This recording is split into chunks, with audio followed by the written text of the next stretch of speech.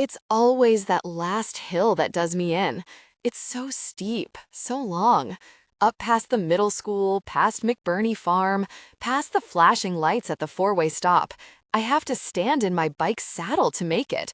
My thighs burn. Even on the coldest day, I sweat. But once I reach the crest, it all feels worth it. There's this delicious moment. Picture a feather, suspended in midair, about to float to earth. The hard work of the hill, of school, behind me. Ahead of me, home. In winter, I pedal down hard and fast. The wind bites my face, but anticipating the warmth awaiting me makes the pain almost pleasurable. On milder days, in spring or early fall, when the afternoon sun oozes like honey, I take my time, coasting down, arms at my sides. On those days, the wind sometimes feels like it might lift me up right out of the seat, like I could fly the rest of the way home. When I reach the summit today, my thighs don't burn, not even a little. Going up felt like going on the flat. Maybe after nearly 4 years of this route to and from school every day, with only a few weeks until graduation, I'm finally used to it.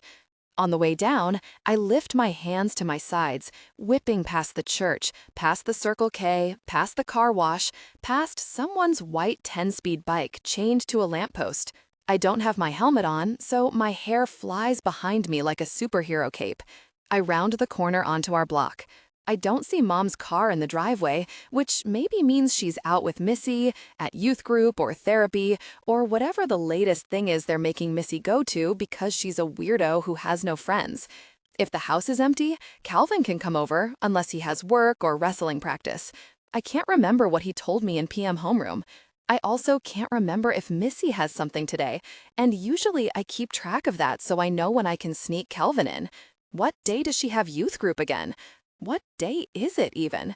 It's strange that I can't remember, considering I've spent the last 7 periods writing the date on the heading of various notes, quizzes, and assignments. At the last graduation assembly, our principal, Mrs. Wu, warned us against senioritis.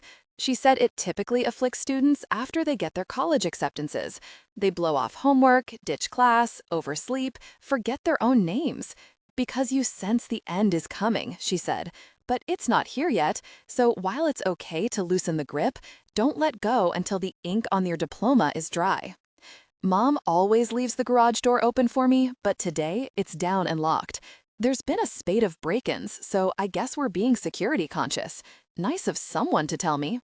I park my bike next to the gate and hop the back fence. The patio door is also locked, but there's a spare key carved into the false bottom of a papier-mâché rock that Missy made. This is what she does: crafts, hiding spots, writes elaborate notes in code. She wants to be a spy when she grows up, like it's a legit career option. And Mom wonders why she has no friends. "Anyone home?" I call as I nudge open the door.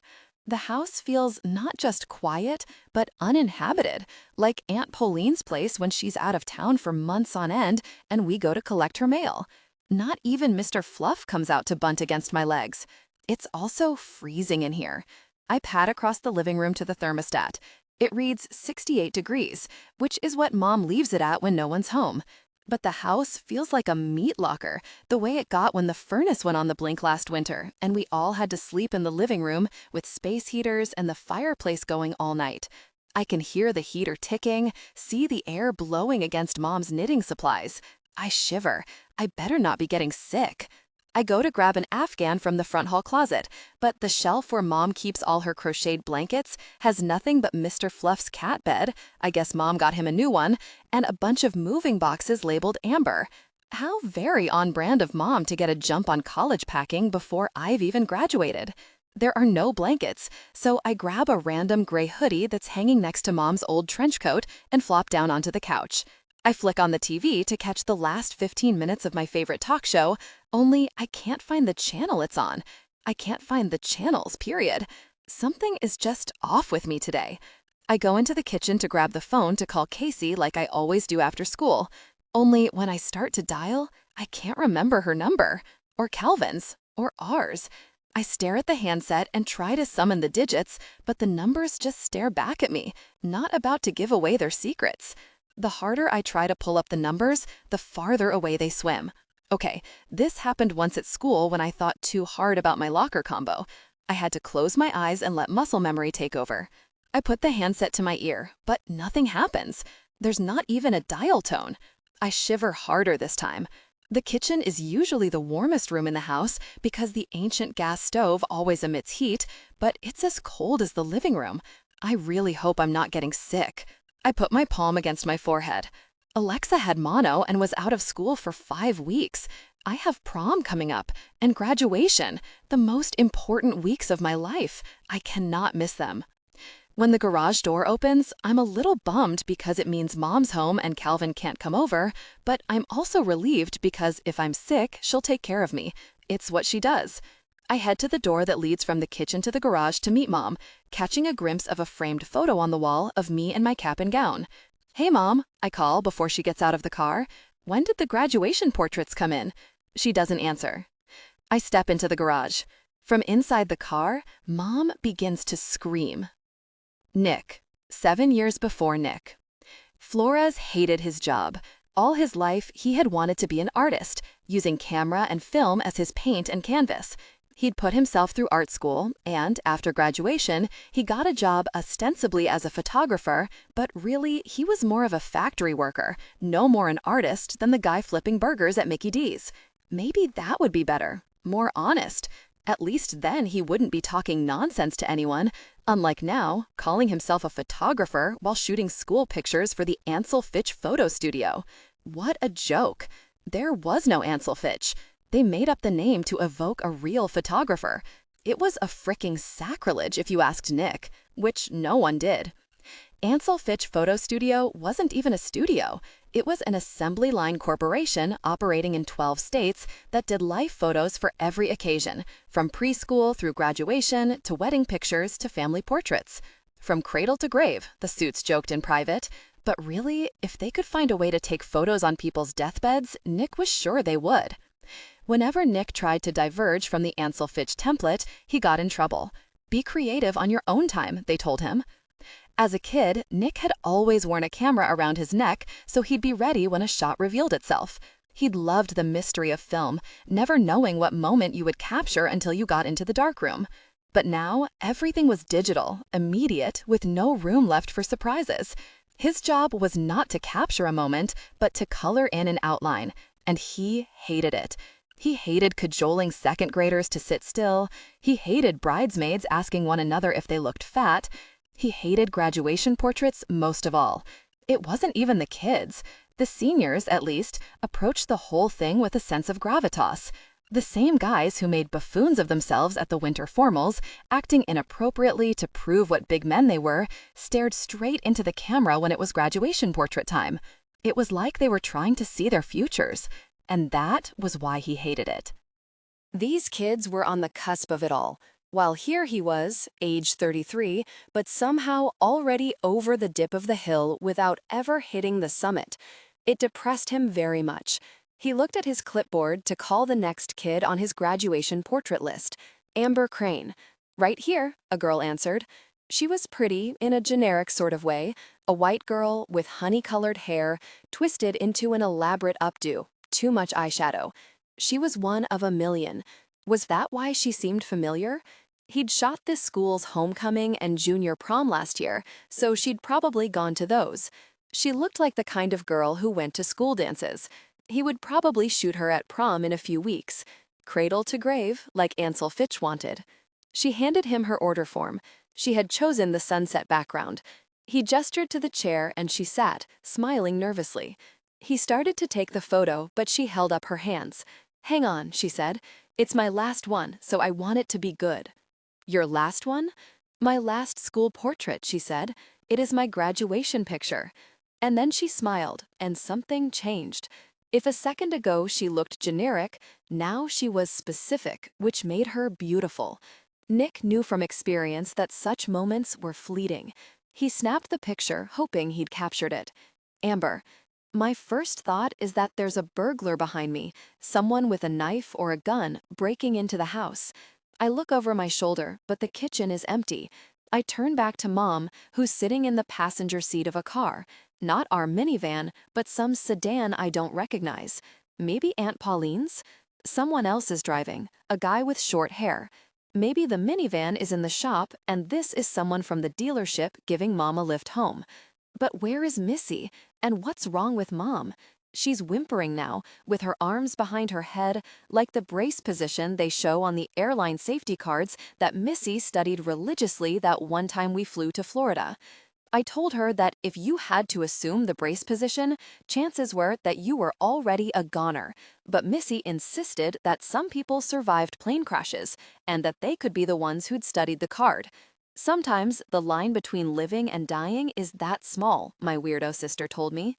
The driver opens the car, and out steps not a guy, but a girl my age with very short, very blue hair. She has on pants with a wallet chain and chunky black boots. Is she why Mom's freaking?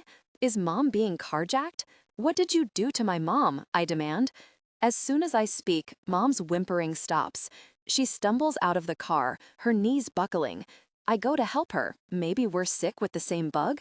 But as I move toward her, she rears back, falling on her butt. Mom, what's wrong? The girl with the blue hair comes around and lifts Mom from under her arms, whispering something into her ear. Is she sick? I ask the girl. I don't think so. She turns back to my mom and tells her, it's okay, it's okay. It is so not okay. She's freaking out. Call 911, Mom says in a choked voice. I'll do it, I say. But Mom isn't asking me. She's asking the blue-haired girl, who's pulled a slender phone from her pocket. She taps at the screen a few times and puts the phone to her ear. She performs this entire operation without taking her eyes off me. I can hear the operator answer, 911, what is your emergency? The blue-haired girl is wearing a shirt with bowling pins and a name. I squint and read the lettering. It says Carl. Is her name Carl? She holds the phone out at Mom. What should I tell them? Mom says nothing. 911, what is your emergency? The voice repeats. The blue-haired girl looks at Mom, who says nothing. Her face is frozen, mouth open, like that famous Scream painting. Sorry, pocket dial, the blue-haired girl says. What is going on? I ask again. Why is she like this? Who are you? Amber. It jolts me to hear this stranger say my name. It's me, she taps herself on the chest. Who are you? I repeat. Who are you? Mom demands, her voice a guttural growl. It's a spring day, but the cold invades my bones like it's the dead of winter. I start to really shake now. What do you mean? I'm Amber. I just got home from school. How? She gasps. How? On my bike, like always. What bike? Why are you being like this?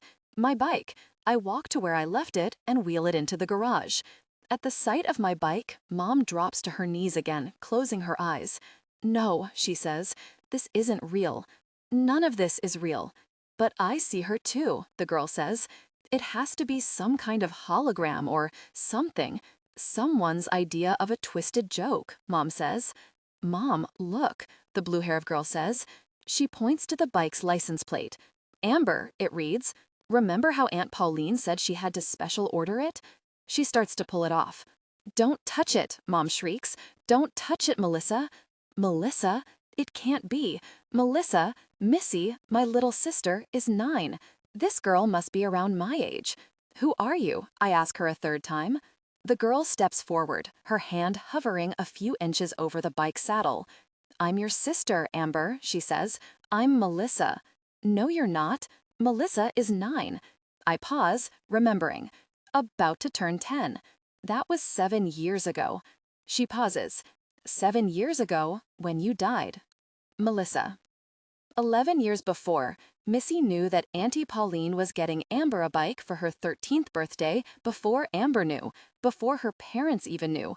She knew this because Missy paid attention. She had always paid attention. Even before she decided she wanted to be a spy when she grew up, she'd been watching, learning. It was the paying attention that made Missy want to be a spy, not the other way around. The thing was, there were signs and hints and clues everywhere, like fruit dangling from a tree. If you paid attention, it was all there for the picking. Missy paid attention to her aunt's internet searches, so she knew that she'd found a secondhand bike that was a terrific deal because her aunt had searched for the bike new and the used one cost way less. She also knew the bike was like new, and this would be important to Amber, who'd be embarrassed to tell her friend Casey she'd gotten something used, because Casey's family was the kind that donated almost new bikes, and Amber and Missy's family was the kind that bought almost new bikes that other people had cast off. She knew from the argument her mom and Auntie Pauline had that her mother thought that even used and a terrific deal, this was too much money and too much bike. She's still growing, her mom told Pauline. Let's just wait. She knew her aunt had enlisted her father's help when she'd seen an email printed out in the tray with a note from her aunt to her dad. Brian, look at the color. It's orange. Amber, you might say. Meant to be. Talk to Glow. She knew from the story of how her parents met how much her dad believed in meant-to-bes, particularly where bikes were concerned. She knew that her father had agreed to help Auntie Pauline when she heard him say to her, "I know it's big, but she'll grow into it, and it's important for Pauline to be able to do this for her." She knew that her father had won over her mother when she'd heard her aunt special ordering the license plate over the phone. "It should read AMBER, she said, "same color as the bike." "I know what you're getting for your birthday," Missy bragged to Amber. She wasn't going to tell.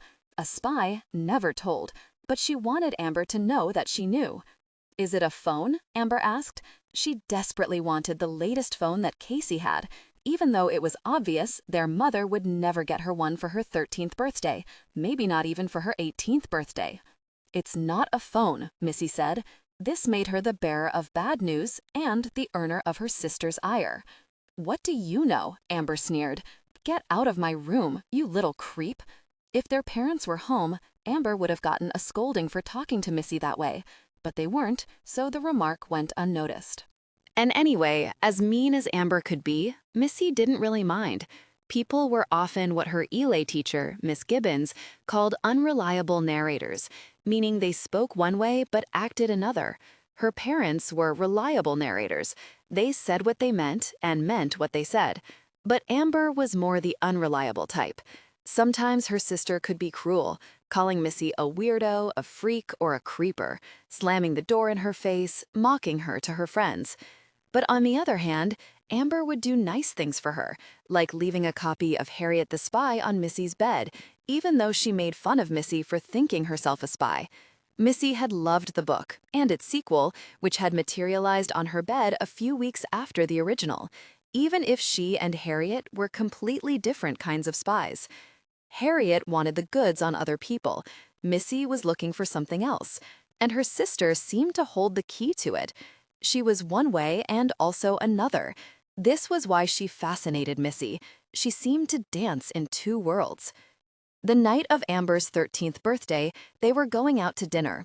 Amber, Missy, Mom, Dad, and Auntie Pauline, who had swapped trips with another flight attendant to be there.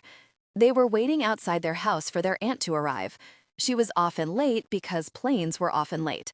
Her father stared at his watch. "The reservation is at 7, he said. "We might have to do this after." "Do what after?" Amber asked. Just then, Missy saw her aunt, riding up their cul-de-sac, her scarf billowing behind her. "There she is," Missy cried happily. "Why is Pauline on a bike?" Amber asked. "Is her car busted again?" So many secrets lived inside Missy, bursting to come out. Some of the secrets she didn't even understand. But if she kept paying attention, she knew one day she would. Missy could contain it no longer. "It's your present! Oh my God!" Amber cried, turning to Mom and Dad. "Thank you so much." "Don't thank us," Mom replied. "This was Pauline's doing." Amber was gathering Pauline in a hug before she had stopped the bike. "Thank you, thank you, thank you." "You're welcome, welcome, welcome," Pauline said, laughing as she hopped off and transferred the handlebars to Amber, pointing out the little license plate affixed to the back. "I couldn't resist because the bike is Amber, too. But you don't have to keep the nameplate if it's too babyish." "It's perfect." Amber swung her legs over the seat. Even on tippy toes, she could barely touch the ground. Her mom winced. "She'll be fine," Pauline said. "It's beautiful," Missy said. "Want to ride it?" Pauline asked.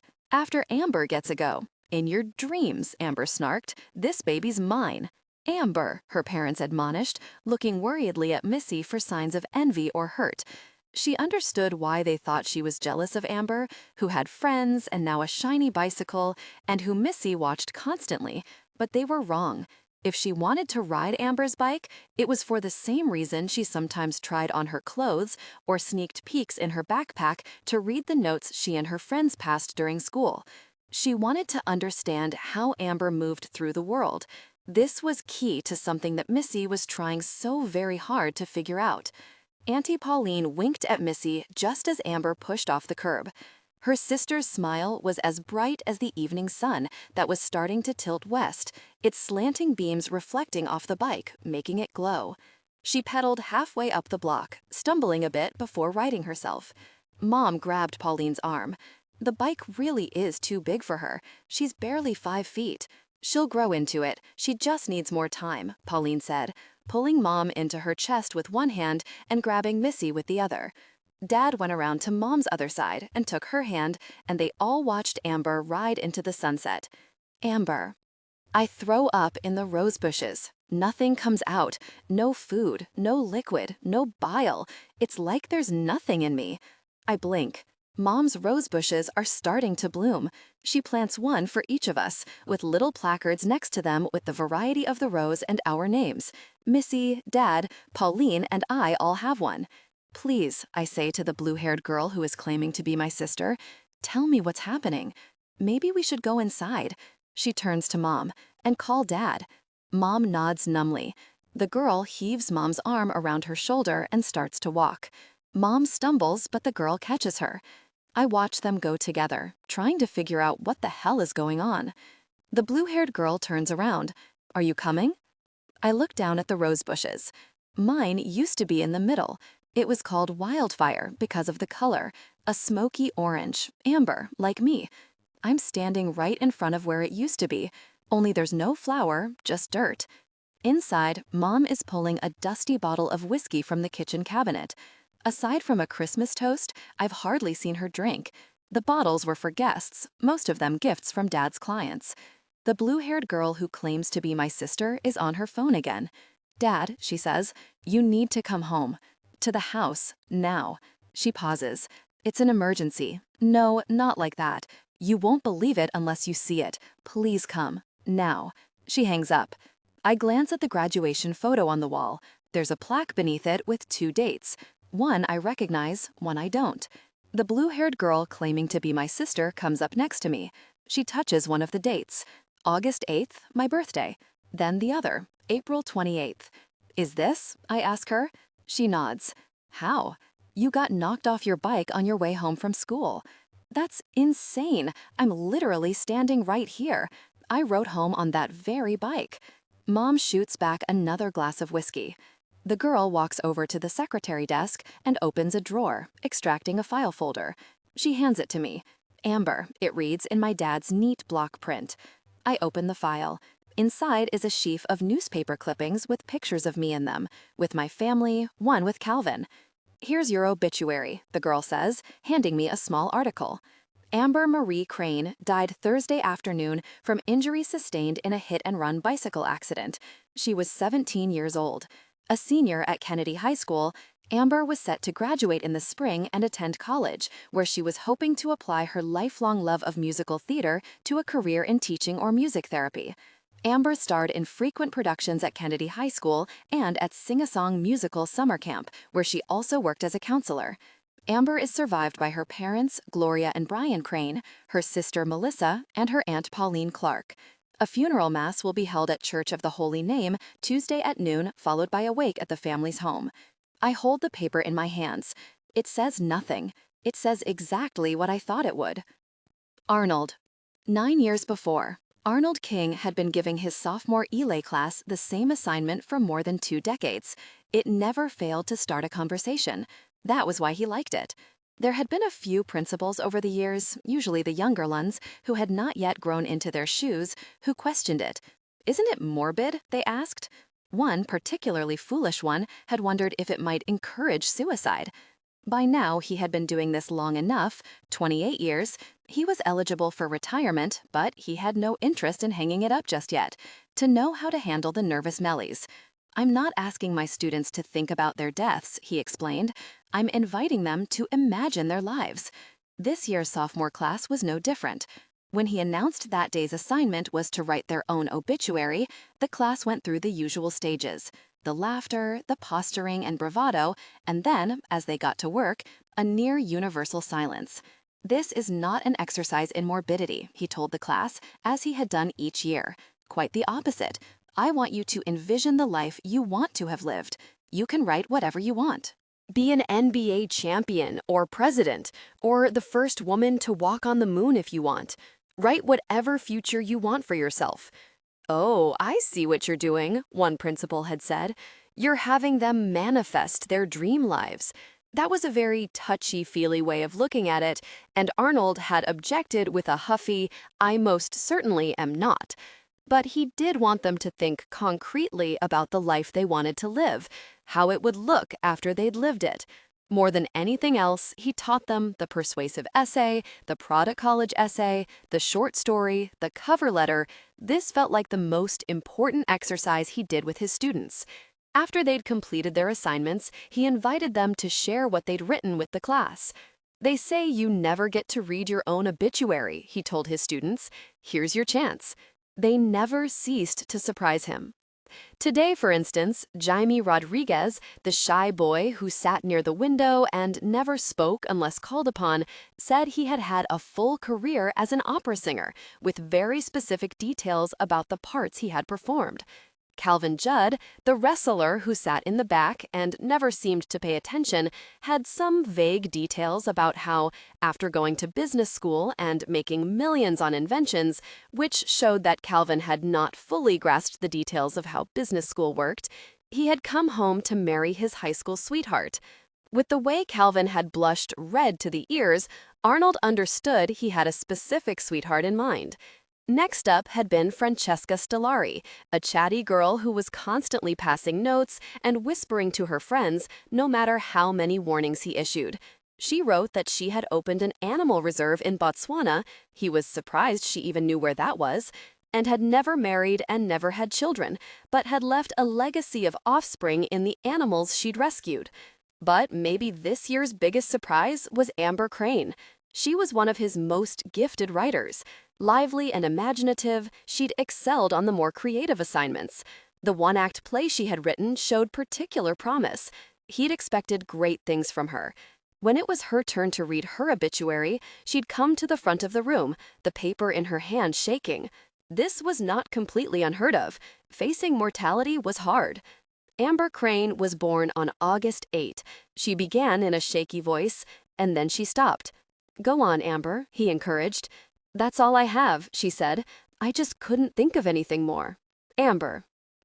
In AP psychology class, we did a unit on the human brain, and Mrs. Haverford taught us about dreams. She said that dreams feel as if they are happening for hours, but most last only a few minutes. It's just that in sleep, time warps and wanders.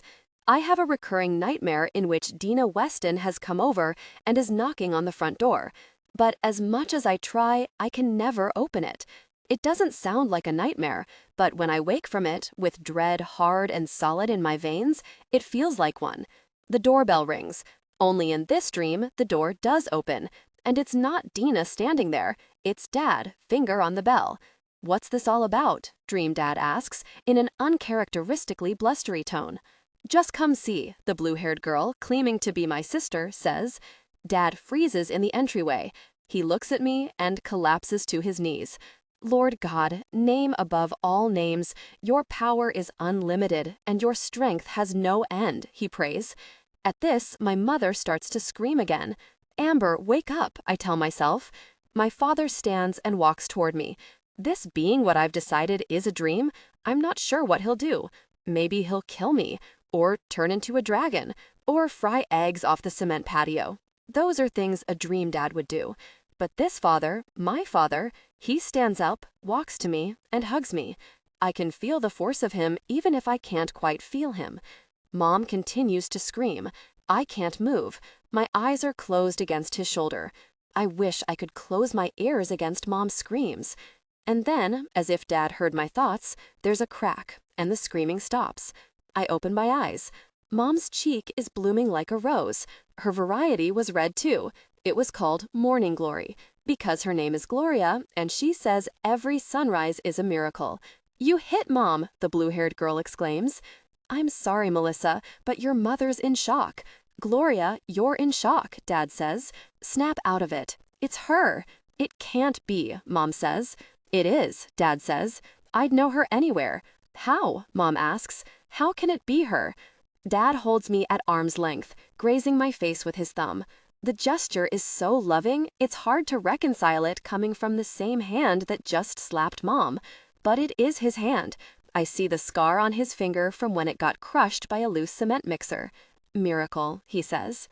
Brian, 29 years before. The day Brian Crane met his wife did not start out well. He'd forgotten to set his alarm clock, or it had failed to go off. It didn't matter because by the time his roommate shook him awake, he had 20 minutes to get to campus before his organic chemistry midterm. The exam was worth 30% of the grade. He had to maintain a 3.6 GPA to keep his scholarship. He did not shower, did not eat, did not pass go. It was raining, and normally he would take the bus to campus, but he had no time, so he asked his roommate if he could borrow his bike. He got to campus, drenched, shivering, and with 2 minutes to spare before the test started. He threw the chain around the bike and ran inside the chemistry building. The TAs were passing out the exams just as he sat down. One gave him a look. "Cutting it close, mister." He had trouble focusing, unable to shake the feeling that he'd forgotten something, like maybe he'd left the stove on, except he didn't cook, what college sophomore did. He yanked his attention back to the work. Heterocyclic compounds, polymers, he knew this stuff, but as soon as he scribbled an answer, that sense of unfinished business gnawed at him again. It was probably retroactive, worrying after the fact that he'd forgotten to set the alarm. He reminded himself it had all ended well. He'd made it on time, and he was prepared for the test, but the feeling did not go away. OChem was one of his strongest subjects, but he took the entire testing period to complete the exam with not a minute left over to check his answers. When the proctors called time, he handed in his test and shuffled outside, where the rain had lessened to a drizzle and the sky was a bright, blaring gray. He squinted, his head aching because he had skipped coffee and breakfast in the morning's rush. He turned left, walking toward the student union, urgently needing some food and caffeine. But as he approached the building, that nagging feeling of having forgotten something grew more intense. He decided to go home, to check the stove and the front door, double-check his alarm clock for tomorrow. As he scanned the racks, trying to recall what his roommate's bicycle looked like, his gaze snagged on a young woman, pacing back and forth. She was beautiful, in spite of the look on her face, which was lethal. When she saw him approach the bikes, her eyes narrowed, and he realized the lethalness was aimed at him. It should have scared him, but it didn't. "Is this yours?" she asked, pointing at the silver mongoose. It wasn't. It was his roommate's. But even if it had been a total stranger's bike, Brian would have claimed it. He nodded, and she held up the chain, which, in his haste, he now saw, he had locked not just to his roommate's bike, but also to the one next to it, a purple Schwinn with a basket. "Can you unlock it, please?" She glanced at the silver watch around her slender wrist. Her skin was fair, almost pink, dusted with freckles. "I'm so sorry," Brian said. As he unlocked the chain, he hastily told her the story of his morning, apologizing every fifth word, because he was truly sorry, and also because he didn't want to let this girl go just yet. "Let me make it up to you," he added.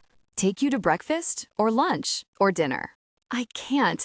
I'm almost late for my exam, which is on the other side of campus, she said. After your exam, then. That's in 2 hours. I'll wait. I have to work at 3. Where do you work? Our Lady of Salvation. Brian vaguely knew that this was a Catholic church, a place that was only memorable to him because its bells had rusted through and never rang, which Brian thought was an apt metaphor for religion. Brian was a scientist. He hoped to become a biochemical researcher or an industrial engineer. He did not believe in God. Want to see a miracle? Look at the neon glory of mitochondria under an electric microscope, of hydrated ferric acid turning a church bell from bright orange copper to algae green. If this girl was some sort of Bible thumper, then she was not for him. But as he watched her ride away, that feeling of having forgotten something returned like a fire engine screaming in his head. This girl, who he'd never met, but whose bike he'd accidentally chained his borrowed one to, was the fire. He jumped on his roommate's bike and pedaled fast and hard to the other side of the campus, catching up with her just as she was dismounting by the history building. "I'm sorry," he said, breathless. "I'm not stalking you, but if it's okay, I'd like to wait for you." She looked at him for what felt like a long time. It was absurd what he was asking, ridiculous to expect her to say anything beyond buzz off. She locked her bike. "Suit yourself," she said, and walked into the building to sit for her exam. Brian was still hungry, and he knew, logically, he had plenty of time to grab a burrito and a coffee and be back before she finished. Even if she was a fast test taker, she couldn't be that fast. But he was not about to risk it, so he sat on a bench near the bike racks and waited in the drizzle. When she emerged from the test, the sun had come out. She stood still for a moment, head up, basking in the rays. He thought he'd never seen anything more beautiful, until seconds later, she put her hand to her forehead and scanned the area, looking for him. He stood up from his bench and waved at her. She waved back. That nagging feeling of missing something vanished into the sun-dappled air. Amber. As soon as the sun goes down, I feign a yawn and say, "I'm tired." I'm not even a little, but I desperately want to fall asleep and wake up to find this is all a wild dream. But as the hours creep by, sleep refuses to come.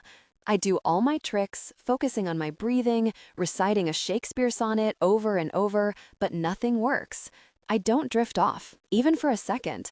When I got sick as a kid, Mom would be the one to come into my room throughout the night, putting a hand on my forehead to make sure I was okay, but she disappeared into her bedroom not long after Dad arrived and has not come out. So it falls to Dad then, who comes into my room over and over again. I pretend to sleep.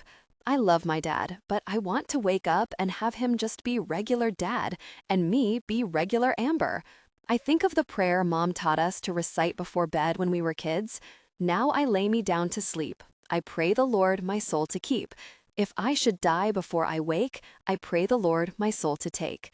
If I died, why didn't anyone take my soul? If I died, why am I here? One time in catechism, Liam Heller asked Father Mercer if hell was really pitchforks and devils. "Worse," Father Mercer replied. "Think of your scariest nightmare. Come true. Forever. That's hell." Could I have landed in hell? I know I did not great things. I lied, I gossiped, I was not always nice to other people, but I thought I had time to remedy that, to confess and become a better person. What were the 7 deadly sins? I go down the list. Pride, greed, wrath, lust. Lust. Am I in hell because of my past choices? "Calvin," I cry, jolting up in bed, "will you wait for me?" Calvin asked when he was considering joining the army to pay for college. "I'll wait for you forever," I told him. I shiver from the cold, even though I have the duvet and 2 extra blankets. Light peeks through the tiny holes in the blackout shades, evidence of Mr. Fluff's claw art. I pat my bed the way that used to summon him from his hiding place in my closet. I need him to climb on my chest and purr, sending that warm feeling through me. "Mr. Fluff?" I whisper, tapping the bed again, but nothing happens. I do the math. 7 years. The cat was already old. When Dad comes in again, I don't bother pretending to sleep. "When did Mr. Fluff die?" I ask him. He flips on the bedroom light. "About 4 or 5 years ago." He walks towards me, his hair a staticky mess, the gold of his hazel eyes shot through with red. "Did you sleep well?" "Like a log," I lie. "Did you?" "Not a wink," he says. "I watched you almost all night, just like when you were a baby. I kept thinking if I fell asleep, I'd wake up and you'd be gone." I don't tell Dad I had the same idea, only mine was a hope that I'd wake to find all this a dream. "I'm here," I say weakly, shivering again. "Are you cold?" Dad asks. "A little," I admit. I don't want to tell him how truly cold I am. What if he wants to do something like take my temperature? What if it comes out not 98.6, but 88.2 or 64.7, or so cold the thermometer won't even register? Let's get some breakfast in you, he says. Okay. I follow Dad into the living room. It's dim, the shades are drawn, and there are blankets and a pillow on the couch. I guess he didn't want to keep Mom up last night with his vigil. Missy springs up from the table when she sees me and gathers me in a hug. I can feel the pressure of it, but not the heat of her body. I can't believe you're here, she says. Really here. I'm so happy. Where's Mom? She's still in her room, Dad says. She's having a hard time processing this. He goes to the pantry and starts rooting around. Your death hit her really hard. Yeah, I can tell by how happy she was to see me again. She doesn't believe it's you, Missy says. I get it. But hello, who else am I? Miracles can be hard to accept, Dad replies. People didn't believe it when Jesus brought Lazarus back from the dead. You're quoting scripture? I ask. Aren't you supposed to be an atheist? I was, until yesterday. Dad turns back to the pantry. What are you craving? Pancakes, chocolate cake, coffee? Do you drink coffee? I never drink coffee. It felt like such a trick to me how the aroma was so delicious and the taste so bitter. There's a pot on, but when I breathe in, I can't even smell it. Can we turn up the heat? I can do better than that. I'll build you a nice fire. Dad turns to Missy. Do we still have firewood? Out back, under the tarp. Dad looks at me, smiling. I'll build you a blaze, get you nice and warm. While Dad goes rooting through the yard, Missy goes to the hall closet, pulling down one of the boxes I'd mistaken for college gear. I thought you might want to see some of the other things that were written about you after you died, if that's not too morbid. Depends. Did people say nice things? Super nice, she says. Then I definitely want to see. I figured. It's like the dream, isn't it? Getting to hear people eulogize you. Maybe that was your dream, but you were always weird. It's not the first time I've called my sister that, and before she'd get all shrivel-faced and upset, but now she just laughs as she rips the tape off one of the boxes and lifts the flaps. It smells like you. Really? I have a smell? Everyone has a smell, she says. Mom smells like lavender. Dad smells like cement and spearmint. And you smell like, well, like you. She inhales the box. You probably can't smell it because it's you. Maybe. Or maybe I can't smell it because I can't smell. I take another breath. I know our house smelled like something. When I would come home from camp after the summer, it always hit me. But now, I get nothing. I peer inside the box. It's a hodgepodge of school things. A poem I won a prize for in 4th grade, a play I wrote sophomore year, the clay handprints I made in kindergarten, and other random homework assignments. I can't believe they saved all this. But maybe what's clutter when you're alive becomes treasure when you're not. Missy pulls down another box. It's full of my personal keepsakes. The scrapbook Casey and Alexa made for my Sweet 16, a calligraphy print of Amber, transliterated into Chinese, from Aunt Pauline, a program from Sweet Charity when I played Nicky Pignatelli, the envelope where I put the dried corsage Calvin got me for junior prom, high school yearbooks, including the one from senior year, which I haven't seen before. Yearbooks are handed out the last week of school. Seniors get theirs a few days before everyone else, and it's a ritual to spend the last 2 days of school rehearsing for graduation and then loafing in the quad, signing one another's books. There's always lots of hugging and crying.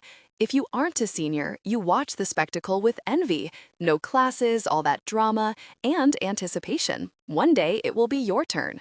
I expect my yearbook to be blank because I wasn't there for graduation, but when I flip through the pages, there are more messages than in any of my previous yearbooks. It's not like I was unpopular. I had lots of friends, but I'd never infiltrated the top tier with girls like Odessa Lumley, who drew a giant broken heart in my yearbook and wrote, "Miss you so much each and every day." It was too late to put your memorial in this yearbook, Missy says, so they added it to next year's. Want to see? Missy reaches for another yearbook, the one that came out during what should have been my first year of college. Opposite the back cover is a full-page spread of a mural with rainbows and clouds and angels. There's a quote, but it's too small to make out. It's from Virginia Woolf, Missy says. Ugh, we read to the lighthouse in English Lit. I hated it. I liked it, Missy says. Of course you did. What did the quote say? Someone has to die in order that the rest of us should value life more. Morbid much? I joke. There was debate about it being cruel or whatever, but Mr. King, remember him, said it meant that often we don't appreciate our own lives until someone else loses theirs, and to honor you, we should live to the fullest. Glad to be of service. I peer at the photo. Where is this? In the Breezeway, near the Black Box Theater, Missy says. My locker's right there, so I see you every day. God, you go to Kennedy. How weird is that? Compared to what? Missy deadpans. Huh.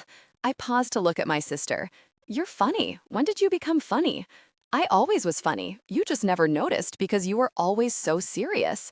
I pause to look at myself. It appears to have disappeared with my death. Ha, Missy says. You're funny now, too.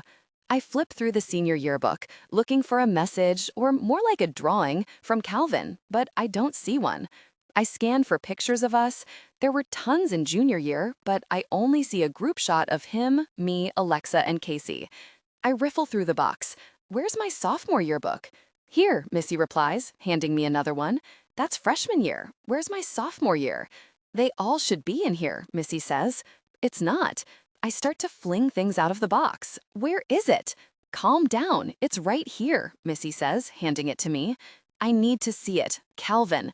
I flip to the page where it should be, the page that goes from H through M, near his picture. That's where he'd drawn it. That's where he'd started it. Calvin privately griped that he wasn't the thick lughead people assumed, but maybe he was stupid. It had been profoundly dumb to confess to Dean what he'd written in Amber's yearbook on the last day of school. Dean had laughed so hard, he sent an arc of Pabst Blue ribbon onto Calvin. Didn't know you were so timid, Calvin, Dean said. And then he said, meow, meow. Calvin had been hearing it all summer long. He and Dean both worked for the same landscaping company, and anytime Calvin got something cushy, like mowing the Flanagan lawn with the tractor, as opposed to the more backbreaking job of building the retailing wall for the Wilsons, Dean would whisper in his ear, "Good thing you got the easy gig," and then he would meow.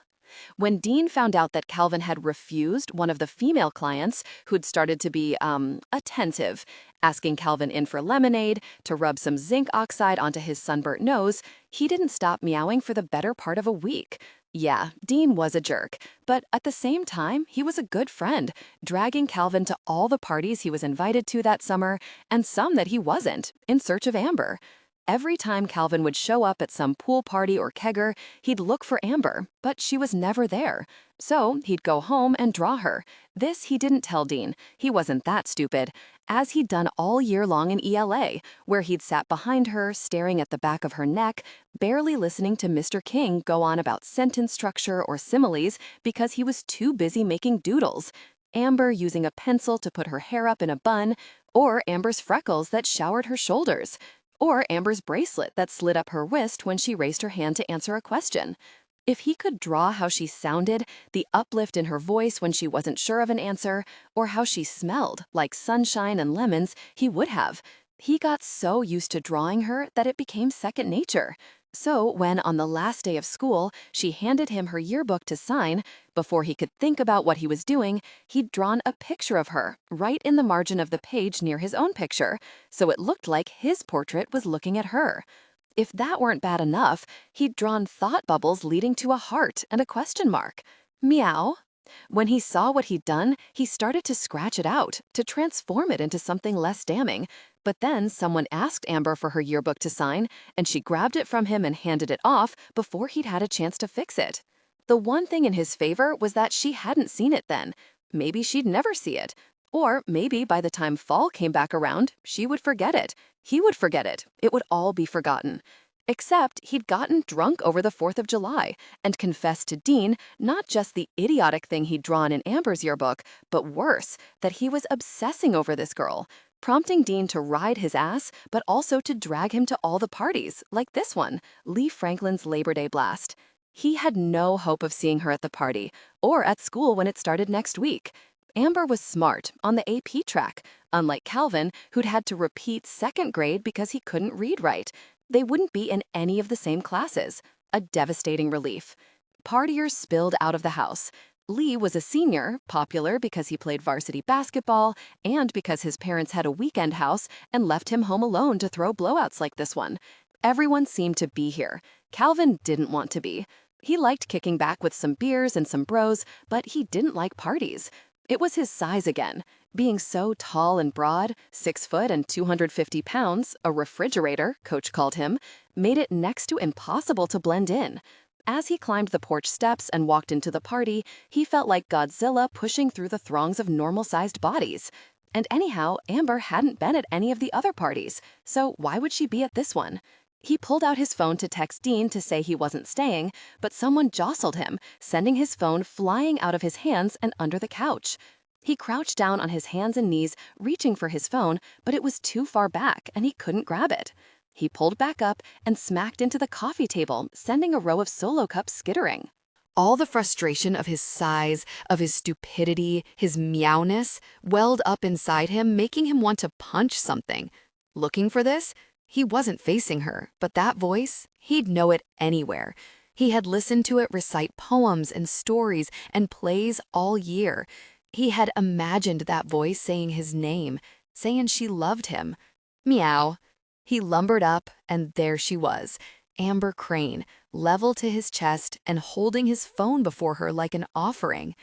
The wave of frustration crescendoed into a whole different feeling. Instead of wanting to punch someone, he wanted to kiss someone. More specifically, he wanted to kiss her. And in that moment, unlikely as it seemed, he felt like maybe, one day, he would.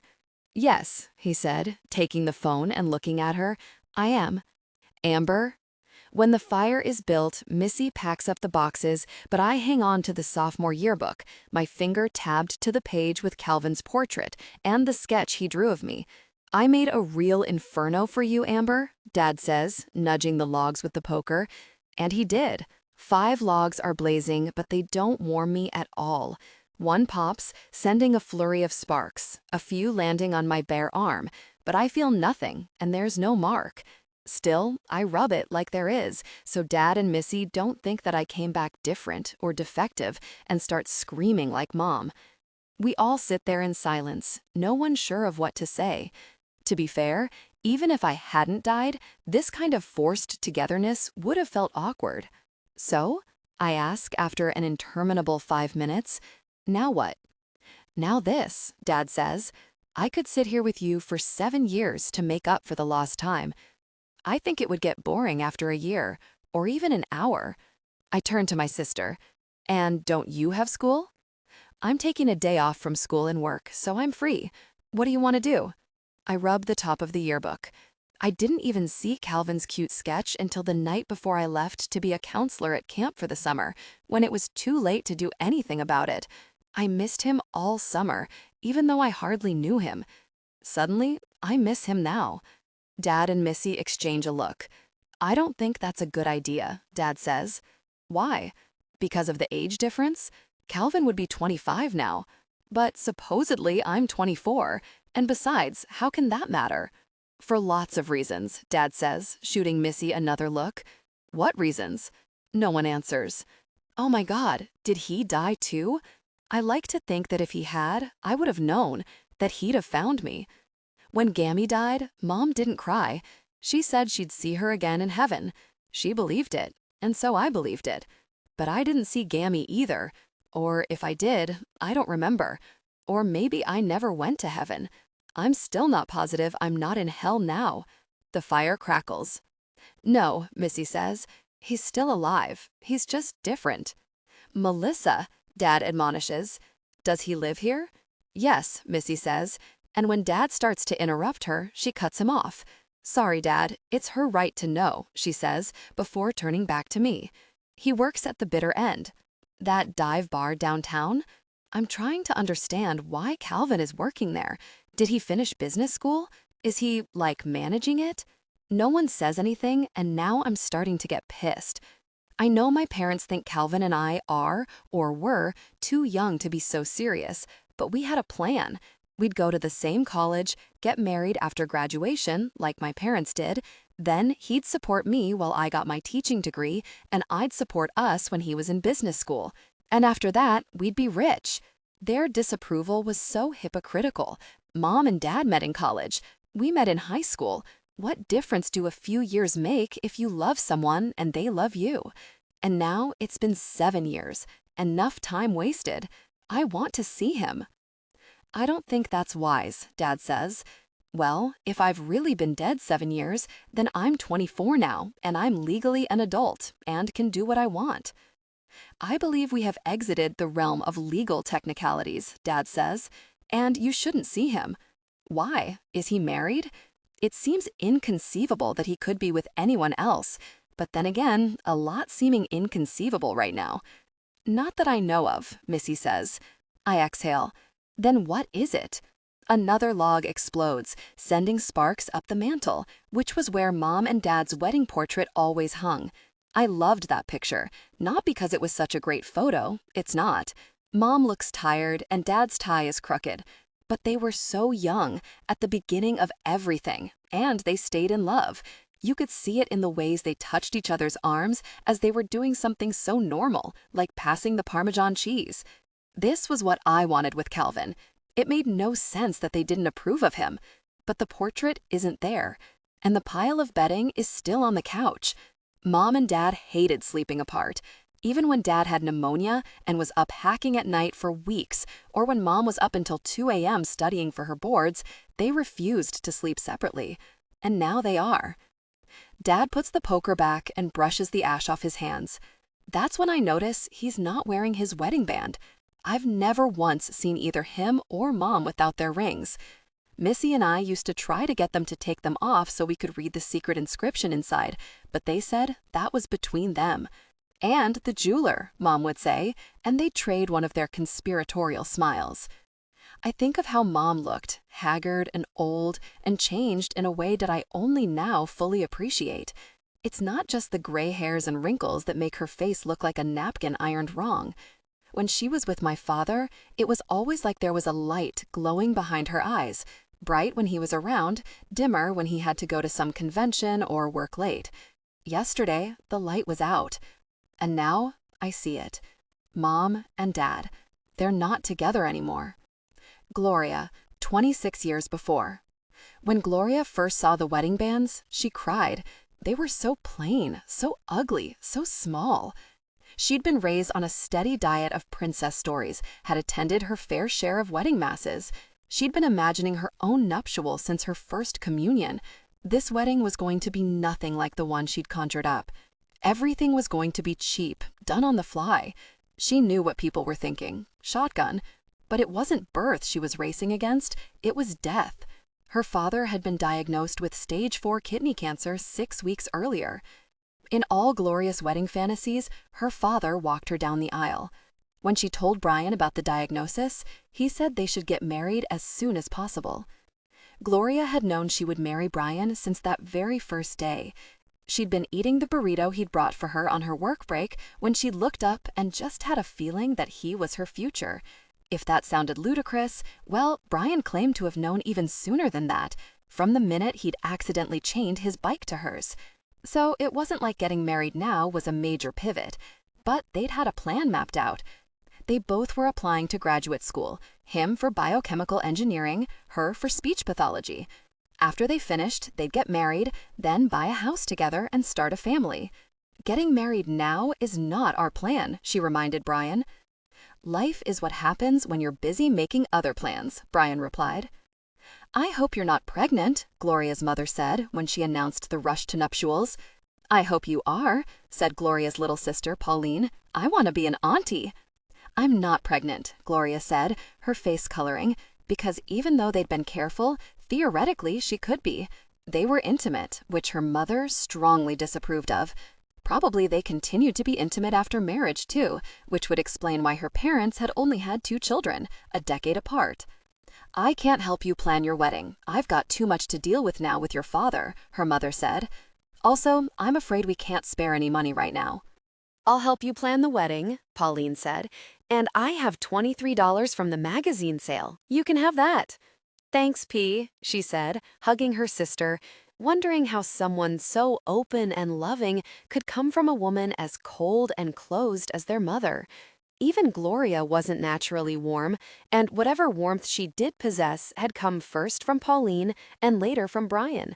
When she told Brian there was no money for the kind of wedding she'd envisioned, he said it didn't matter. We have our whole lives to be married, to throw parties and wear fancy clothes and buy jewelry. Your father walking you down the aisle is what matters. Gloria knew this was true, so she'd bought a dress, secondhand. She'd booked the church hall for a Thursday night when the price was reduced. She'd chosen the cheapest catering package and hired a student to DJ. She'd forbidden Brian to buy her an engagement ring. Better to save for a down payment. Once they were married, they needed a house, and neither wanted to waste money on rent. Graduate school would have to wait for both of them. But the wedding rings, they were so plain, thin and silver, which would tarnish. We'll polish them, Brian say. I'm sure we'll get a little tarnished, too. But when she went to the jeweler to pick up the rings, she cried. It was not about the rings, or just the rings. There was her father, so ill. She was losing him just as she was gaining Brian. It made her feel like one had caused the other. Aren't you always saying that God never gives you more than you can bear? Brian asked her. Maybe God chose this exact moment to take your father because he knew you could bear it with me. We could bear it together. You don't believe in God, she had said through her tears. This had always stood between them, her faith, his lack of it. He'd asked her if she minded that he didn't believe in God once, after they started dating, and again before he proposed, and both times she'd answered honestly. Yes, she wished he shared her faith, but she also knew that she was meant to meet him. His locking that bike to hers was no accident. It was a miracle from God that she would not squander. I have enough faith for the both of us, she told him each time, and she believed this. But that didn't mean she didn't want nicer rings. What's the matter? The jeweler asked, offering Gloria a handkerchief for her tears. Gloria told him about her father's illness, the bare-bones wedding, what Brian had said about getting a husband, losing a father, the circle of life. Nothing is like I thought it would be, and this ring doesn't feel special. The jeweler was sympathetic. I'm sorry about your father. As for the ring, it's not the metal or diamond or setting that makes it special. It's the person wearing it, he said, before lowering his voice. Don't tell anyone my secret, or I'll go out of business. Gloria dabbed her cheeks, laughed a bit. I like your husband's take. It's the circle of life, on your finger. But must it be such a plain circle of life? Gloria asked. What some people do, the jeweler replied, is inscribe something on the ring, something meaningful and personal. He smiled, adding, it's no extra charge. A week later, her father walked Gloria down the aisle. She and Brian exchanged the rings, unadorned save for what she'd asked the jeweler to engrave on them.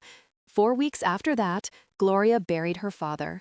Later on, after they'd bought a house and Brian had started his business, and they had, if not a lot of money, enough for the diamond ring she'd never gotten, Brian suggested an upgrade. But by then, she'd grown to love the rings, round and plain, and reminiscent of the links in the metal chain that had bound Brian's borrowed bike to hers, Brian to her. The thought of taking off the band was unbearable. She told Brian she was happy with what they had. Amber, me being dead and then alive doesn't feel as wrong as Mom and Dad being apart. They were meant to be together forever, like me and Calvin were. I need to see Calvin, to believe that love can survive. I go back to my room, claiming to need a nap. I wait until Dad's truck pulls out before I poke my head into the hallway. Mom and Dad's, no, Mom's door is still closed, the do not disturb sign I made her when she started graduate school hanging on the door. Missy is in her room on her computer. I creep past and slip into the garage, wheeling my bike out before jumping on and pedaling as fast as I can toward downtown. I try to picture the last time I saw Calvin. Yesterday, on my way home, it seemed like I'd just seen him, but when I try to pinpoint a specific memory, it's fuzzy, like trying to read a book in a dream. Here's what I do remember. Calvin and I getting our college acceptances to the same school, feeling like this was the first step in our life together. Calvin and I sharing intimacy for the first time after junior prom. Calvin and I exchanging our first kiss at the bake sale. All those firsts. But even the memories feel distant now. like memories of memories, the way mom and dad's stories of when they first met do. I wasn't there, obviously, but I've heard the tales of their meeting, of the wedding, of mom crying at the jeweler's so often that they have become mine. I've never been to the bitter end, but I know where it is. Everyone does. It's been around forever, a low, windowless building with a blinking neon sign on a corner next to a parking lot.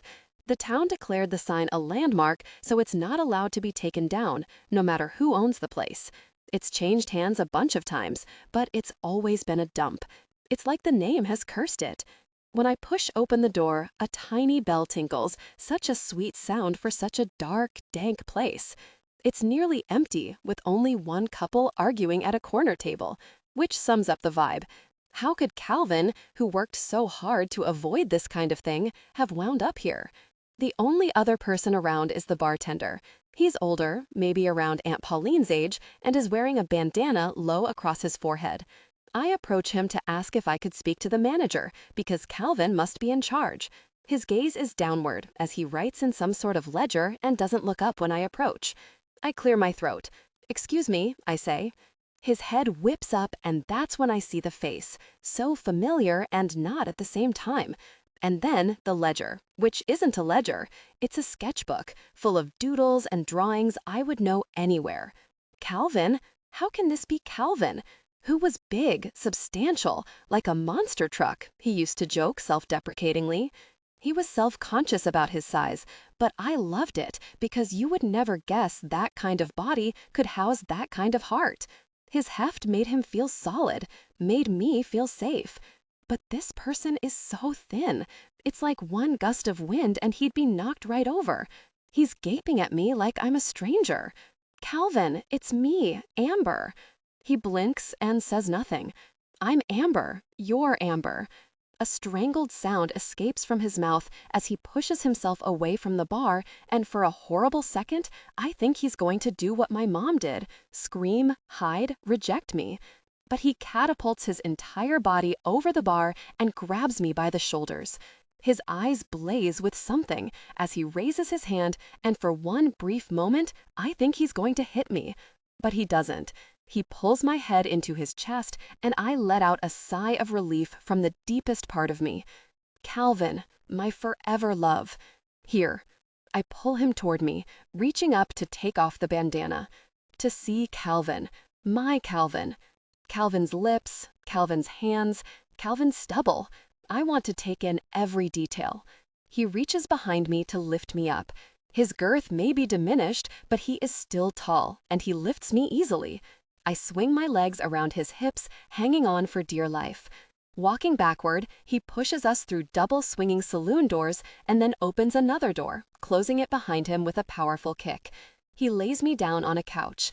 He climbs on top of me, and I wait for it, for the weight of him, the permanence.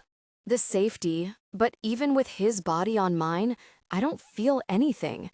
It's like he's hovering. My shoes come off, my pants, my shirt, my bra. I start to shiver. It's freezing in here, even colder than it was at home. Calvin stands up to kick off his shoes, his jeans. I see his desire. I used to have so much for him, but it's like something on a distant shore. Is this a byproduct of coming back to life? Does it take a bit of time for the systems to fire back up? I grab at his shirt. I want it off. I need to feel all of him to bring me back, truly back. I yank again, tugging so hard at the shirt it rips down the center, the shirt hanging open like a gash. Underneath, Calvin's once powerful chest is as concave as a collapsed cake. I gasp, "Calvin!" He blinks once, then twice, and looks right at me. They're his eyes, and they're not his eyes. They look empty, like a home once lived in, but now abandoned. What happened to him, I think? "Amber," he says. It sounds less like he's saying my name than answering my unspoken question. What happened to him? I happened to him.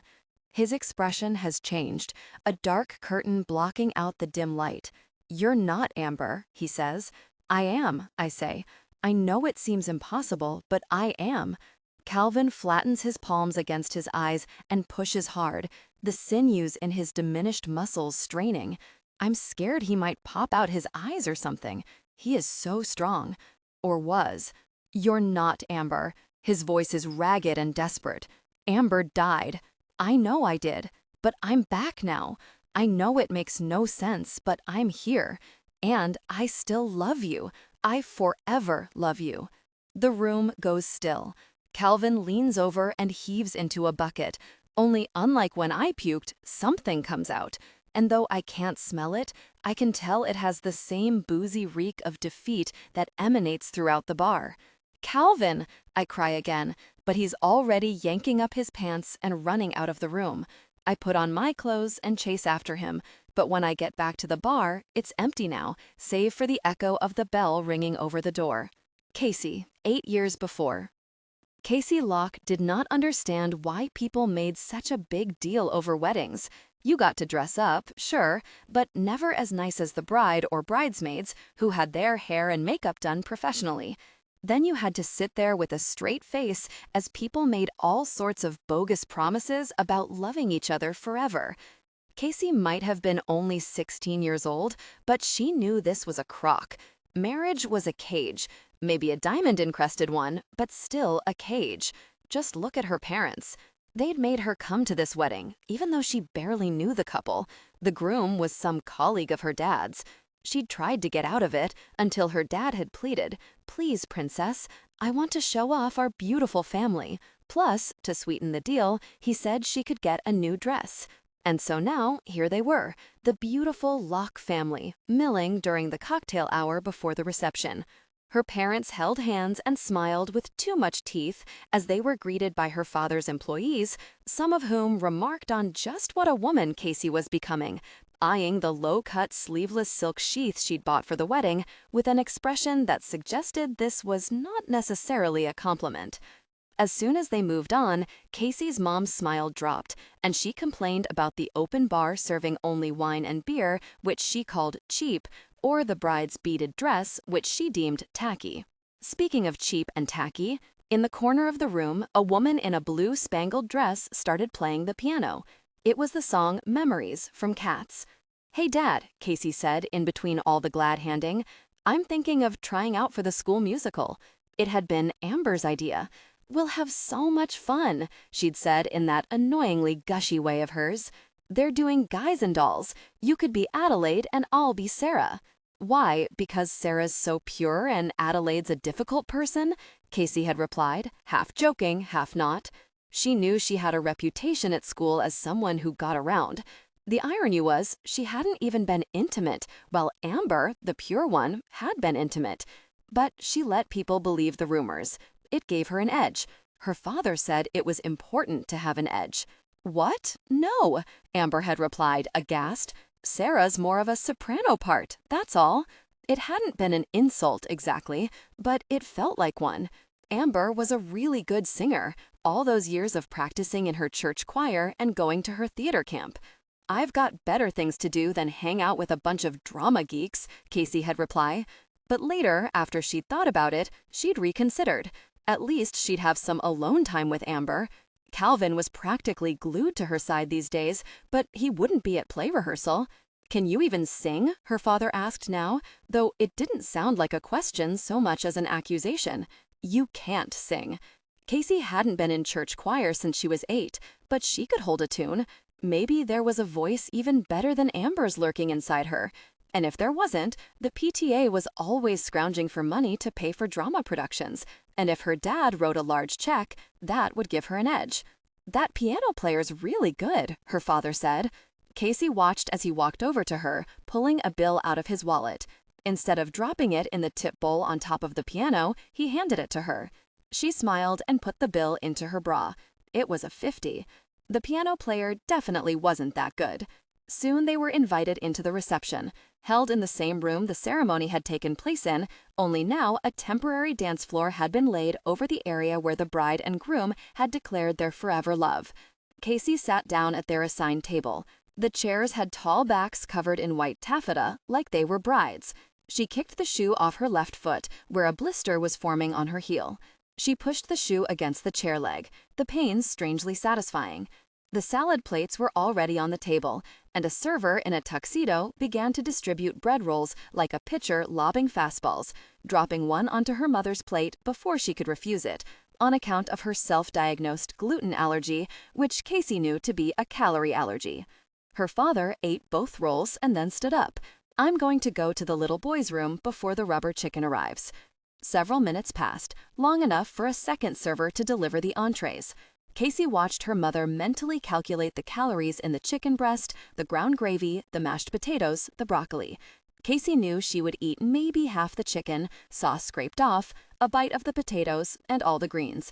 And sure enough, her mother began to painstakingly knife the gravy off the chicken. While she was distracted with her surgical work, Casey shoved her foot back in the shoe and stood up. "I'll be right back," she said, heading toward the bar, which she hoped would be unattended. Maybe she could chug back a few unfinished drinks. On an empty stomach, it would work fast, and if she didn't eat much, the buzz might last for most of this horrible reception. The bar was mostly empty, just one guy wolfing down a plate of the crab puffs and spring rolls that had been passed during the cocktail hour. He looked a little familiar.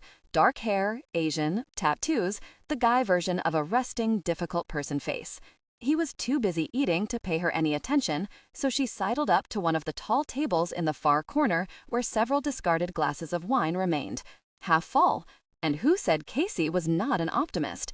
She downed two and was just about to snatch a third when she heard a girlish giggle. In the far corner, the piano player was sitting at a table, and the person making her laugh was Casey's father. It was a not-so-well-kept secret in their family that Casey's father had what her mother called a tendency to roam, which meant Casey understood he had affairs. "But he always comes back to me," her mother said. Once, through tears, a sunk bottle of Chardonnay on the table, Casey was not sure she'd ever witnessed anything more pathetic. She vowed then and there never, ever to wind up as powerless as her insipid mother. The guy at the bar was standing now, holding a camera. That was why he was familiar.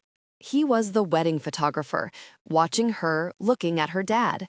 He wore an expression of pity, which pissed Casey off far more than her dad flirting with some cheap, difficult person did. "Jerk," she hissed at him as she made her way back to the dining room. Her dad returned a few minutes later, smiling at her. Casey felt a curtain of despair descend. Why did her dad make her come to the wedding when he couldn't be bothered to pay any attention to her? She watched her mother cut her chicken into centimeter-sized cubes. At the head table, the groom whispered something to the bride that made her laugh, revealing the lipstick on her front teeth. Casey thought of the way the piano player had tucked her father's 50 next to her breasts. Nope, she was not going to audition for the musical, she decided. There was no way she was playing second fiddle to Amber. Casey deserved to have something all her own. Amber, Dad's truck is still gone when I get home, so I think I've managed to avoid trouble. But when I go inside, Mom is sitting at the kitchen table, phone in hand. She slams it down and rushes at me. And for a second, I think she's going to hug me, but she just shakes me. "Stop," I cry. "You're hurting me." She isn't. Not in my body, anyway. But the flatness in her eyes, the blankness in Calvin's, people who love you don't look at you like that. "Where were you?" she demands. "I found out about you and Dad," I say. "I was upset. Where did you go?" "I just rode my bike around." This is only half a lie. I did ride my bike. "Did anyone see you?" "No." This too feels like only half a lie, because I'm not sure Calvin did see me. Mom's face is a mask of fury. "Do you have any idea what kind of trouble you could cause?" "No, Mom, I don't. They never taught back from the dead protocol in Sunday school." Mom touches a hand to her cheek like I've slapped her. "Go to your room." "You can't send me to my room. I'm 24 now." I look at my reflection in the oven door. I don't look 24. I look like I always did. I feel like I always did, except for the not sleeping or eating or peeing and not being able to feel and smell things. Fine then, I'll go to my room. And with that, Mom turns and leaves. I start to shiver again. Inside the house feels like outside in winter, but when I go to turn up the heat, the thermostat is already at 74. I hear the sound of a car in the driveway. I run to the window and push open the shade. Sure, it's Calvin, having come to his senses, but it's only Missy. "You're back," she says with a sigh of relief. "We were all worried. Let me text Dad that you're okay." She dashes off a message on her phone before turning back to me. "You went to see Calvin?" I don't bother lying. She always had a spidey sense that could see right through me. "Don't tell. Mom already freaked out at me for going anywhere. She was really scared when you left. She thought you wouldn't come back." She looked at me like she wished I hadn't come back. "Don't say that." "Why not?" "It's true." "It's not. It's just hard for her to believe you're here. It's a lot to process. Dad seems okay." "And you hardly blinked." "That's different," she says. "How?" I ask, but before she can answer, the phone rings.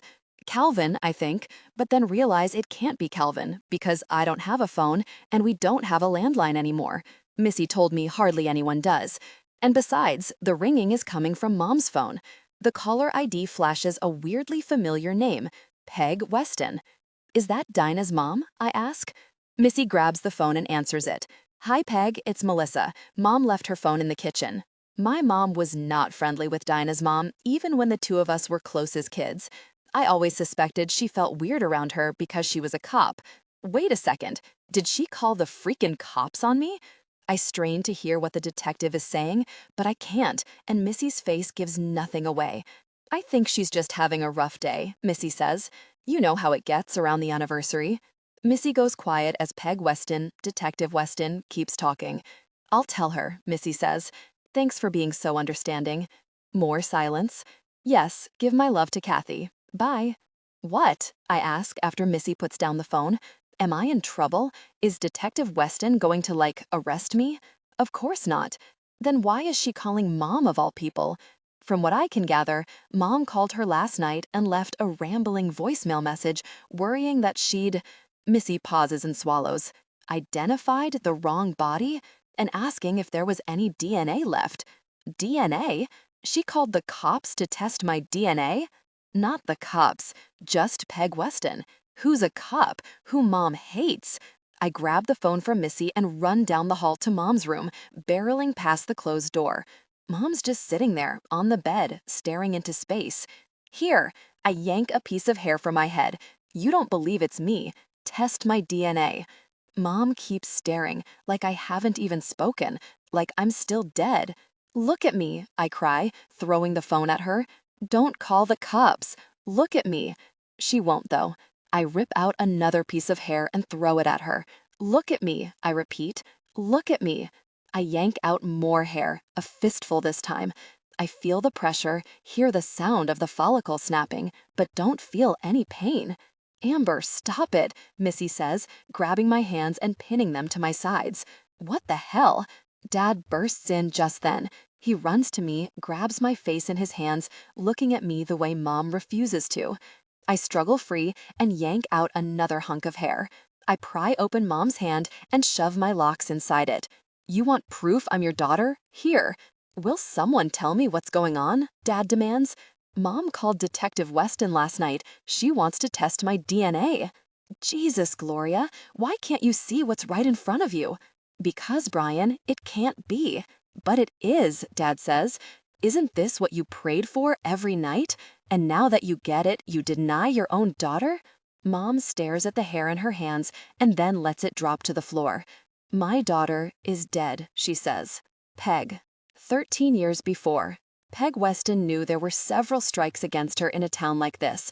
Newcomer, police officer, Black, single mother, and now lesbian. When she was snubbed, as she often was, it wasn't a question of why so much as which why. What had she expected, moving to a place where everyone knew each other and she knew no one, save for a late great-aunt who had unexpectedly left Peg her house? When she heard about the bequest, Peg thought she would sell the place. But as the estate moved through probate, her marriage was going through its own death throes. Like her aunt, it had been ill a long time, maybe doomed from the start, predicated as it was on a lie. When Elijah said that he'd met someone else, Peg felt no rancor. Though it remained mostly unspoken, they were both aware by then that she was gay. I guess it was obvious, Elijah said when the divorce papers were finalized and they could speak the truth out loud. Why? Because I'm a cop? Peg had asked. No, because I've always repulsed you. This wasn't true. That she did not desire him did not mean she was disgusted by him. He was, or had been, her friend and the father of her daughter. It was only after he announced his plans to move across the country with his new, already pregnant fiancée, leaving their young daughter, that the disgust crept in. So there she was, divorced, a single mom, and a newly, kind of, maybe, sort of, out lesbians. She couldn't get used to that word. It sounded like a garden fungus. And the owner of a 3-bedroom home with no mortgage. A fresh start seemed in order, so she applied to the squad here, and once she was hired, she packed her and Dina's lives into a U-Haul trailer and moved.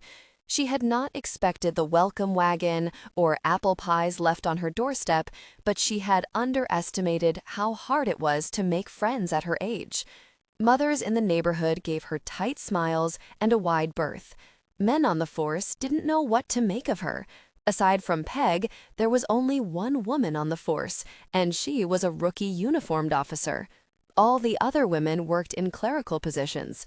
Maybe there was a gay community in town, but she was not yet ready to figure that all out. She'd begun to doubt her decision and was considering selling the house when Dina made a friend, a good friend, maybe even a best friend. The two of them played in the front yard almost every day. In the evenings, Dina came home filthy, happy, burbling with stories about this Amber. It was because of Amber that Peg decided to stay. As fall approached, the weather began to cool, but the girls bundled up in coats and played outside. "You can play inside," Peg told Amber. "My mom won't let me go into strangers' houses," Amber replied. Peg was surprised to hear herself considered a stranger, but then again, she had not spoken to the Cranes more than in passing. She decided to use this as an opportunity to be neighborly, maybe invite the family over. Also to properly explain some of Dina's allergy rules, though Dina knew them fairly well herself. So on a windy fall day, she walked over and knocked on the Cranes' door. A little girl, perhaps 3 or 4, answered. She wore a suspicious expression and a choppy haircut that looked as though it might have been the result of a craft scissors experiment. Peg crouched down to speak eye to eye with her. She was good with children, which was why she was sent to deal with most domestic calls. "Aren't you a policeman?" the girl asked, even though Peg was not in uniform. "Close, a policewoman. My name is Detective Weston." The little girl stared at her with a preternaturally solemn expression. "Where's your badge?" Peg showed it to her.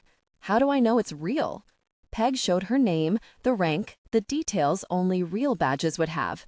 The girl's suspicion melted into a gappy smile. "I'm a spy." "It's like a detective." "They're similar," Peg said. "They both require observation and patience. Only spies are secret." "This is true." The girl stuck out a tiny hand. "I'm Missy."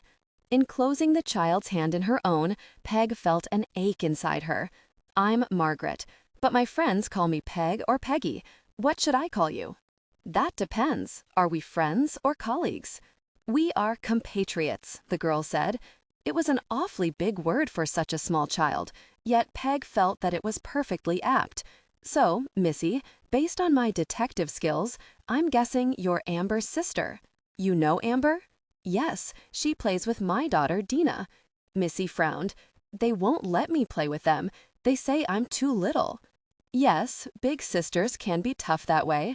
But they're pretending to be animals. I'm good at pretending. Perhaps I can speak to Dina." Missy shook her head.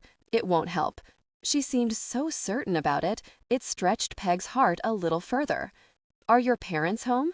You won't tell them what I told you about Amber?" "Of course not." "Promise?"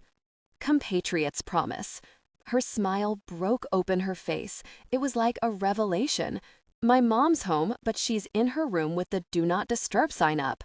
"I see," Peg said, the police side of her brain already wondering why Gloria Crane was locked in a room in the middle of the day. She pictured empty booze bottles, neglect. She was thinking this as Gloria emerged into the foyer. "Detective Weston is here," Missy announced. Gloria's face seized with panic. Police dropping by unannounced had a tendency to arouse the worst fears. Everything's fine, Peg reassured Gloria, something she often needed to do when showing up at people's doors. I'm not here on official business. I wanted to introduce myself. I'm Margaret Weston. Peg, I'm Dina's mother. Gloria's shoulders slumped in relief, but now she was the one eyeing Peg suspiciously. Peg noticed the small gold crucifix around her neck. She knew the rumors about herself in town were already circulating. She felt the antipathy coming off this woman. The girls have been playing so much, and I thought your family might like to come to dinner one night. Peg had been so keen on the idea before, already imagining the Dina-safe food she might cook, but now the invitation came out tepid. That would be nice, Gloria's reply was equally flat. They stalled there, the invitation hanging and unwelcome. Maybe some weekend coming up, Peg said vaguely. Yes, in a few months, Gloria replied. Things are hectic now. I'm studying for my boards. The new year then, Peg said, certain that this woman would never eat at her table, nor she at hers. She walked down the path. It was hard living here, hard being simultaneously conspicuous and unseen. Maybe she had made a wrong choice. She fleetingly imagined moving back, but it wasn't as if she'd left a full life before. And Dina was happy. Peg could handle being lonely. She was used to it. Right before she got to the end of the walk, the little girl called out, "Don't forget, we're compatriots." And something in Peg lifted. She had one friend in town, it seemed. Maybe she would be all right here after all. Amber Mom and Dad are fighting. Not arguing as they used to, in hushed tones, behind closed doors, but all out screaming at each other. Because while Mom had called a cop, Dad had done something even crazier. He'd gone to church. "I can't believe you," Mom screams at him. "Now, after all this time." "What better time than now?" Dad asks. "I've witnessed a miracle. I wanted to offer thanks." "It's not a miracle," Mom shouts back. "Dead people don't come back to life." "Come on, Gloria. I've learned a thing or two from you over the years. Scripture's full of miracles. The loaves and fishes? Christ's resurrection? That's the Bible, Brian, and Amber is not Jesus Christ." "I know that," Dad says, "but she is a miracle. I wish he'd stop calling me that. I wish they'd stop fighting. I wish Missy were here.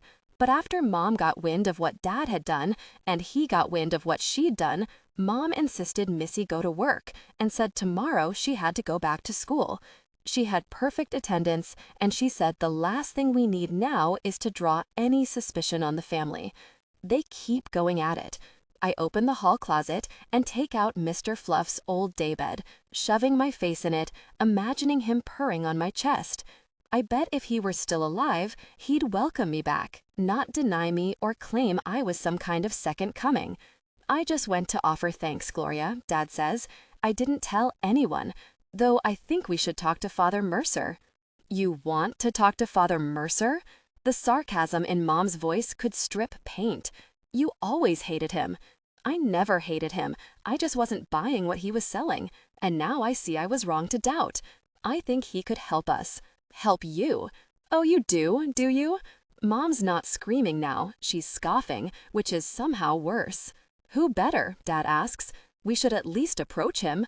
"Are you insane? We don't even know what's going on, and let's assume for a moment that this is not a hoax or a scam or a communal delusion, but is real.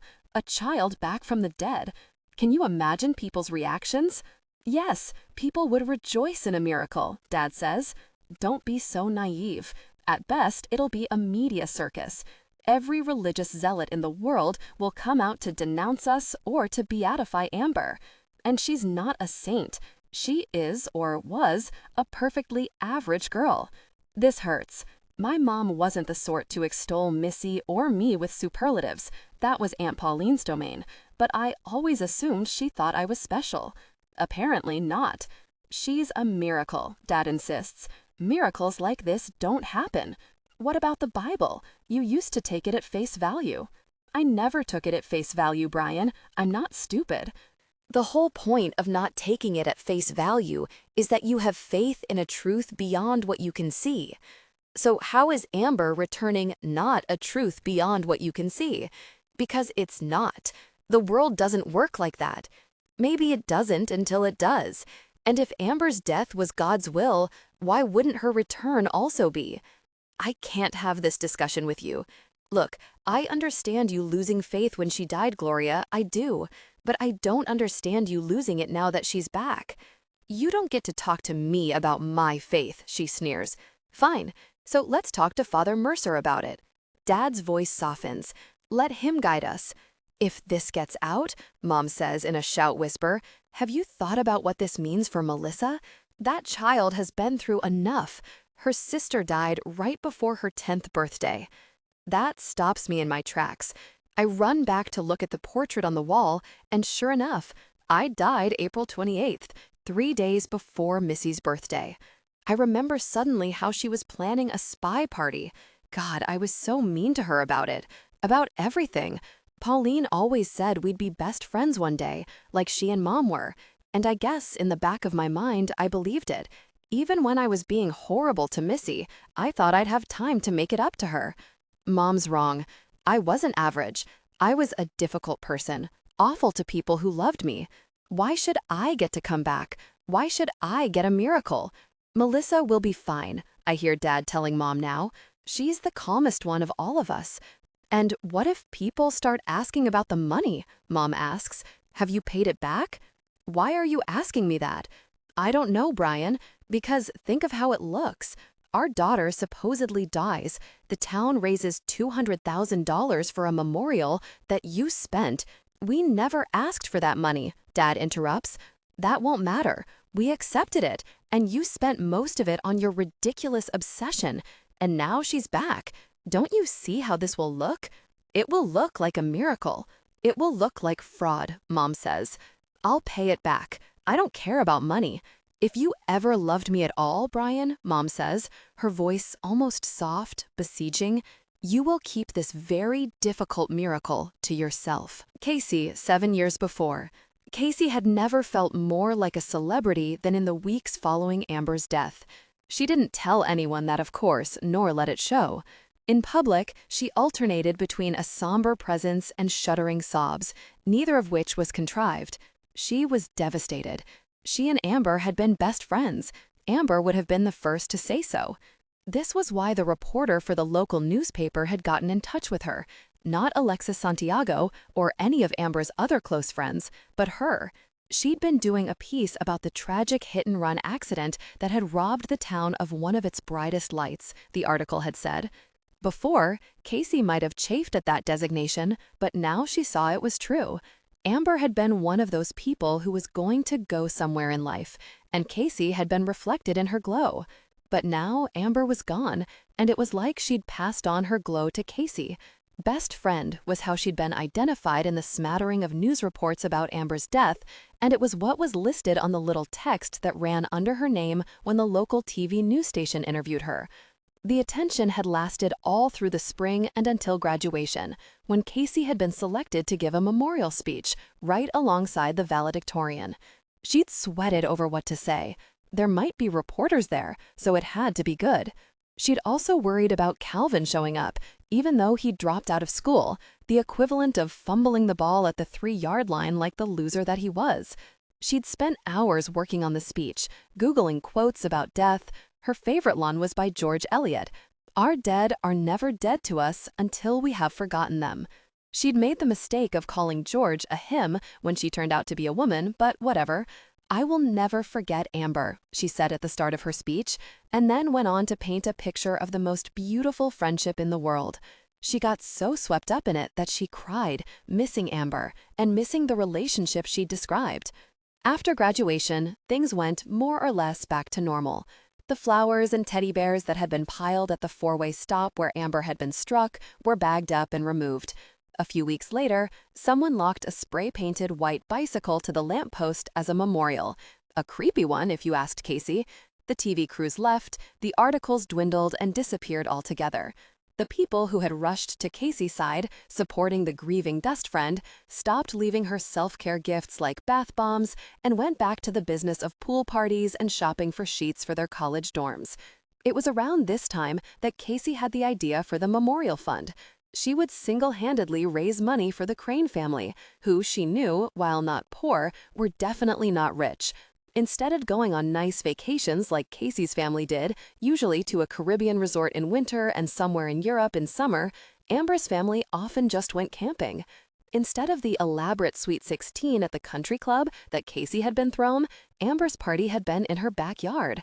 She didn't get a new car when she got her license, as Casey had, or even a used one. She continued to ride that bicycle everywhere. Sometimes, when it seemed like Amber had everything, a boyfriend who loved her, parents who paid attention to her, even a sibling, though Amber complained constantly about Missy, Casey would compare her life to Amber to remind herself that Casey had it as good, if not better. But now such comparisons were moot, and Casey wanted to continue honoring her friend. So she put up a bunch of pictures of her and Amber through the years, cribbed the best lines from her speech, and set up a fundraising page to, she explained, help the Crane family through their darkest hour. She was worried people would be mean about it. It wasn't like they could buy Amber back, but the morning after the post had gone up, Casey had raised over $1,000. In addition to the money were messages, some from people who hadn't even known Amber and had never met Casey, blessing them both. She reached out to the reporter at the local paper who had interviewed her to tell her about the fund. The reporter was interested in what she called the new trend of crowdsourcing tragedy. She did an article, not about Casey, but about the money she'd raised, which by that time had jumped to $20,000. When the article came out, the donations swelled to $65,000, then $100,000. Casey emailed the article to every person in her contacts. She asked people to forward the article along with the link to the fund to everyone they knew. Complete strangers emailed her back, saying they donated, extolling Casey for being a wonderful friend to Amber first in life and now in death. One lady from Missoula, Montana, called Casey an angel on earth. Casey's heart had swelled. She could not bring Amber back, but she could bring some solace to her family and to herself. Until she got the message from Calvin, who she must have accidentally included in her mass email. She hadn't heard from him since the day Amber died. She was beginning to convince herself that he'd never existed. "What the heck are you doing?" he wrote. "Why are you raising all this money? The funeral already happened, and if you think this changes anything, you're wrong. Money can't erase what we did." She deleted the email, but it was too late. It all came crashing back, and she started to cry. Only it wasn't that cathartic good sob she'd done in front of the camera or on the graduation stage. It was an ugly cry, in all the ways. Her father happened to come upon her like this. He was not much of a hugger. He'd said more than once that girls were too touchy-feely and would do better in business if they grew a thicker skin. But when he saw her, he wrapped his arms around her and asked, "Princess, what's wrong?" It's Amber," she hiccuped. "Oh, sweetheart," he said, pulling her into his lap like she was a little girl. After she stopped crying, her father asked her how much money the fund had raised. He'd been very impressed with Casey's initiative and had even asked his assistant to create a computer graphic that grew as the funds did. $187,000, she told him. Wow. And where's the money? She wasn't entirely sure how that part worked. It was still in the computer, as far as she knew. The Cranes would have to fill out some paperwork to access it. "Let's go over there now," her father said, "and tell the family about the amazing thing you've done for them. That will make you feel better." And so they'd driven over to Amber's house and knocked on the door. Amber's dad answered, though he didn't look like the Mr. Crane Casey remembered, who was like a TV dad, always full of goofy jokes and smiles. This man had unkempt hair and bloodshot eyes and a big stain on his shirt. Yes? He stared at Casey as if she was a stranger, not his daughter's best friend. "Mr. Crane, it's me, Casey," she began, but something about the look in his eyes stopped her. Her father took over, shaking hands with Mr. Crane, reintroducing himself. "Right, Scott, Casey, sorry, I'm not quite myself. What can I do for you? I'm sure you're aware that my daughter has been raising money for your family in the aftermath of your daughter's passing.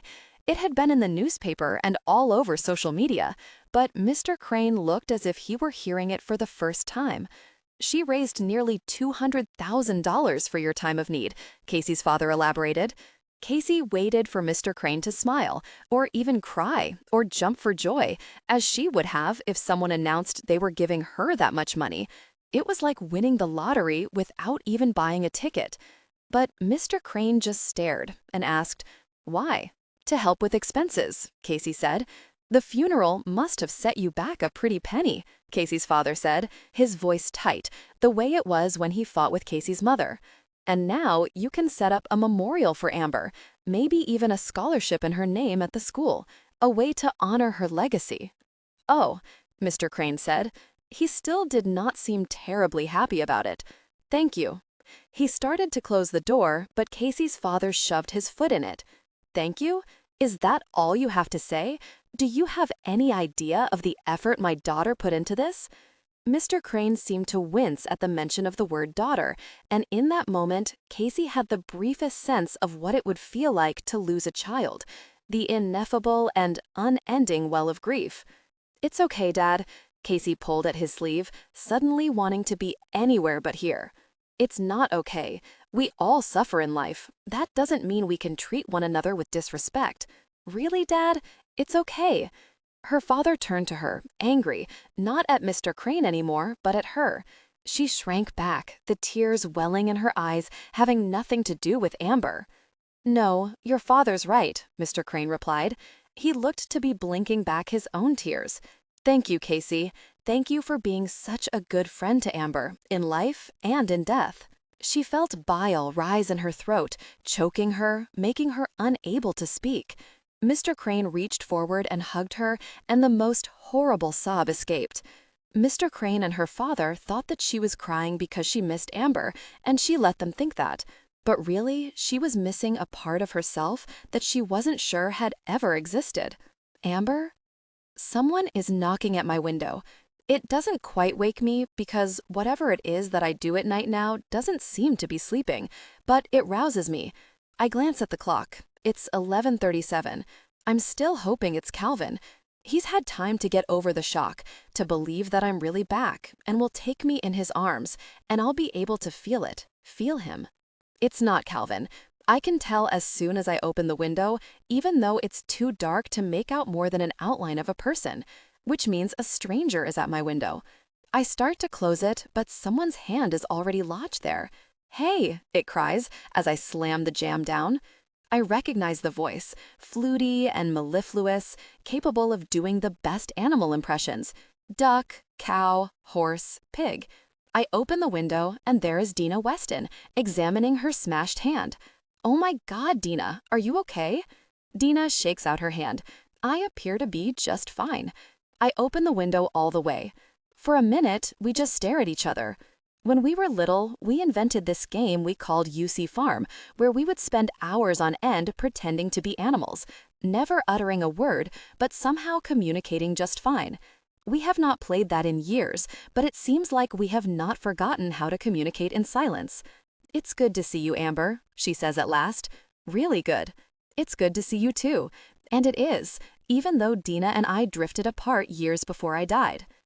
"I guess my mom spilled everything to your mom," I say, trying to hide my annoyance. Such a hypocrite. After Mom and Dad finished fighting earlier, Dad sat me down for a talk. He told me I wasn't to see anyone, I wasn't to go anywhere, I wasn't to communicate with anyone, until we get this sorted, he said, and I could tell it was Mom's words he was parroting. Mom, who told Peg Weston, who clearly told Dina. Still, I'm so happy to see Dina, I let it slide. "Your mom and mine talk a lot these days," Dina says, "but they used to hate each other." "No, your mom hated my mom," Dina corrected.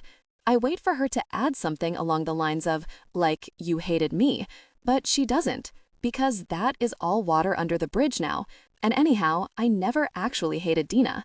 I think they're really good friends now. "When did that happen?" I ask. "Maybe a few years ago." "Weird. Weirder than this?" Dina zigs a hand back and forth between us. "Fair point," I say. The wind rattles in the window. "Come in, it's cold out." Only the weird thing is, it's not cold, or I don't feel it. For the first time, I'm not freezing. I gesture for Dina to come inside. She plunks down on my bed and pulls down the hood from the sweatshirt she's wearing, emblazoned with the name of the college she must have gone to. Except for her hair, which she always wore in long braids, but now has down in soft curls, she looks pretty much the same as she did when I last saw her. What have you been up to?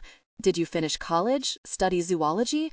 Did you go out west? I say, remembering how, when she was little, Dina spoke endlessly of moving closer to her dad, who lived on the West Coast with his new wife and their kids, Dinah's half-siblings, who'd seen only on a handful of Christmases. Not yet. She seems bummed about it, which makes sense, given how her dad basically dumped her for a new family, so I don't probe further. What have you been up to? Not much. I'm under house arrest. My parents are freaked out. Dina plays with her bracelets, a bunch of those rubber bangles she always wore to hide the medical band, which she hated. That's understandable. It's a lot to take in. They've gone all prison warden on me because I left the house. I pause, deciding to trust Dina. I went to see Calvin. He saw you? Totally, though I barely recognized him. I mean, he looked terrible, so withered and skinny, but now that I'm back, I've been thinking that I can help him get better. As I say it, I begin to wonder if this was why I couldn't feel him kissing me. Because he couldn't feel it, wouldn't allow himself to feel it. Same as Mom. Maybe that's why I'm cold around them. They haven't let me back in. Maybe when they do, I'll be hungry again. I'll sleep again. I'll be warm again. I'll be fully alive again. Suddenly, the need to see Calvin is even more urgent. I need to save him. To save me. Amber? Someone is knocking at my window. It doesn't quite wake me because whatever it is that I do at night now doesn't seem to be sleeping, but it rouses me. I glance at the clock. It's 11:37. I'm still hoping it's Calvin. He's had time to get over the shock, to believe that I'm really back, and will take me in his arms and I'll be able to feel it, feel him. It's not Calvin. I can tell as soon as I open the window, even though it's too dark to make out more than an outline of a person, which means a stranger is at my window. I start to close it, but someone's hand is already lodged there. "Hey," it cries as I slam the jamb down.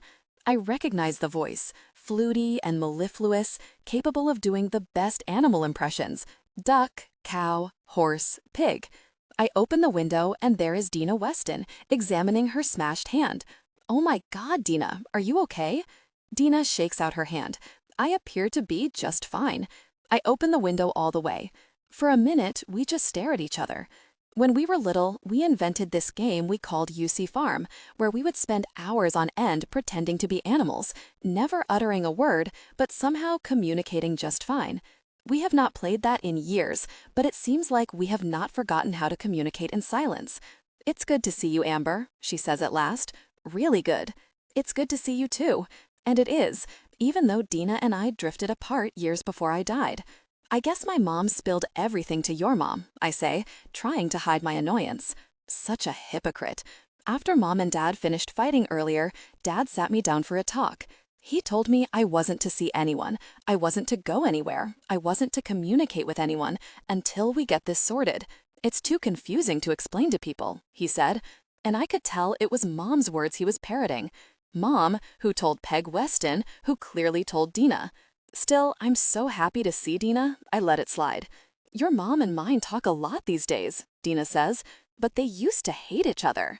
"No, your mom hated my mom," Dina corrected. I wait for her to add something along the lines of, like, "you hated me," but she doesn't. To save us? Do you know where he lives? If he's with anyone? My sister didn't think so, but she wasn't sure. Dinah shrugs. How would I know any of that? Dinah and Calvin didn't exactly run in the same crowd. I don't know if they even knew each other. Still, maybe they became friends after I died. If Mom and Peggy Weston did, anything's possible. I actually thought you were Calvin just now, that he'd gotten over the shock of it. Dinah's face falls, so I hastily add, "But I'm so glad it's you." She fiddles with her bracelets. "Thanks. It might take him more time to accept it," I say. "To accept me?" "Yeah," Dinah agrees. "Some things take time. I know. But on the other hand, we've already lost 7 years, and I'm still in love with him. Do you think he could be in love with me? We were supposed to be forever." "I don't know," she admits. Sorry, I'm only talking about me. I've barely asked about you. What's new? She shrugs. Not much to tell. I'm the same. She drifts off. As you ever were, I finish. Because people stay their essential selves.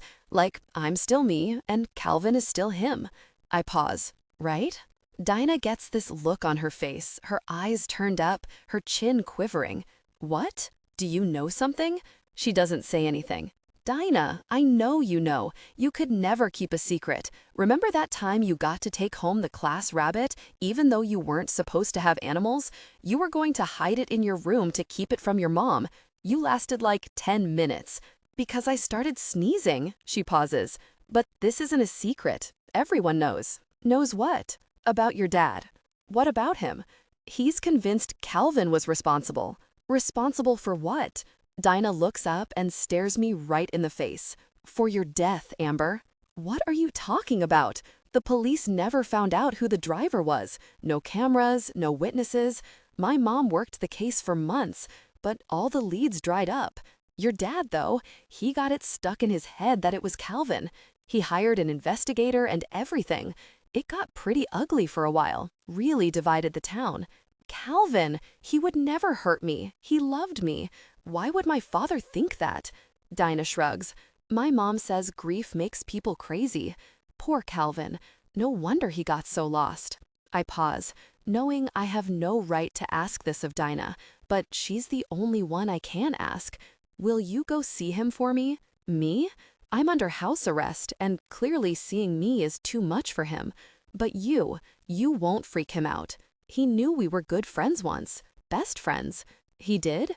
Dinah sounds so hopeful that I don't tell her that he only found that out when we were looking at old photos of me, and he came across a photo of the Halloween when Dinah and I went as a cheetah and an elephant. Yes, you can convince him. Tell him it's really me. I'm here, and I know he would never do anything to hurt me.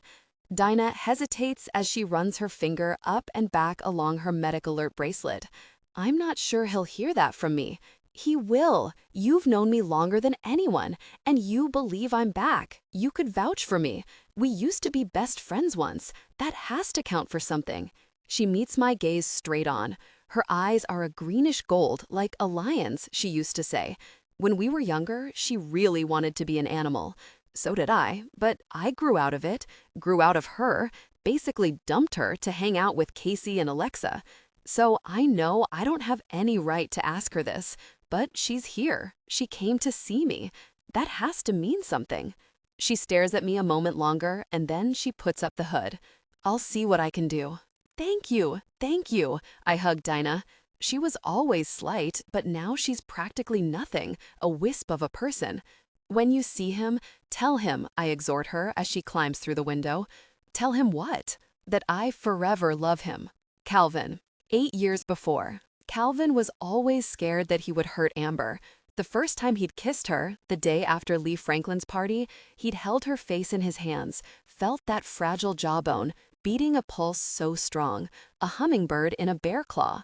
The night before, they'd talked while the party raged around them. She had a midnight curfew, so he'd walked her home, even though she had a bike and he had his mom's car. He was in the street wheeling her bike. She was on the curb, and still he towered over her. When they got to her house, he hadn't known what to do. He wanted to kiss her, but he didn't dare press his luck. A light illuminated one of the rooms, and Calvin suspected someone was waiting up for her. I'm working a bake sale tomorrow for the musical, Amber said, pausing before her front walk. Come see me? He'd been so grateful for the invitation, the promise of continuation, he'd forgotten to ask where the bake sale was. The next day, he had to suffer the indignity of asking Dean to ask Amber's friend Alexa, though he knew this would mean Dean meowing at him for several more weeks. The bake sale was at the park next to the rec center, a series of tables overflowing with brownies and cupcakes and Rice Krispies treats run by the drama kids.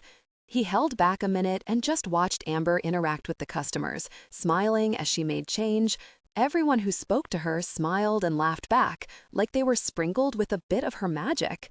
And then she saw him, standing behind the white oak tree, and she smiled at him. And with that, he was a goner. She motioned for him to wait under the tree, which was just starting to turn an orangish color, an amber color. It felt like a sign. After a few minutes, she trotted over bearing a Rice Krispies treat, and though Calvin didn't like marshmallows, he'd swallowed it in 2 bites. They talked for a bit, about this and that. He couldn't remember the specifics, before she said she had to get back to work. Okay, he said, devastated, like he'd blown his opportunity. But then Amber smiled once more and said, "Aren't you going to kiss me goodbye?" When Calvin kissed her, he tasted marshmallows and marveled at the way his life had changed overnight. He felt the flutter of the vein in her cheek. Hummingbird, he thought. He circled her entire neck with his one hand, feeling the pulse hammer against him. "You're choking me a bit," she said.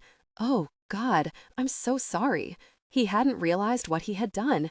He was mortified once again by his bulk. "It's okay." She took her hand, put it up against his. It was half the size. "I'm too big. And I'm too small," she said. "If we ever have kids, they'll be just right." She blushed when she said that, looked away. Calvin felt magic again, but entwined with it, fear, that he might hurt her if he weren't careful. He carried that fear with him no matter how many times she told him, "You're not going to hurt me." She said it that afternoon at the bake sale, and again a few weeks later when they were fooling around in the back of his mom's car, where the ill fit of his XXL body and her petite one were not helped by the squished dimensions of the hatchback. And again when Amber announced she was ready for intimacy and wanted them to share a special night after junior prom, Calvin felt that fear all over again. Never mind that he knew her family would disapprove, the physics of it scared him, the bulk of him, the slightness of her. "I'm not as breakable as I look," she told him. This he knew. She might have been a foot shorter and much, much lighter, but in most ways that counted, Amber was tougher than him. She knew her mind. And when she decided something, she decided, and there was no arguing, only going along for the ride. When she didn't speak of intimacy again, he half hoped she'd forget about it, half prayed that she wouldn't. After the limo they'd rented with all her friends stopped outside her house, and he'd pinned the corsage on her, an arrangement that, along with the rented tux and their share of the limo cost, a week's wages, she'd whispered in his ear, "I don't have to be home until morning." She had made special arrangements for their night. The dance felt like a month of Sundays, dragging on and on. Calvin did not remember a single thing about it. All he could think about was the special arrangements for their night. He had to manage his growing desire with a throw pillow. It got late. He wondered if she'd changed her mind.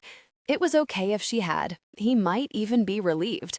But then she whispered in his ear, "Ready to go?" She had booked a room in the Red Lion Inn. It cost $150 a night. He tried to give her money, but she said it was on her. When they registered, he couldn't bear to look at the clerk. He kept feeling like someone was going to catch him for something. But the guy just activated a key card and said that checkout was at 11. Inside the room, Amber flicked on the lamp. She had brought a bottle of sparkling cider and she poured it into the hotel glasses, which were nice, not plastic like the ones at the motels they stayed at on wrestling meets. "Should we begin our special night?" Amber asked after they toasted each other and forever love. Calvin hesitated. "Don't you want to?" So bad he was bursting with it. "I don't want to crush you," he confessed. Standing on tippy toes, she reached up to wrap her arms around his neck. He bent his head down to meet her. "What if I like being crushed by you?" she whispered, the soft sibilance in his ear doing crazy things to him. After their night of shared intimacy, they exchanged heartfelt words. "Amber, in the name of keeping up appearances, Mom and Dad declare that everyone should act as if everything is normal. They both will go to work, Missy will go to school. And I keep being dead?" I complain. Mom shoots me daggers. "What, too soon?" "I'll be home after school, Missy," promises. "No, you have work today," Mom replies. "You should go." "Where do you work?" I ask. Of all the things I can't quite wrap my head around, my sister being a teenager is the hardest. She's not Missy anymore. She's Melissa. She's almost the same age as I was when I died. "At a thrift store," explains the wardrobe, I quip, and stop myself. The habit of teasing Missy, Melissa, is hardwired in me. "Sorry, why?" she asks. It's funny and true. She gathers up her jacket, the kind of thing someone at a service station would wear. See, I nod. It's kinda cool, I say. You're kinda cool. I know, right? She says with a smile. You can use any of my things while I'm gone, since you don't have any things. My computer is on. I'll skip the clothes, but maybe take you up on the computer. I'll pick up some new clothes for you, but you are not to communicate with anyone, Mom exhorts. No phone calls or emails or any online chatting. As soon as they leave, I fire up Melissa's computer to get a hold of Dina. Technically, this is against the rules, but Dina already knows about me because Mom broke the rules, so it feels like a wash. Melissa's computer has a program open, the social media application everyone is using now, I assume, so I search for Dina and pull up a dozen Dina Westons that aren't her. Which tracks? Dina was never one to follow a trend. It wouldn't surprise me if she didn't have any accounts. I try searching for Calvin on the app, but find nothing. I have more luck with my old best friend, Casey, who's very active, posting a ton of pictures. Unlike Dina, she looks older, her hair now blonde instead of brown, but she still has that same bright, let's party grin on display in the multiple shots of her at bars with other girls who look like her. Casey's still Casey, I think. She used to say she could have fun at a wake. After a few pages of Casey and bars shots, I try Alexa Santiago's page. If Casey was the party girl, Alexa was the serious one. I was in between. Casey used to call me the glue. I wonder what happened when the glue went away. Alexa is far less active online than Casey. From what I can tell, she's in law school and is engaged. She hardly posted in college, so I switched to the site everyone used when we were in high school, where I find a few posts from college, some really nice ones about me after I died, and then before that, posts that I remember. Deep into her feed, I find a picture of Calvin and me that I've never seen before. Casey was the one who apparently took it, and she tagged Alexa, but not me. "How much do you love this pic of Cal?" Casey wrote. Which is weird, because no one called him Cal except his mom. And again, weird because she didn't tag me. And weirdest yet that she was complimenting him. She thought Calvin was basic and dumb. She used to secretly call him the meat puppet. As I keep scrolling, I find a picture of all of us from junior prom, taken inside the rented limo. And before that, the picture of Calvin pinning the corsage to me. "Prom king and queen," Alexa had written in the caption, even though Fiona Tucker and Nolan Sachs won that year. More like Beauty and the Beast, Casey wrote in the comments. And beneath that, in a separate comment, JK. I remember when Calvin pinned the corsage on me that night, and later that night, I remember when he removed it. His hands had trembled both times. "I don't want to hurt you," he'd said. And I had told him that he didn't need to worry. He could never hurt me. How could my father think that he could? I type in my name and click on the news icon. There are a bunch of articles. The digital version of my obituary, one about the hit and run, and another about crowdsourcing trauma, with a quote from Casey, who I guess raised all that money for my family that I'd heard Mom and Dad arguing about. There's another big National Geographic article about the white bicycle memorials, bikes spray-painted white and stationed where there was a bicycle-related fatality. I guess someone made one for me, according to the article. And then I get to this article. "A Father's Crusade," reads the headline. There's a grainy photo of Dad holding an even grainier picture of me. "Brian Crane vows to keep looking for the driver who struck and killed his daughter," reads the caption. The article itself is as much about the investigation into the accident that caused my death as it is about Dad. It discusses the forensic evidence, or lack thereof, taken from the scene. The tire skid marks were identified, but it was a ubiquitous brand of tire. There were no paint scratches found on my bike, and though investigators distributed swatches of my bike's unusual shade to auto body shops within a 500-mile radius, asking mechanics to notify them if any car had scratches with such paint, this led nowhere. The police had pursued the possibility that the accident was intentional, but had ruled that out. There was a quote from Detective Weston. "Amber Crane was not just a member of our community, she was a family friend. The department is pursuing all possible leads to solve this tragic accident, but hit and runs are notoriously difficult. Sadly, only about 10% of such perpetrators are ever caught. That said, the investigation is ongoing, and we've set up a tip line for people to report any and all leads." The article then pivots to Dad. how he didn't believe the police had done enough, how he had hired a private investigator to look into theories that were, in his words, unpopular with local law enforcement, but nevertheless very feasible. He pledged he would not stop his crusade until the driver was found. He had taken out a full-page ad in several local newspapers asking for leads, had even rented a billboard. "This is my promise to my daughter. It's a promise I won't break as long as I live." I can't help thinking of how the old me would feel about all this. I was a little famous, in a national magazine even. But seeing this now, it's so clear that my life had really amounted to nothing. The only thing notable about me was that I died, and now even that's up for debate. Arnold, 6 years before. Anyone who taught high school long enough would witness a few deaths. It was the age, really. Teenagers. Prime time for risk-taking. Unfinished prefrontal cortexes. A misguided sense of invincibility. Arnold had read the studies showing spiked mortality rates for young adults. Over the years, he'd attended a number of student funerals. Adam DeJesus, car accident. Nicola Hines, drowning. Haley Fetterman, suicide. Peter Alston, cancer. It came with the territory, so Arnold wasn't entirely sure why Amber Crane's death should linger. It was probably his age. At 65, he understood mortality in a way that he had not before. The hourglass was emptying, and his time was on the ebb now. He couldn't help feeling that he'd wasted so much of it. Seeing a 17-year-old robbed of the life in front of her hammered that home. His biggest regret was that he had no family. He'd always thought he would have a large one and had been married when he was young, but the relationship had fallen apart in less than a year and had never married again. His students had come to be his children, at least for the 50 minutes a day he had them. Mostly, they treated him with a casual disdain that he knew not to take personally. Occasionally, however, a student would reach out to him for some kind of help. It was these moments that Arnold lived for. Which was maybe another reason he could not stop thinking about Amber. Late last year, Calvin Judd had requested a letter of recommendation. Arnold had asked him what schools he was applying to, and Calvin had named a few decent colleges in-state and one out-of-state.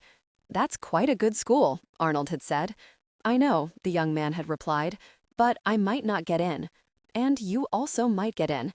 It's far away. Lots of young people go away for college."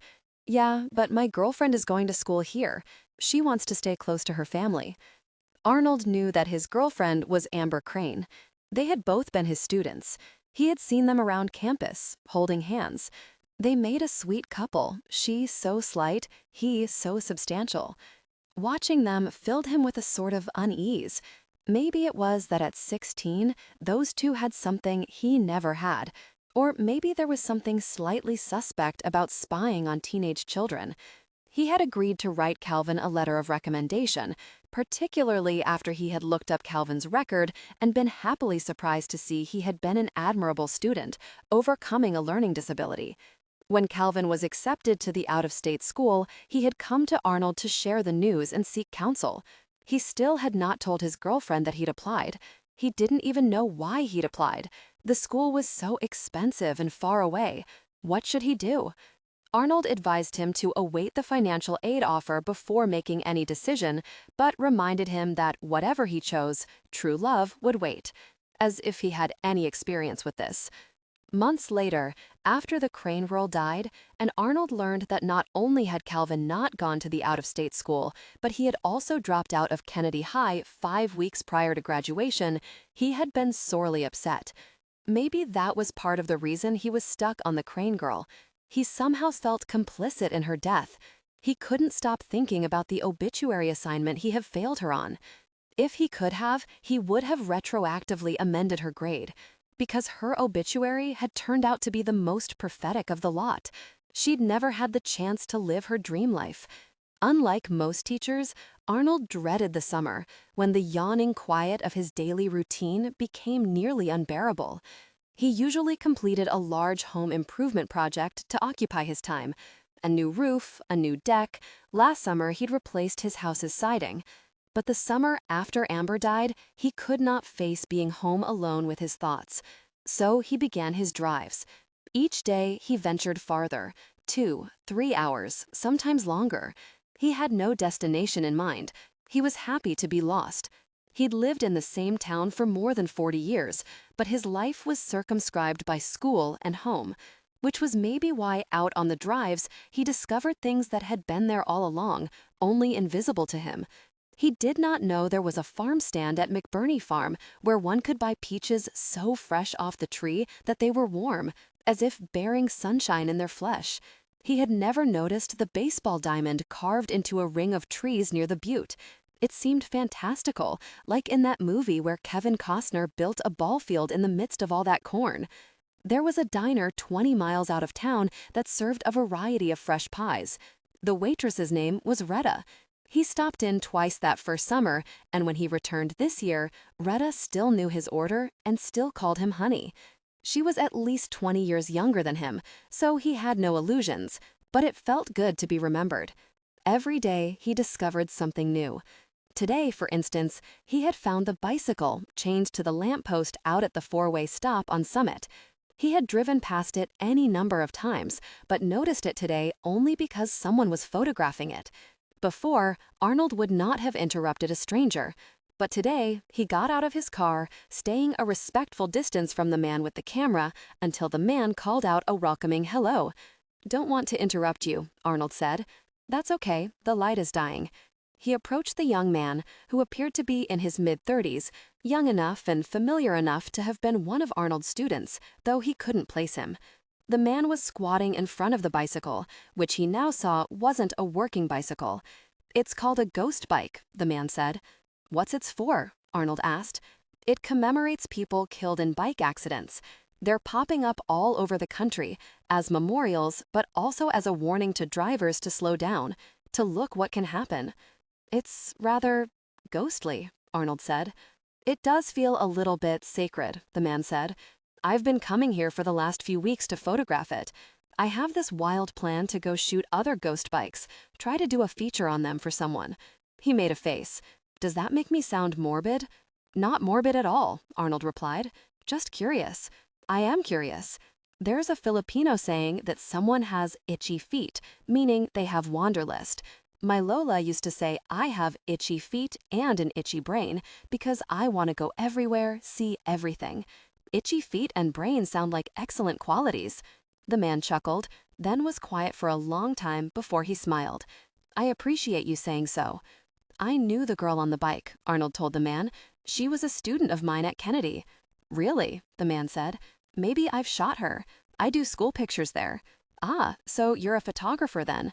That explained his familiarity. "I'd hardly call it that. I wanted to be one. A photojournalist, really. But I'm not." "Not yet," Arnold corrected. "How old are you?" 34, the young man said. "Still plenty of time," Arnold said. "I expect that one day I'll see you in print. Tell me your name, so I'll know it when I see it." "Nick Flores."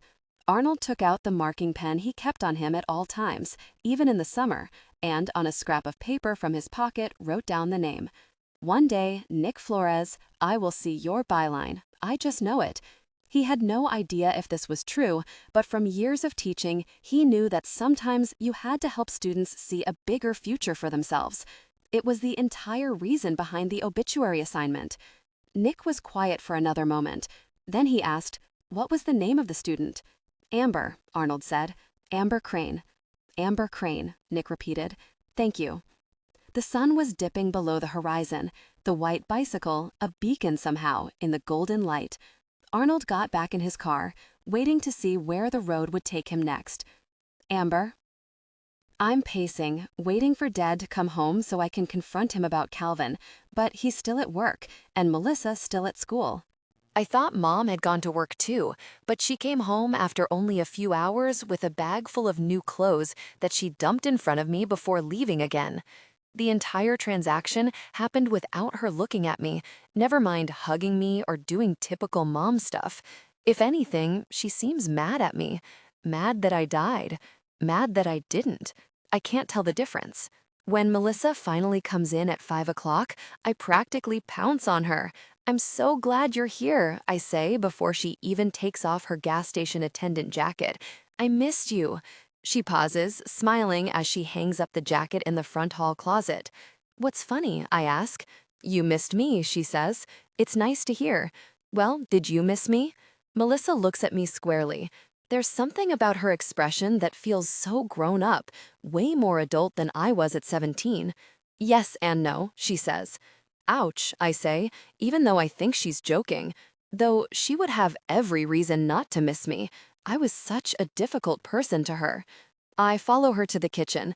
She opens the refrigerator and pulls out a hunk of cheese and an apple, and then goes to the pantry for some crackers before sitting down at the kitchen table. I plunk down across from her. I look at the cheese, crumbly, sharp cheddar Mom always bought, and the apple, small and green and glistening, appetizing, and yet I can't even imagine putting them in my mouth, chewing, swallowing. I don't seem to eat, I confess to Melissa, because I need to tell someone. I don't know why. It's not exactly something you can look up on WebMD, but maybe it's like my systems have to reboot. I pause. Don't tell. I won't, she says. Anyhow, I already knew. How? I pay attention, Amber. I've always paid attention. Once a spy, always a spy. I pause. And you haven't already told Mom and Dad? No. Why would I? You used to be so terrible at keeping secrets. Melissa gives me a peculiar look as she peels the apple skin in one long strip. I was great at keeping secrets. It was my specialty. You went around spying on people.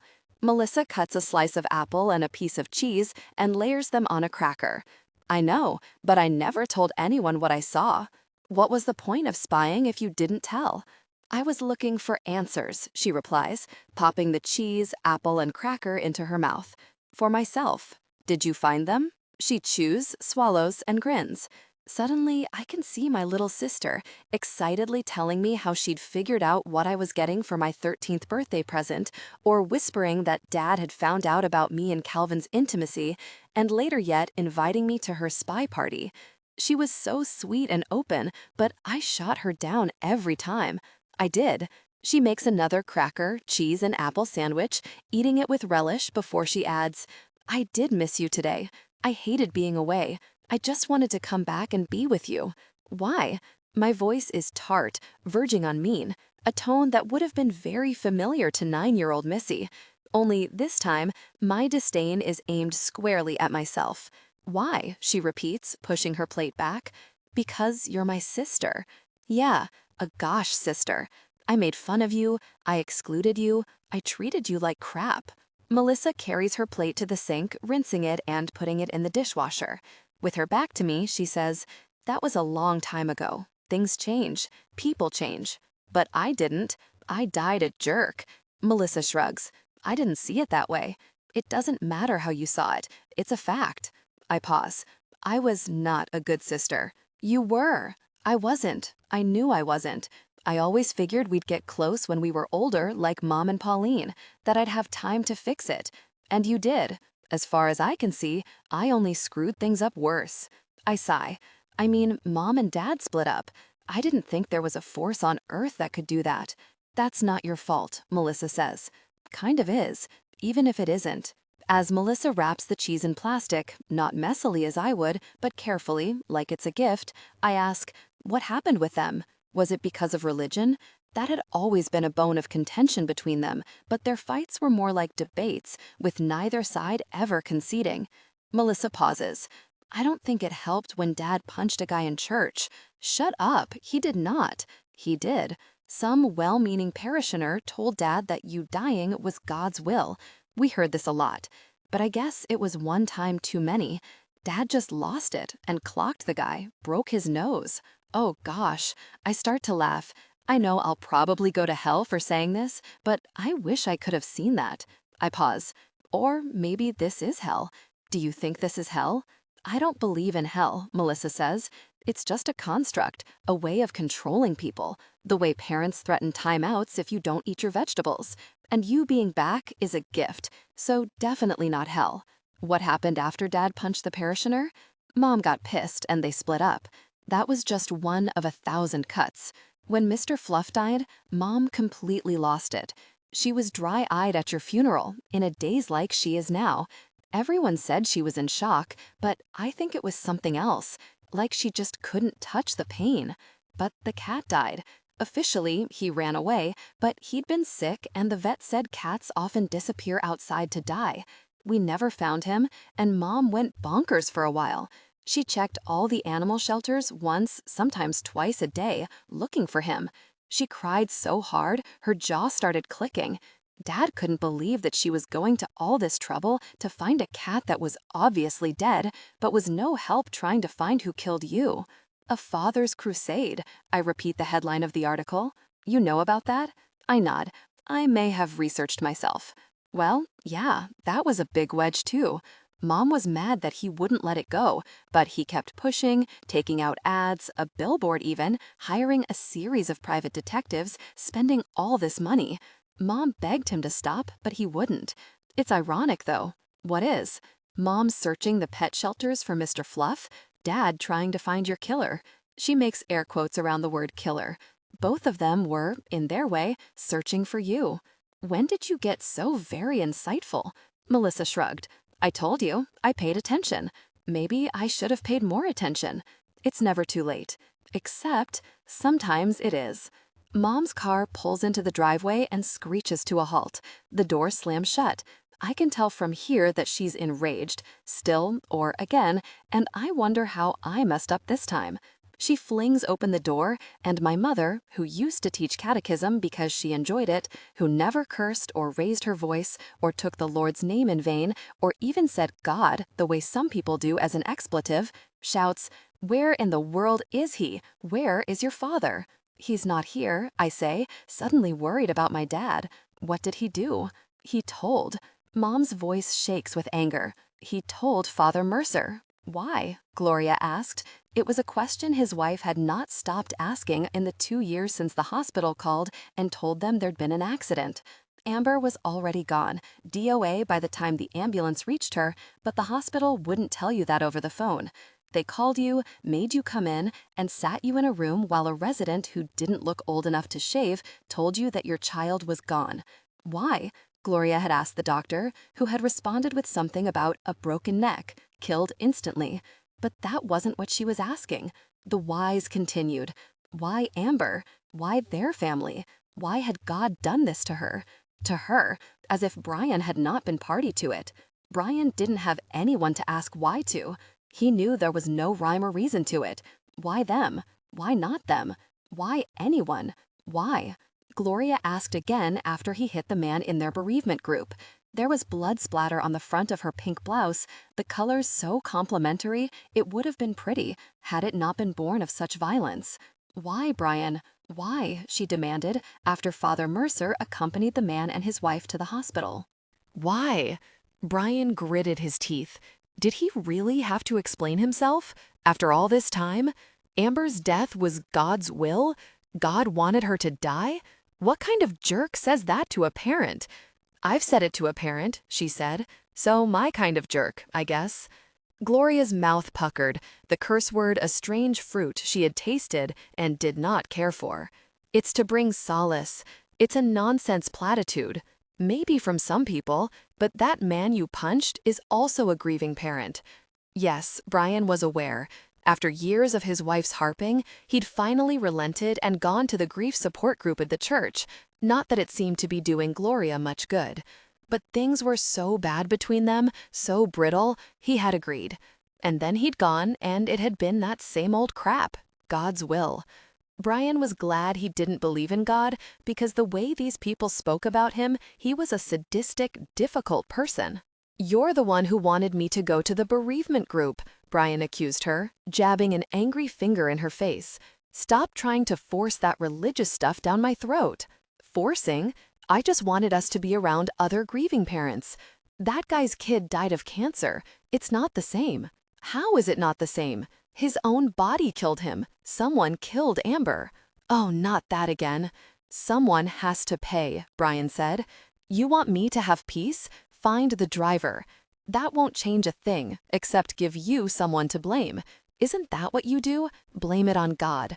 Only you all don't say blame, you say will. But either way, you're pinning it on someone. Brian's face was red, the vein in his neck throbbing. And anyway, I know who it was. Calvin?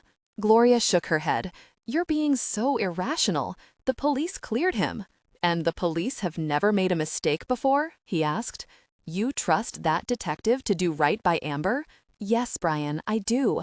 They were intimate, you know, Brian said. He'd never told Gloria that he'd found the condoms in Amber's room. He wanted to spare his wife that pain, that anger, so he bore it all on his own. But now, he wanted to wound her. He wanted to draw blood. Good, Gloria said after a long silence. I'm glad she got to experience affection. And to think I thought your beliefs mattered to you. He had never been this angry before, not at anyone, not even after Amber's death. But all this fury, trained on the woman he loved.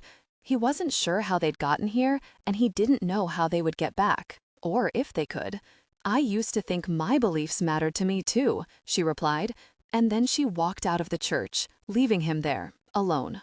When Dad comes home that night, Mom sends Melissa and me to our rooms. We meet up in Melissa's. I feel like I'm 10 years old, getting grounded for talking back, I say. Same, Melissa says. Since when did you ever talk back? When I turn 10, Melissa says. You missed the spicy stuff. A likely story. You were always the good girl. I don't even know how to die right. I pause. I even ruined your birthday party. What birthday party? Your spy party, remember? The party was notable because usually Missy didn't want to celebrate her birthday like that. Mom would always offer to host friends or pay for a bunch of kids to go ice skating or trampolining, all that regular stuff. But Missy declined, preferring a quiet family dinner with us and Aunt Pauline.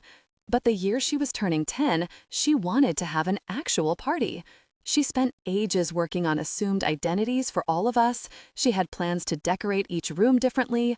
And then, on the night of the party, we were going to spy on each other to try to figure out who was who. It made no sense to any of us except for Missy, who'd worked out all the details. The guest list was pretty much the same people.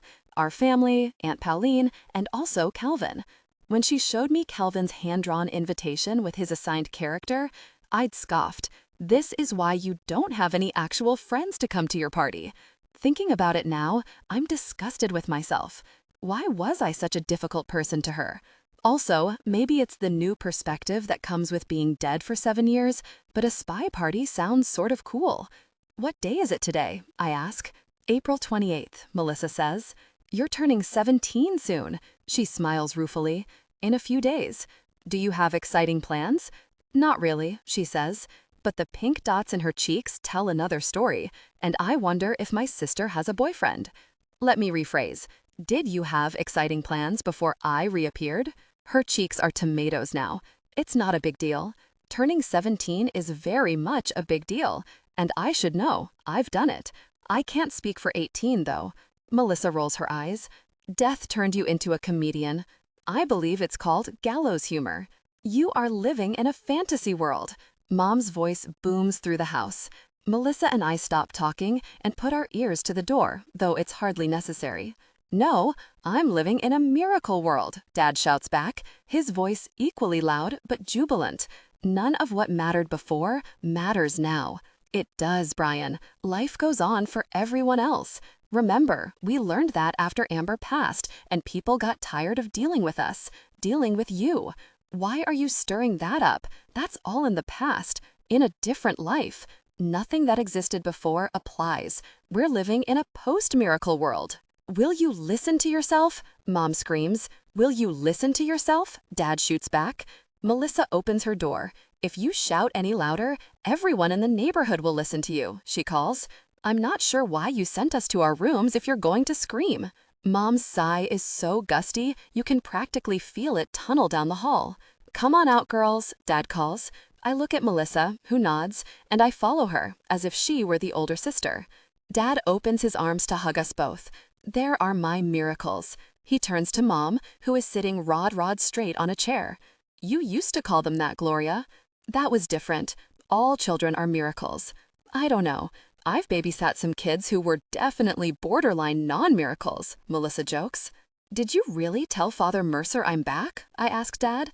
Unlike Mom, I'm not upset. Maybe he's right, and Father Mercer is the exact person to talk to. Even if he can't convince Mom I'm real or whatever, maybe he could help me understand. And then I could help Calvin see I'm back, that I'm not some demon. And this would make him whole again, which would make me whole again. We could get married like we always said we would. Father Mercer could officiate. No, he wouldn't have believed me, Dad replies. But I told him a miracle of the ages has happened in our household, and that he needs to come over to witness it for himself. When is he coming? Melissa asks. Never, Mom replies. He said he'd come by Sunday after church, Dad says. No, Mom shouts. You have to cancel.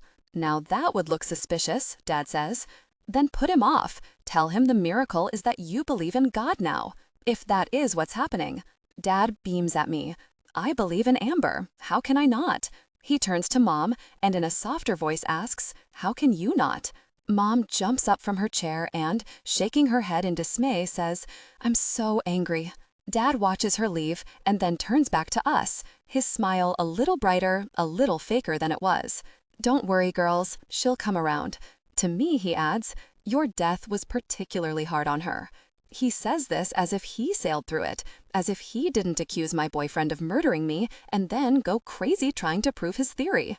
I've been waiting all afternoon to ask Dad about Calvin, but suddenly it seems less important to rehash the past than to figure out the present. And present tense, Dad is happy. I want that for him. I want that for both him and Mom, for me and Calvin. So I let it go. I'm going to make upside-down dinner, Dad announces. Blueberry pancakes, bacon, home fries, the works. And with that, he bustles off to the kitchen. I look back down the darkened corridor. Their bedroom, now Mom's bedroom, is at the end of the hall, the door shut, the do not disturb sign hanging ominously. Is there something we can do to help Mom? I ask Melissa. Like, where's Aunt Pauline? Why isn't she here? I think she's in New Zealand still. When is she coming back? Aunt Pauline was always traveling, working for years as a flight attendant, and later, when she realized she wanted to be able to really see the places she flew to, quitting that job to temp for my dad's company. She'd work, save up, go off for a few months until she ran out of funds, come back, lather, rinse, repeat. She lives there now. Really? No matter how far Pauline wandered, she always promised to come back. She said we were her base. But New Zealand's so far away. Melissa stares at her hands. I think that's the point. What do you mean? Mom and Pauline, they don't really speak anymore. This is even more shocking than Mom and Dad's separation. Mom practically raised Pauline. They needed each other. Losing her would be like losing a child. And Mom had already lost one of those, Gloria, 18 years before. The day her little sister took her first trip as a freshly minted flight attendant, Gloria drove her to the airport. Amber came too, strapped into her booster seat in the back of the car. I can't believe you're really leaving home, Gloria told Pauline. I'm 20, a little old to be freeloading off my older sister, don't you think, Amber? Pauline replied, turning toward her niece in the back seat. What's a freeloader? Amber asked. It's a mooch, Pauline said. What's a mooch? Amber asked. A 20-year-old living with her big sister. Don't listen to her, Amber, Gloria said, turning to Pauline. You know we don't feel that way. I love you. Brian loves you. And I love you most, Amber called. You better, kid. Pauline turned back to Gloria. But what was supposed to be a few months turned into years. Growing up in their mother's house had not been easy for Gloria, but for Pauline, it had been a nightmare. Gloria's stoic temperament was better suited to living with a woman as rigid and cold as their mother, whereas Pauline's more dramatic nature put her in perpetual conflict with the woman. When their father had been alive, he'd been a buffer, but after he died, their mother grew smaller, more scared, meaner. She and Pauline fought constantly until, 4 months before her high school graduation, Pauline was kicked out of the house. She had shown up on Brian and Gloria's doorstep in tears. Amber had jumped up and down in glee at the sight of her aunt's suitcase, and Gloria was feeling a version of the same. Amber had not necessarily been planned, but she was wanted. Still, priorities had to be reshuffled again to allow for the new child. Brian had given up on graduate school to start a business, and Gloria became a stay-at-home mom until Amber went to school. all of which was wonderful and a blessing, but also isolating and lonely. The plan had been for Pauline to stay until the fall, but by the time graduation rolled around, she was happily ensconced in the spare bedroom of their house, helping out at Brian's company and proving to be such a helpful third set of hands that Gloria was able to go back to school for her master's degree. So Pauline stayed for 2 years. "I was glad to have you. I wouldn't have gotten my degree without you," Gloria said. And Amber loved having her auntie close. "You should stay forever," Amber declared. "Nah," Pauline said. "Don't you want a baby brother or sister?" Amber nodded vigorously. "Well, you'll need my room." Gloria hadn't told Pauline that she was pregnant, but could Pauline tell? Her sister had a sixth sense about these things. Still, Gloria didn't say anything. She wouldn't until 12 weeks. Though she believed it was God's will whether she had this child, better not to tempt fate. At the airport, Gloria parked the car, and the three of them walked Pauline inside the terminal, all the way to the special security lane for flight crew. "Wait," Gloria said before Pauline went through. "I have nothing but time," Pauline said with a grin. "You got us here 2 hours early." "You can't be too careful," Gloria said. "Beg to differ," Pauline replied. "Here." Gloria presented Pauline with a small stick pin encrusted with 3 gems. She'd had it made special by the jeweler who had engraved their wedding rings. "This is allowed to go on your uniform. I checked with the airline." "Of course you did," Pauline joked, smiling at Amber. She ran her finger along the stones. "I love it. It's pearl, turquoise, and peridot." "Peridot," Amber stumbled. "Peridot," Gloria finished. "That's your birthstone. Your aunt's is pearl, and mine is turquoise." "You might need to add an emerald in there," Pauline added with a wicked smile. "If I'm not wrong, that's the birthstone for Tauruses." The doctor had put the due date at the end of April, Taurus territory. So Pauline did know. Gloria pulled her sister in tight, remembering how she'd looked all swaddled up as a newborn. It had been a rough pregnancy for their mother, 40 hours of labor and then an emergency C-section. After coming home from the hospital, she declared she needed time to heal and retreated to her bedroom, leaving 10-year-old Gloria to care for the baby girl. It had been summer vacation, and those first weeks, as Gloria spent her days holding, feeding, burping, and singing to her sister, her heart had felt so full, almost too full, a sensation she would not experience again until Amber was born. "Mama, me too," Amber called, and Gloria picked her up, and she and her sister enveloped the child, who really they had both raised. "I'm not gonna cry," Pauline said. "It'll screw up my makeup." Nonetheless, she wiped a tear from her lashes. Gloria, who rarely cried, broke down. "It's only 5 days," Pauline said, "and I'm still crashing with you until I find a place. You'll be sick of me in no time. Promise me you'll always come back," Gloria said. "Promise me you'll always be here for me to come back too," Pauline said. As they held each other and Amber, they promised. "Amber, I know it sounds terrible, but Mom and Dad splitting up, I kinda get. Married couples divorce, 50% of them. Casey used to tell me when she alternately wished and dreaded that her parents were going to join that statistic. But sisters? Sisters like Mom and Pauline, who were a mix of siblings and mother-daughter and best friends? How can they stand to be apart? They once communicated every day, even when Pauline was on the other side of the planet, emailing or chatting in the comments on the travel blog Pauline had set up so she could easily share pics of her trips with Mom, and Mom could load pics of me and Missy. When Pauline was in town, she was almost always at our house. Even after Gammy left her house, "So you don't end up homeless," she wrote in the will, she barely lived there, spending days with us and only going home to water the plants and sleep. "How?" I ask Melissa. "I don't know," Melissa replies. "I haven't seen her in years. She didn't come to your funeral." I think back to the last time I saw Pauline. She was on her way to Mexico, but for a short trip because she was coming back for Missy's spy party. Why wouldn't she come back for the funeral? It makes no sense. "I know," Melissa says. "I tried asking her what was wrong, but she just stopped communicating with me. Every time I talked to Mom about it, she got so upset. So out of some loyalty to Mom, I didn't push it." "You don't see her when she comes home?" "That's the thing. I stalked her online for a while, but I don't think she has come home since you died." "What about her house?" "Other people live in it now, so I guess she sold it or rents it," Melissa says. "But for a long time, it just sat there, empty." I've been struggling to understand how Mom is now, but as soon as Melissa says this, I realize that like Pauline's house, she's there, and empty. That night, after everyone falls asleep, I sneak into Melissa's room and fire up her computer. I search for Pauline's blog, Global, a take on global and a mashup of her and Mom's names. It's still there, but it's completely out of date.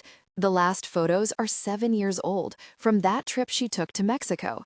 There's Pauline twirling in a street with brightly colored buildings, sunflower yellow, apple red. It's like the girls colored the streets with their Crayolas, she had written. I scroll back. The trip before that was to Turkey. There's a picture of her on a beach with a little pigtailed girl. On beach at Black Sea when I joined this little girl making sandcastles. Her name is Glorina, Romanian for Gloria, she wrote in the caption. What do you think about that, sis? Mom had responded in the comments. That you're too old to make sandcastles. Auntie Pauline had responded. No one is too old to make sandcastles, Glow. This was how they were. Arguing, disagreeing, bantering, but always, always loving. A message pops up on Melissa's screen. Thought you were turning in early, but you're still up. You still haven't said what you want to do for your birthday. I am up for anything. XX, Len. Len? I remember my sister's pink cheeks when I asked her if she had birthday plans. Len, so she does have a boyfriend. You go, girl, I whisper at her sleeping figure. She snores softly, and in that moment, I love her so much, it hollows out my belly. This was how Mom and Pauline loved each other. It has to be because of me. Whatever went wrong between them, it's because of me. Suddenly, coming back from the dead doesn't seem like a miracle so much as a curse, because dead people don't have to see how much destruction they left in their wake. And me, I've got quite a body count going. I ruined Mom and Dad's marriage. I ruined Mom and Pauline. I ruined Calvin. I even ruined Missy's 10th birthday. Dad called my coming back a miracle, but how can it be? Mom was right. I'm not special. I never was. I didn't save orphans. I didn't march for causes. I didn't even pick up litter. And I was horrible to my amazing sister. I was selfish, in life and in afterlife. All I've been able to think about is me, what I've missed, getting my life back to how it was. But lives can end, even without the benefit of death. Just look at them. Look at all of them. I have to fix this, I whisper into the quiet room. Melissa rolls over in her bed, making unintelligible sleep noises. I have to fix this, I repeat, an idea forming. I can't go back in time and undo my death, but maybe I can undo the damage it wrought, starting with Melissa's birthday party. I go back to Aunt Pauline's blog. Auntie P, I write in the comments. It's Missy here, now Melissa. I know it's been way too long, but I'm having a party on my 17th birthday. Think of it as a do-over for the spy party I never had. It would mean the world to me and Mom if you could come. The original guest list was supposed to be Missy, Mom, Dad, Pauline, Calvin, and me. This time, it's going to be the same, plus this boy Len. I haven't heard from Dina, so if I want to reach Calvin, I have to take matters into my own hands. I switch over to the social media program that Melissa uses and pull up Casey's page and send her a message, once again as Melissa. This is Melissa, Amber's sister. Can you tell me how to get in touch with Calvin? I write. And then, finally, I click on the message from Len. Birthday party in the works at my place. Stay tuned for details. Turning 17 is a big deal, I whisper to Melissa, and then I tiptoe back into my room. Melissa, 1 year before. When did you know? Lenny asked Melissa. They'd just shared their first kiss in the break room of the thrift store where they both worked. It was after hours, the place quiet, save for the pounding of Melissa's heart. On your first day here, Melissa replied, relishing the waxy feel of Lenny's lipstick on her own lips, the tangle of Lenny's neatly manicured nails playing in her messy hair. She shifted herself and rested her head in Lenny's lap, smiling as she thought of the day, 1 month and an entire lifetime ago, when Lenny had walked into the store to apply for the job, working the cash register and arranging the displays. Tristan, the store's manager, had offered the job to Melissa first, but she turned it down. Most people didn't like sorting the used clothes that came in, but she loved it, no matter how old, how stained, how smelly the items were. When she held a piece, she could sense the life of the person who had owned it. A pair of ripped jeans with "I Heart Rob" markered on them, she imagined someone her age who'd had their heart broken by a boy named Rob and, realizing he was unworthy, had gotten rid of the jeans. A smock with snaps up the back, she pictured a grandmother, pockets full of treats for her grandkids. A pocket watch, she imagined it being passed from generation to generation, the last of the line dying out, and now the watch was in search of a new family. A lot of people might consider these things junk, but Melissa knew they left a shadow presence behind. It was a way someone could be here and gone at the same time. When Tristan introduced Melissa to Lenny, she felt a wave of energy travel from her head to her toes, stopping, for good measure, in her core. Was this the proverbial lightning bolt? She'd never felt anything like it before. She'd had crushes, plenty of crushes, but nothing like this. It wasn't just that Lenny was gorgeous. Black, bobbed hair, olive skin, cupid bow lips painted her signature red, and stylish, coming to work each day in the most incredible outfits. A 1940s rayon dress and combat boots one day, a skinny suit and ballet flats the next. That was window dressing. Lenny was forceful and funny and sharp. She could do the Saturday New York Times crossword puzzle. She loved cat memes. She had the best laugh, a low, husky chortle with a snort at the end that made Melissa laugh every time she heard it. And Lenny, she laughed all the time. Melissa didn't realize how much she'd missed laughter in the year since Amber died until she heard Lenny's constant and boisterous chuckle. "My first day here? Didn't know you believed in love at first sight." Lenny rolled her eyes, impeccably made up with charcoal eyeliner. Anyhow, love at first sight is a narrative construct, like money. Bet you $20 Tristan disagrees with you. "Har har, I see what you did there," Lenny said, kissing her neck. "And that's not what I was asking. I was asking when you knew you were gay." Melissa closed her eyes. The fluttering in her chest was warm and light and golden, like happiness incarnate. She considered Lenny's question. "I think I always knew. I just didn't know what I knew. That's why I was always watching people, to see if they could help me understand myself. Baby spy, you must have been so cute." Lenny stroked Melissa's forehead, and the pleasure was almost unbearable. She truly had not known a body, let alone her body, could feel this way. Did watching other people help? I think so. We have a neighbor who's a lesbian, and I don't know. I think when I met her, I recognized something in her. She helped me come out to my parents, but it was my sister who really got me through. How? She was like two people. There was Amber as I knew her, drama queen, devoted to her boyfriend, always with her clique of girlfriends. A basic, difficult person, Lenny says. Pretty much. But then there was this other side of her, so protective of me, so loving. I thought if she could be two people, so could I. I thought there was some secret. Was there? She smiles.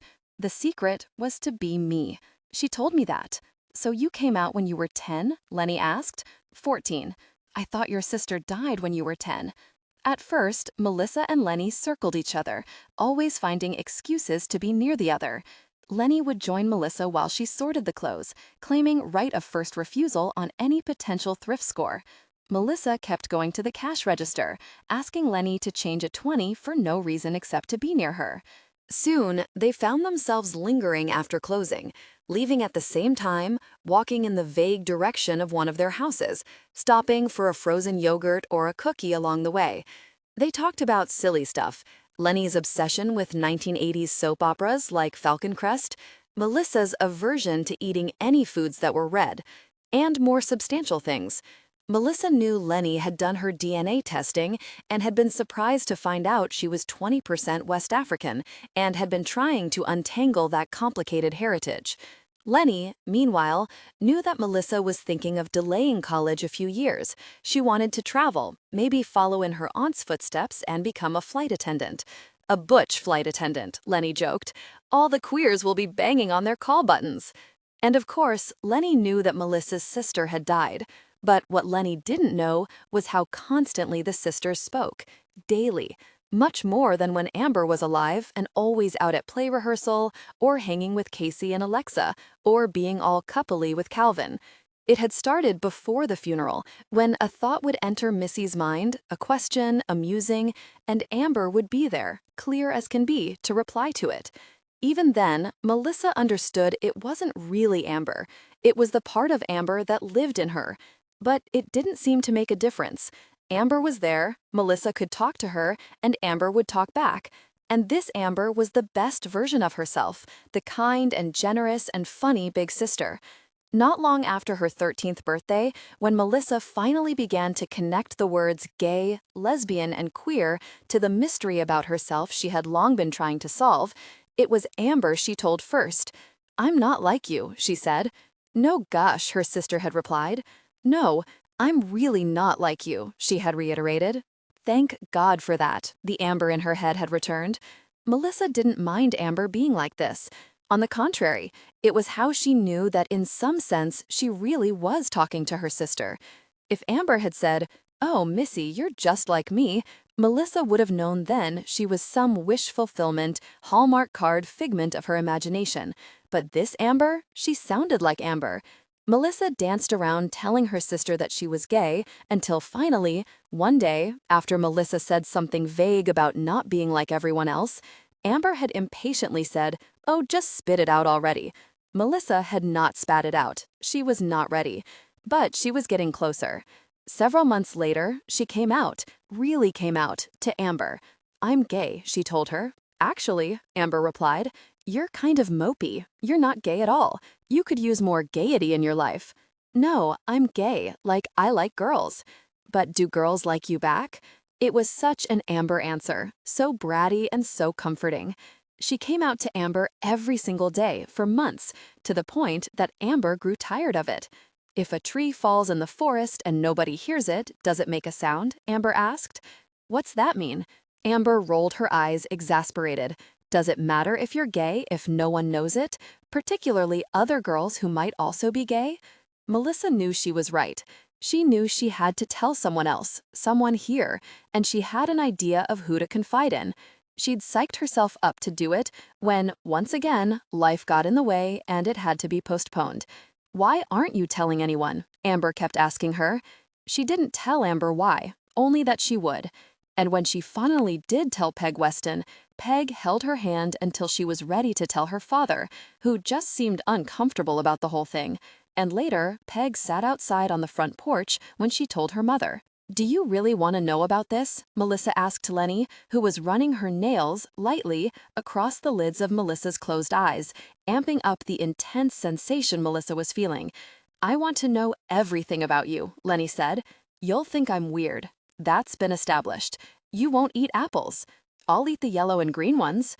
The prosecution rests. And so Melissa took a deep breath and told Lenny something she had not told anyone else, not her mother or father or Peg or Father Mercer or anyone at the teen support group she'd been sent to after Amber died, where she understood that she wasn't grieving like everyone else because she hadn't lost Amber the way everyone else had lost their person. As she spoke, Lenny's hand stilled, falling to her sides, leaving Melissa's skin cold and questioning. Had she gone too far? "What are you thinking?" Melissa asked after a nerve-wracking silence. "I'm wondering what I did right in this world to land a job at the same thrift store as you." Hope flared in Melissa's chest. She'd been honest with Amber, and it hadn't hurt her. And then Peg, and her parents, and now Lenny. Life had beckoned her out of the shadows, and the sun felt so good on her face. She took another breath. "Good, because I think I'm falling in love with you." Lenny responded with a generous helping of her perfect laugh. "Oh, girl, I'm already in love with you." "I thought love at first sight was a social construct," Melissa teased. "Oh, shut up," Lenny said. And then, still laughing, that musical, life-affirming, joyful trill of hers, she kissed Melissa. And after that, the talking stopped. "Amber, when I get back to my room, Dina is sitting on my bed. Gosh, you scared me." "Sorry," she says. And then she sneezes. "Bless you. Thank you." She sneezes again. "Are you sick?" She shakes her head. "It's always allergy season for me, remember? How could I forget?" Dina wasn't just allergic to food, she was allergic to dust, seasons, animals. She had to take a pill before she could come over, or her eyes would go all puffy just at the sight of Mr. Fluff. On high pollen count days, she wasn't allowed to play outside at recess. In elementary school, I would stay with her in the library. I kind of loved those days when we had the books all to ourselves and were granted special dispensation to break the no eating in the stacks rule. I'm so glad you came back, I say. I was scared you wouldn't. Why would you think that? Dina, in ninth grade, eating at the lunch table designated for kids with allergies, alone. Dina, sitting in the library, alone. But no, that was ages ago, and Dina had come to see me. She wouldn't be here if that still bothered her. I'm sure she's forgotten all about it. We aren't kids anymore, after all. Are you still grounded? She asks me. For eternity, it would seem. Eternity is a long time, Dina says. Is it? Recent experience suggests otherwise. You're funny, she says. You stopped being funny for a while. No, I didn't. You kind of did. You were always worried what other people thought.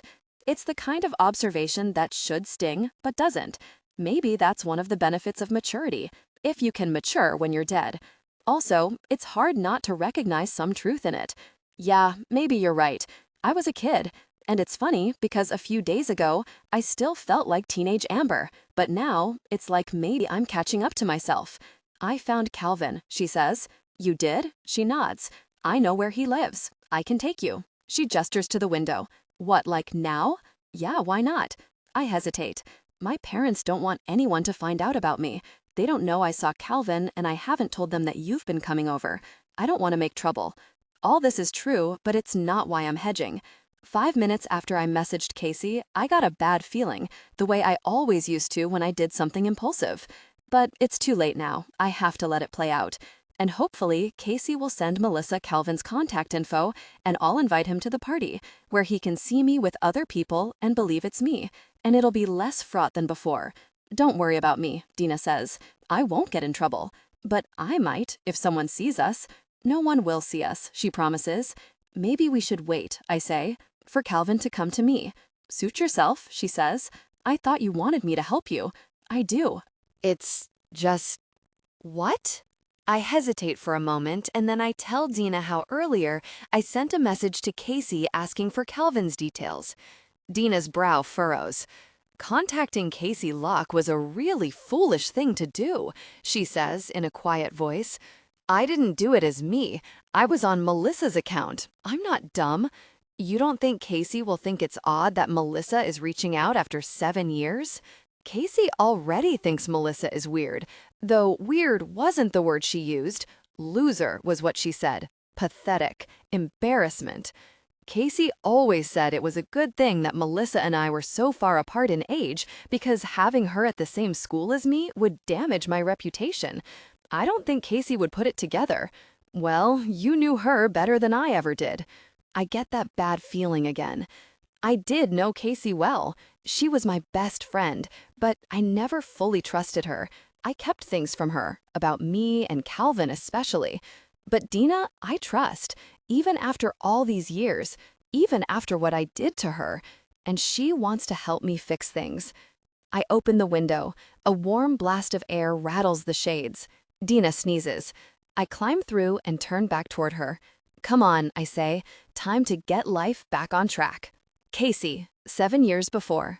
Casey's mom was wearing a brand new diamond ring. Your father gave it to me, she said, holding her hand out to Casey. Isn't he the sweetest? Casey nodded and faked a smile. Both she and her mother knew Casey's father was not even a little bit sweet. The diamond was a transaction. Her father slept around and paid for her mother's acceptance in carats. It was a huge diamond, maybe 2 carats. He must have gotten caught big time. If Casey ever got married, and that was a very big if, she was never going to be in her mom's position, which was to say the one with none of the chips. Her mom had been her father's secretary, who'd given up her job once she snagged a husband. The woman was a walking, talking cliché of what not to do, a simpering wimp who swallowed his bad behavior so long as she had pretty baubles. No wonder her dad cheated. Given the choice, Casey would so much rather be the cheater than the cheated on.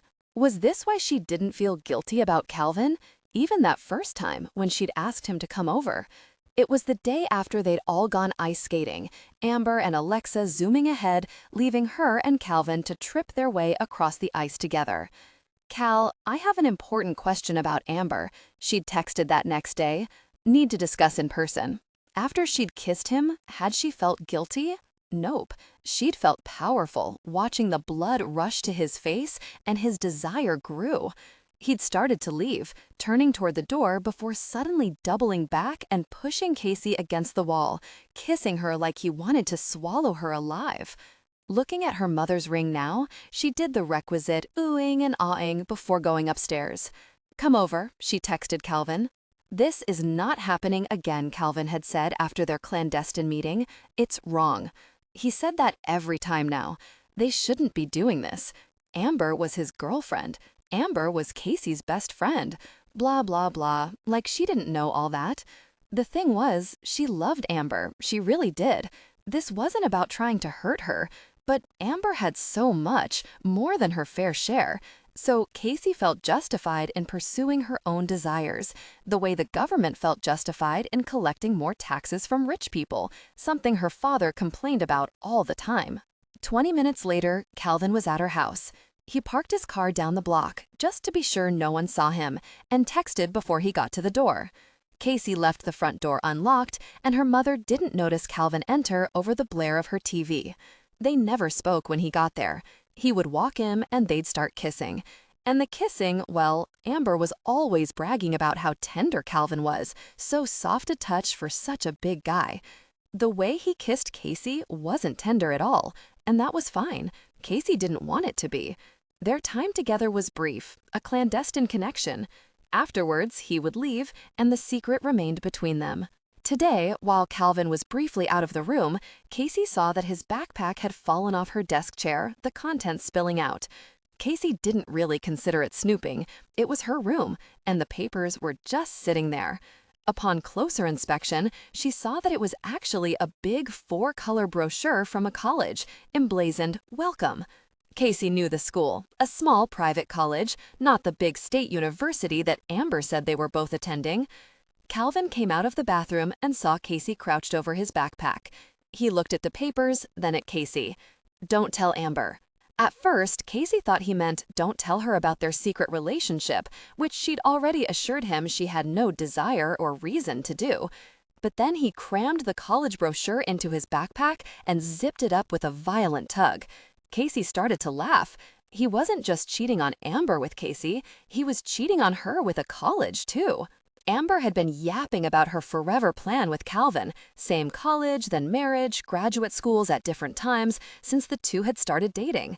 And now Calvin had applied to and gotten in somewhere else. "Don't you think she's going to find out eventually?"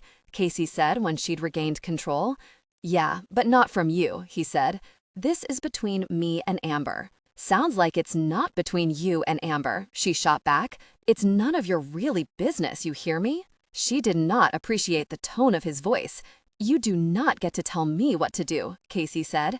She had to work so hard to keep her own voice blasé. "I am Amber's best friend, and if I think there's pertinent information, then I'll—" For as big as Calvin was, he was shockingly fast. In a single breath, he had taken her shoulders and shoved her against the wall. His face was close. She could smell the green apple scent of her body wash, which he used to erase her, though if he wasn't such a moron, he'd know that the fruity smell of the soap was a much bigger giveaway. She thought he might kiss her. She closed her eyes, but nothing happened. She opened them and saw his eyes, curdled with disgust. In spite of her reputation, Calvin was the first guy she'd been intimate with. But in that moment, Casey decided that whenever people asked her about it, she would lie and say she had shared a significant bond with her high school sweetheart after a dance. Calvin pushed away, snatched his backpack, and left her room. Dramatic as his departure was, Casey knew he'd be back. And he was, the very next morning. He parked in her driveway without texting first and pounded on the door. For a brief second, Casey thought he'd come to profess his love. She maybe even hoped for it. All that was dashed when she opened the door. The look on Calvin's face was pure hatred. Casey automatically stepped back into the foyer, shielding herself with the door, scared of what he might do to her. "Did you tell her?" Calvin screamed. "Did I tell who what?" she asked. "Amber," his voice cracked. "Did you tell her?" Amber knew. A prickle of electricity lit through Casey, eating up the empty space where Hope had just lived. Calvin stepped inside and grabbed her by the shoulders. He yanked her back and forth hard. "Did you tell her?" Her father had not yet left for work, and hearing the hubbub, he came to the front door and saw Calvin shaking Casey. "What the gosh do you think you're doing?" her father shouted. She heard the anger in his voice and translated it as love. Another bolt of electricity shot up her spine. "Get your hands off her," her father yelled. Casey could remember precisely one other occasion that her father had stuck up for her like this. 5th grade. A softball game, Casey sliding into home plate as the umpire had called her out. Her father, who rarely came to games, had been there and made a scene. The umpire was an idiot. He was the father of a girl on the opposing team and biased. The umpire refused to amend the call, and her father had taken her out for ice cream afterward as a consolation. The thing of it was, Casey had been out. She'd heard that thwap of the catcher's glove closing around the ball before she crossed home plate. But by the time her spoon scraped the last bit of hot fudge out of the silver bowl, she'd managed to convince herself that she had been safe. "Get the gosh out of here," her father yelled at Calvin. And when he still didn't move, her father punched him in the face. The blow surprised Calvin more than it seemed to hurt him. He put his hand to his cheek as if unsure of what had happened. The skin under his eye was starting to swell. As Calvin peeled out of their driveway, Casey started to cry. She looked to her father, expecting sympathy, but his face bore the same mask of disgust Calvin's had. "You lie down with dogs, don't be surprised when you get fleas," he told her. It took her a minute to pull herself together, so by the time she got to school, the first bell had rung, but there was a cluster of kids standing around the parking lot crying. One of them was Alexa, who ran up to Casey and hugged her, crying, "Oh, Casey, I can't believe she's gone." "Who's gone?" Casey asked. "Amber."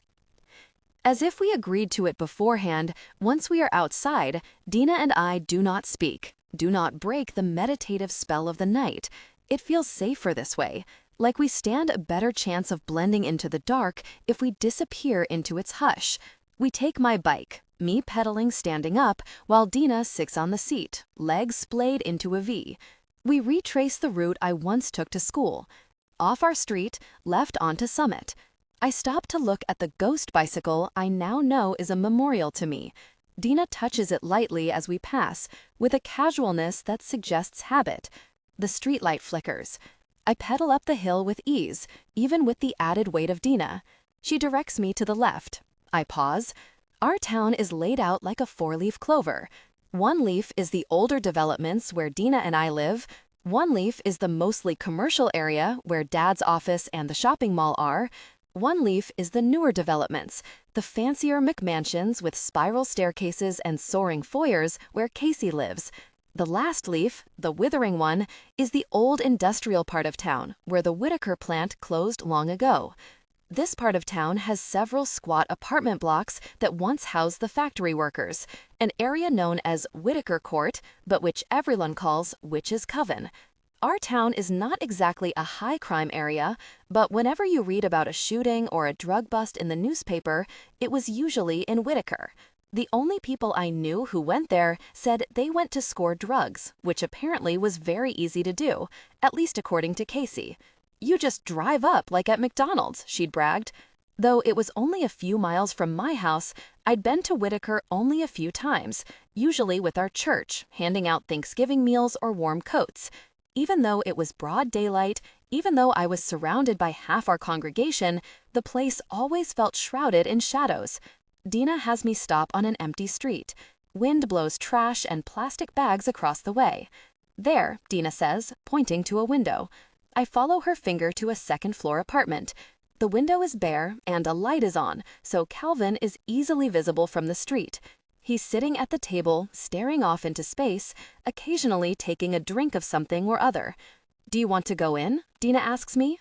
I do. I want to see Calvin. I want to fix things with him. That's what I'm here to do. And I don't, because 7 years have passed, and that man in that window is not someone I'm sure I know. If time has held still for me, it appears to have hurtled forward for him. He doesn't look 25. He looks old. I can walk you to his front door, but I can't go in with you, Dina says.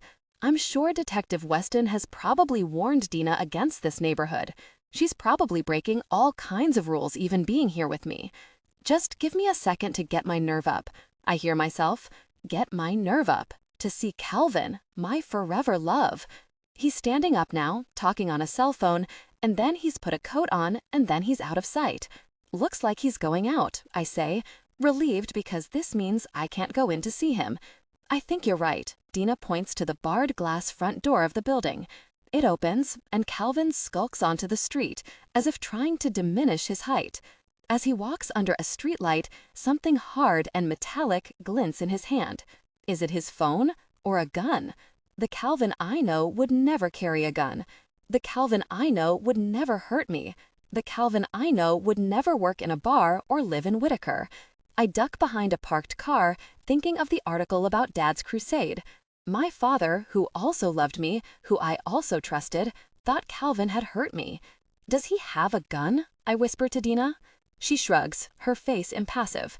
Maybe being the daughter of a cop, she spent her life around guns, though I remember when Detective Weston came home from work, before she even said hello, she would always put her firearm in a special safe. Let's get out of here, I say to Dina. Are you sure? She says. I used to be. So sure of Calvin, of me, of our future. But I was so young.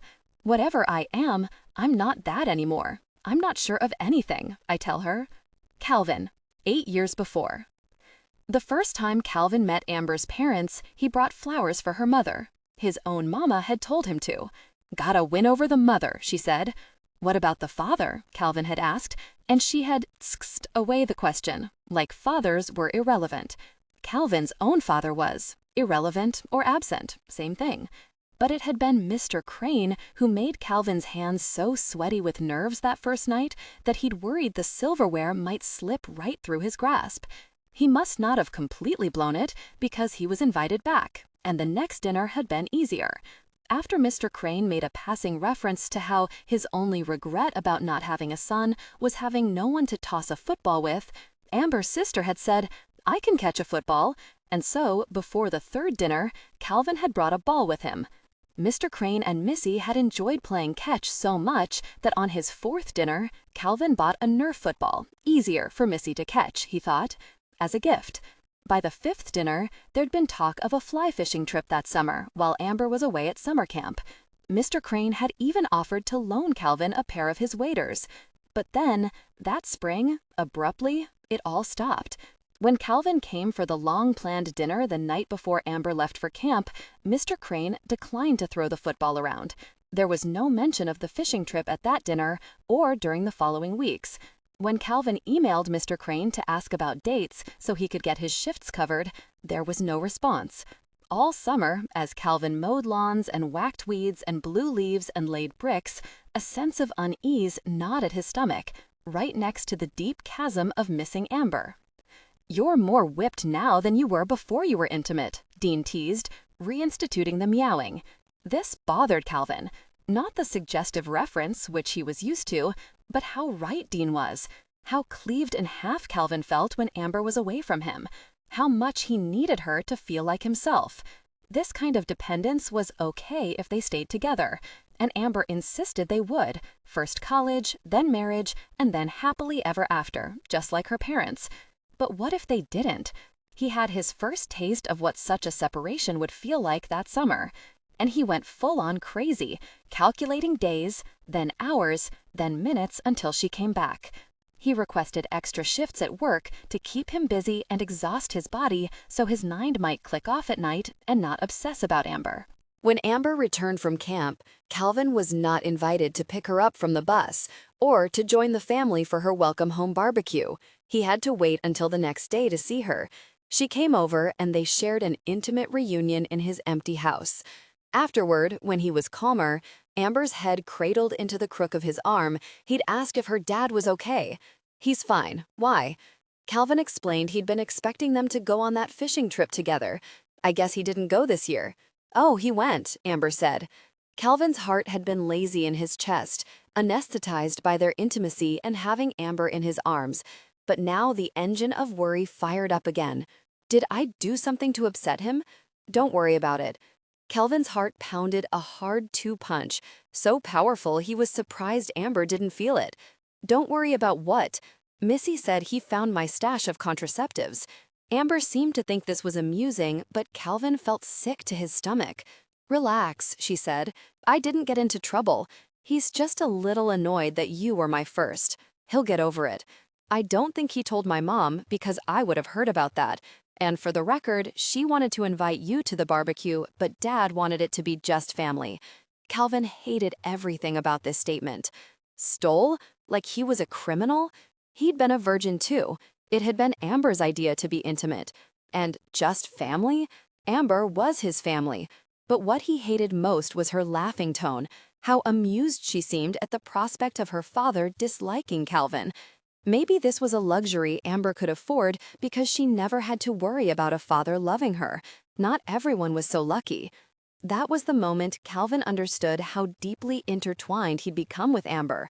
Dean would cite this as proof that he was whipped, but it was worse than that. It was like they were conjoined, and now separation really could kill him. And in spite of Amber's happily ever after fantasies, separation now seemed possible. What if her dad forbade them from seeing each other? What if her mom gave her an ultimatum? Calvin or the family? It was so fragile, what they had. It was a terrible feeling, this fear of losing something precious. Amber had backup, a big family, lots of friends. She'd be fine. But Calvin knew that he'd be useless without her. He hated that feeling, and for the tiniest flash, he hated Amber for causing it. Don't obsess over it, Amber said, kissing him in bed. One day, we'll be married and he'll have to love you, like my Gammy had to love him, and then you can go on all the fishing trips you want. They'd been talking casually about a future together like this for months now, but for the first time, Calvin didn't trust it. He could still see it happening, but now he didn't know if he wanted it to, not if it could leave him this defenseless. Amber looked at his bedside clock. I have to go. I promised Casey and Alexa I'd go ice skating at the mall with them. She slipped out of bed, looking behind her. Wanna come? The word no was on his lips. He wasn't a good skater, and he tried not to invade Amber's time with her girlfriends. He didn't want to breed resentments. And anyway, while Alexa was cool, Casey had a sharpness that put him on edge. But for whatever reason, that time, Calvin said, "Sure, I'll come." Amber. The next morning, while I'm pretending to sleep, the doorbell rings. I peek out my window and see that it's Detective Weston, and my first thought is that Dina got in trouble for sneaking me to Whitaker last night. Mom answers the door. "Oh, Peggy," she says with a shudder in her voice. Melissa opens my door, puts a finger to her lips, mouthing, "Be quiet," before heading toward the kitchen. I hardly see the point in hiding. Mom already told Detective Weston about me, and now she's here.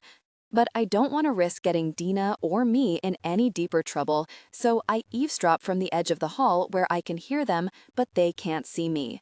"Melissa," I hear Detective Weston say, her voice full of warmth.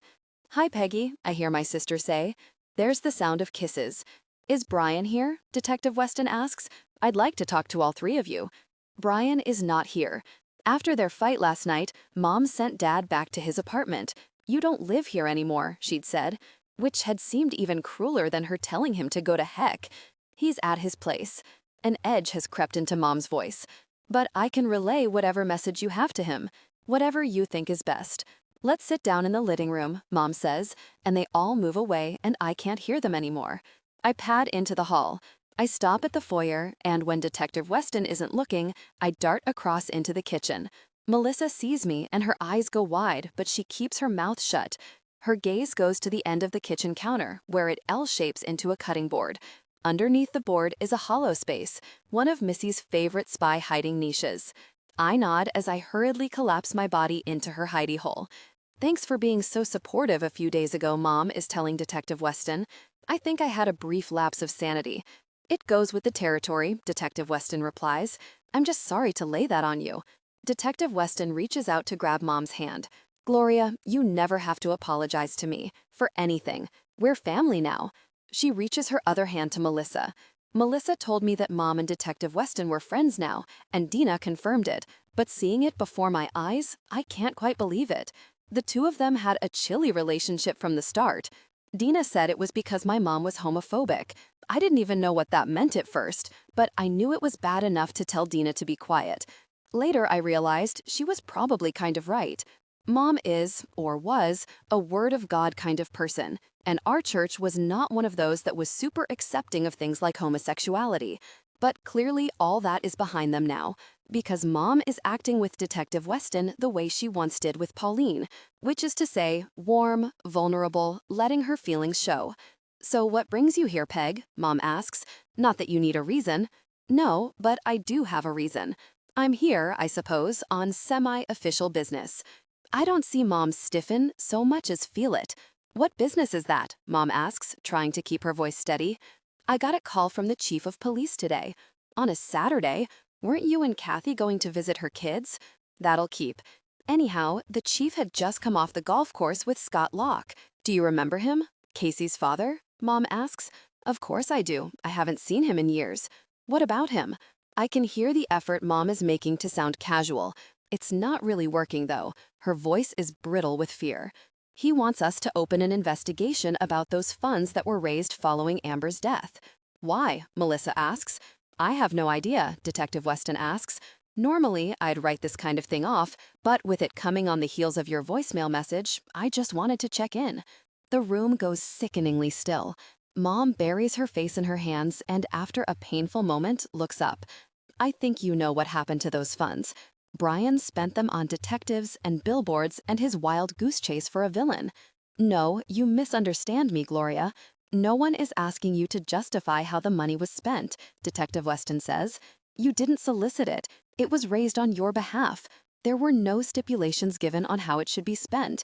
If you'd wanted to buy 2,000 teddy bears, it would have been your right. So what you're saying is that Scott Locke is a jerk, Melissa says. Not exactly breaking news. Language. Mom's voice is so weak, there's no muscle to her scold. I think my language is very precise, Melissa replies. That whole family is awful. Casey was always such a manipulative, difficult person, and she brought out the worst in Amber, she says, her voice louder, I expect for my benefit. Not that I can blame her, coming from those parents. Her dad is intimate with everyone in town. And her mom is even worse, so holier than thou. Remember how she complained to Father Mercer after I came out that I was bringing gay propaganda to the church? Dude, it was a rainbow pin. I keep telling you to come to my church, Detective Weston says. The Unitarians are very queer-friendly.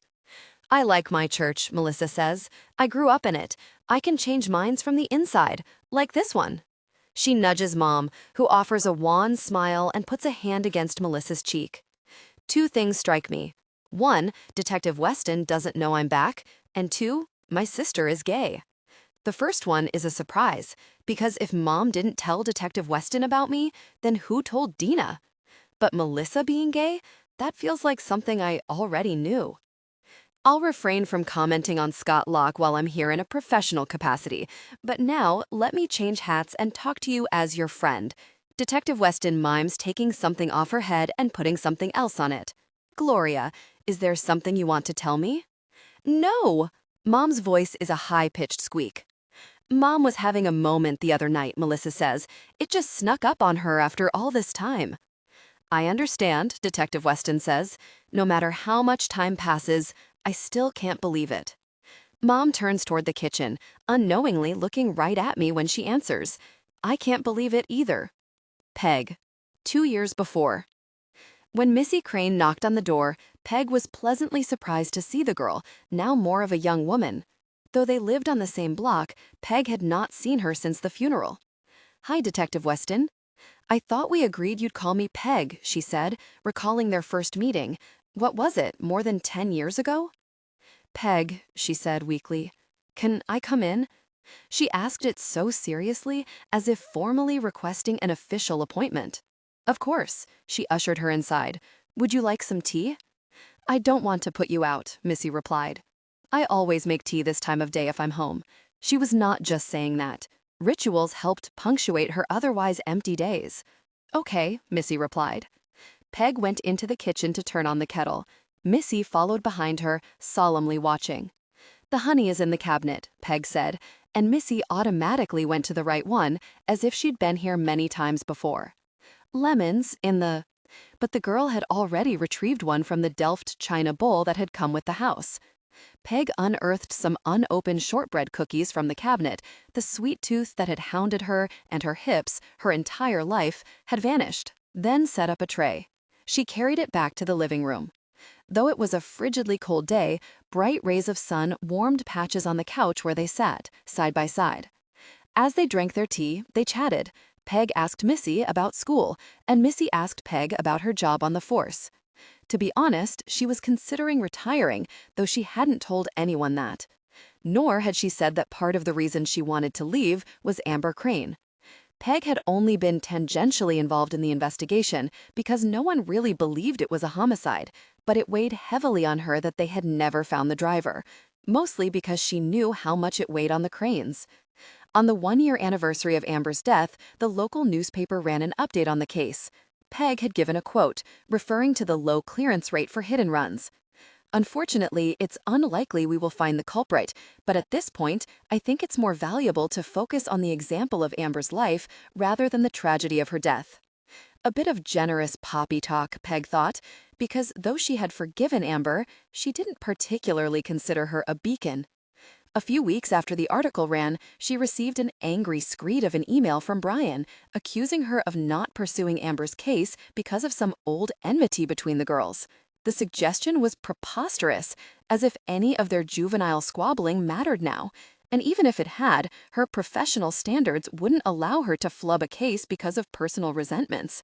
If she couldn't have investigated the case fairly, she would have recused herself. And the truth of it was, there was no homicide. It was vehicular manslaughter, not her domain. A few months later, Earl Sincox, a retired cop who now worked as a private investigator, asked her out for a beer. "What do you know about Calvin Judd?" She sighed. "You're barking up a dead tree," she had told Earl. "We looked into him as a potential suspect for about 5 seconds because he had a black eye and didn't go to the funeral. The latter might be unorthodox, but it's not unheard of. As for the black eye, it corroborated his rock-solid alibi. He was nowhere near the scene of the accident." "Well, he's got quite the rap sheet now." Earl flipped open his notebook. "That all came after," Peg said. "Grief makes monsters out of people." Back then, it had been a throwaway comment. Oh, did she know that now? She looked at Missy as she sipped her tea and told the girl the truth. "I'm thinking of retiring." "Why?" "I suppose I don't feel like I'm helping people anymore. And really, I moved here for Dina, and she's not here anymore." "I understand why you might feel that way, but it's too bad." "Why is it too bad?" Peg really wanted to know. She wanted this girl to tell her. Missy drained the rest of her tea.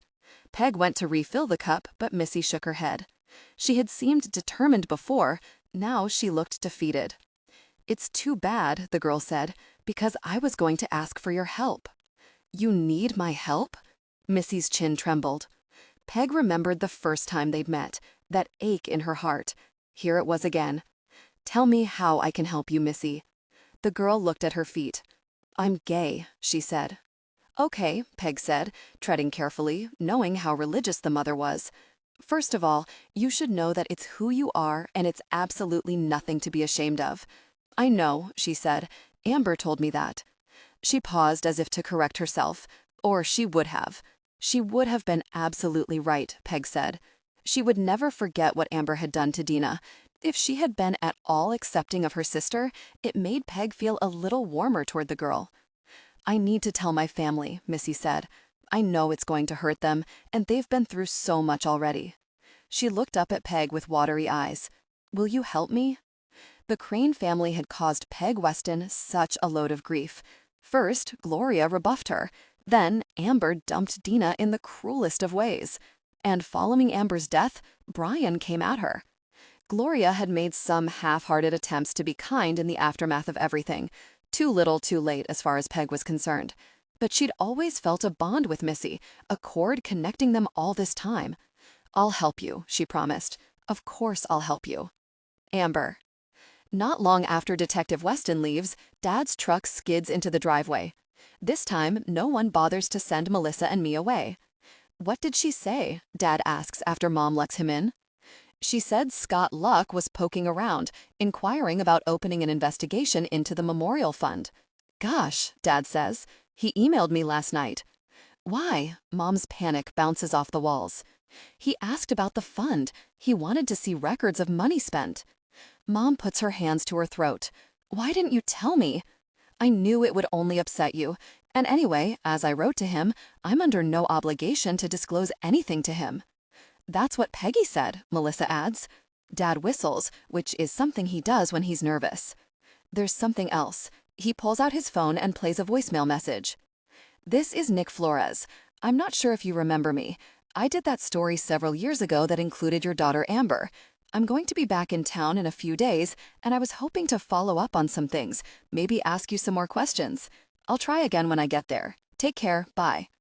As he hangs up, Mom's legs buckle. I go to catch her, but Dad gets there first. It's already starting, she says. Even Dad looks shaken. Maybe it's a coincidence. Or maybe Scott Locke called a journalist, Mom says.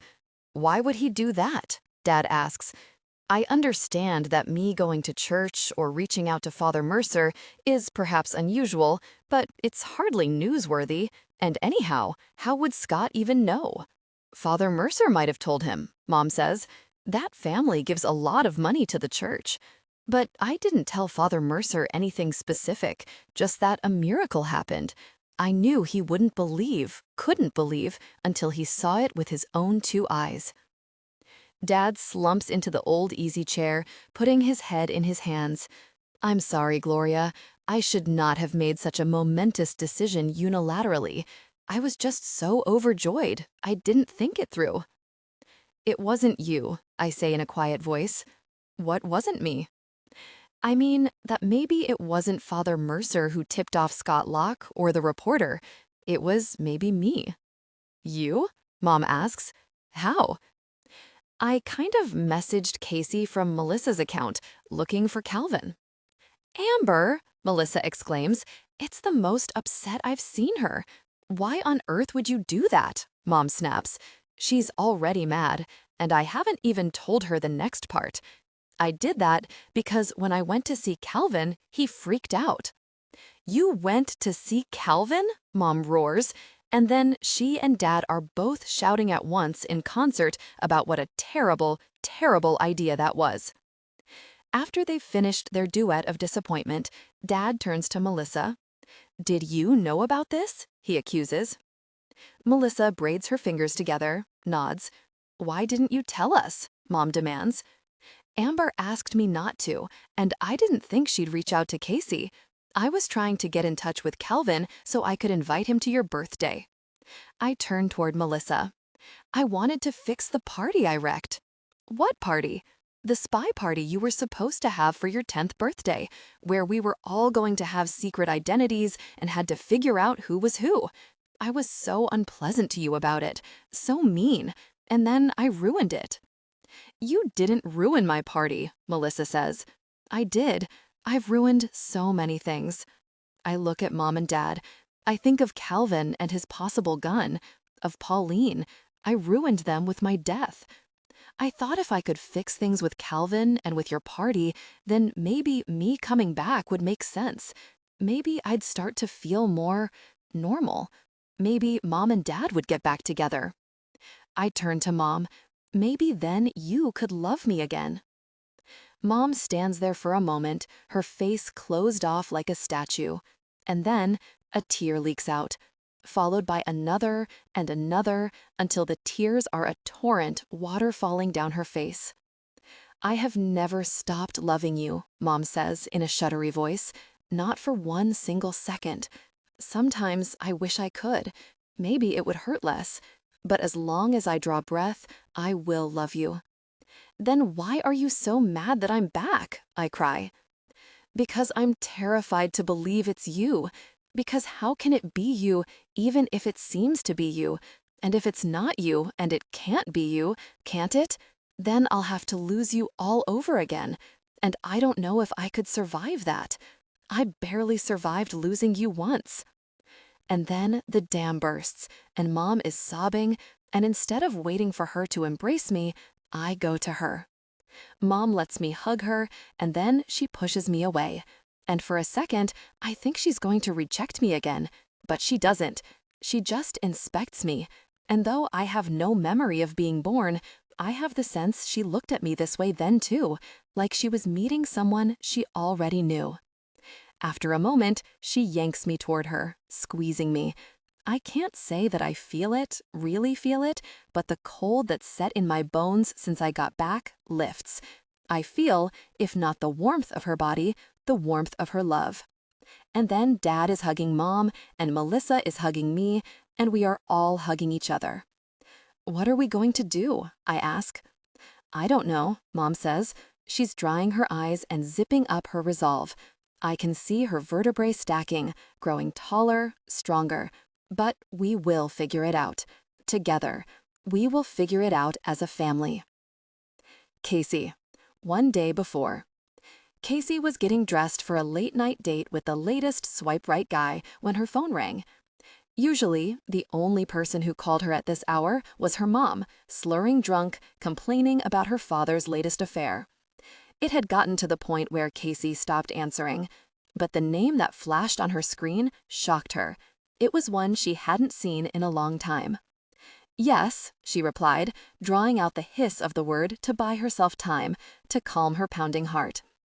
"It's Calvin," he said, adding Judd, as if there were so many Calvins in her life. "Calvin, long time," she said. The sing-song in her voice tasted artificial, like the kind of fake sugar that left an aftertaste and gave you cancer. "What's up?" They had not spoken in person since the morning after Amber died, when he'd indirectly accused Casey of somehow being at fault, as if Amber finding out about Calvin would send her purposely careening into a moving car. The girl was ridiculous and swoony about Calvin, but she wasn't that stupid. And anyway, Amber was from a churchy family. Who would think suicide was a sin? The whole accusation was so insulting that when Casey first learned Mr. Crane had gone all commando trying to pin Amber's death on Calvin, it felt like some sort of cosmic justice. Calvin didn't answer her, making Casey do all the work, just like when they were teenagers. "I'm on my way out, so if this is a catch-up—" "Have you seen Amber?" he interrupted. Before the rational part of Casey's brain could process the absurdity of the question, a different part, the 16-year-old girl, heard it. The sting of it returned. Amber. It had always been about Amber. "Have I seen Amber?" she repeated, firing each word like bullets in a chamber. "I know it sounds strange." "It doesn't sound strange," Casey replied. "It sounds insane." Insane was how Casey's father had described Calvin to the police when he'd been questioned about punching Calvin the morning after Amber's death. "I wouldn't put it past him to kill someone," he'd said. Except he hadn't, of course. Calvin had an alibi. Casey was the alibi. "No, officer, he did not knock his girlfriend off her bike, because at the precise time of Amber's death, Calvin was with her best friend." That wasn't exactly how Casey had put it, but the gist of it was the same. The detective's lip had quivered as she'd written it down on her little pad, the disgust emanating off her like radiation. Really her. Really Calvin. Really them all. But at least the detective had kept it quiet. Calvin was cleared, and life went on, and that might have been the end of it had Amber's dad not gone so completely bonkers, with stupid billboards and newspaper ads and private eyes, until Calvin's mother very publicly spilled exactly where Calvin had been the day that Amber died. The Locke family's carefully cultivated reputation was trashed after that. Casey, the grieving best friend, became the boyfriend-stealing, disreputable person. It never seemed to occur to people that you could be both. All this had happened during her junior year of college, when high school felt like ancient history, but that hadn't stopped all her friends at home from dropping her, or her own father from suggesting she not come home for the summer break. "Better to stay away until things settle down," he said. Honestly, they'd all done her a favor. That podunk town was in her rearview mirror, and she was never going back. And she hadn't. She'd graduated from college with a marketing degree, gotten a well-paying job at a pharmaceutical company, rented a high-rise apartment with a view of the city, and gone out to nice dinners with friends who had never heard the names Amber Crane or Calvin Judd.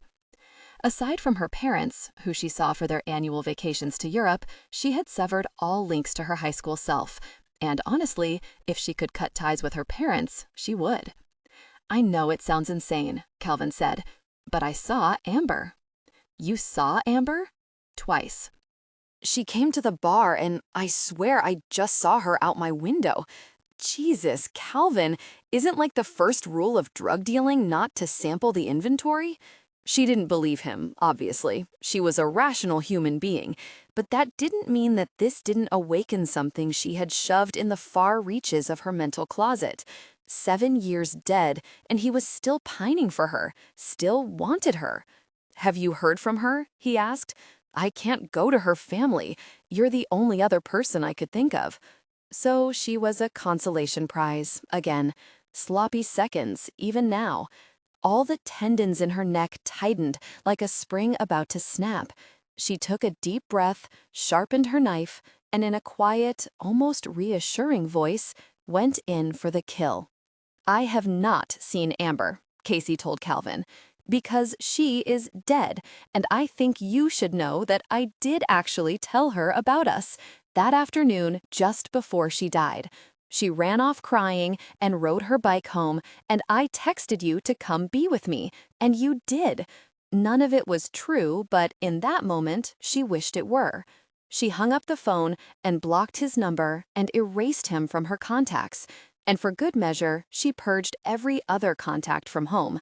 It felt so good, taking control like that. She should have done this years ago.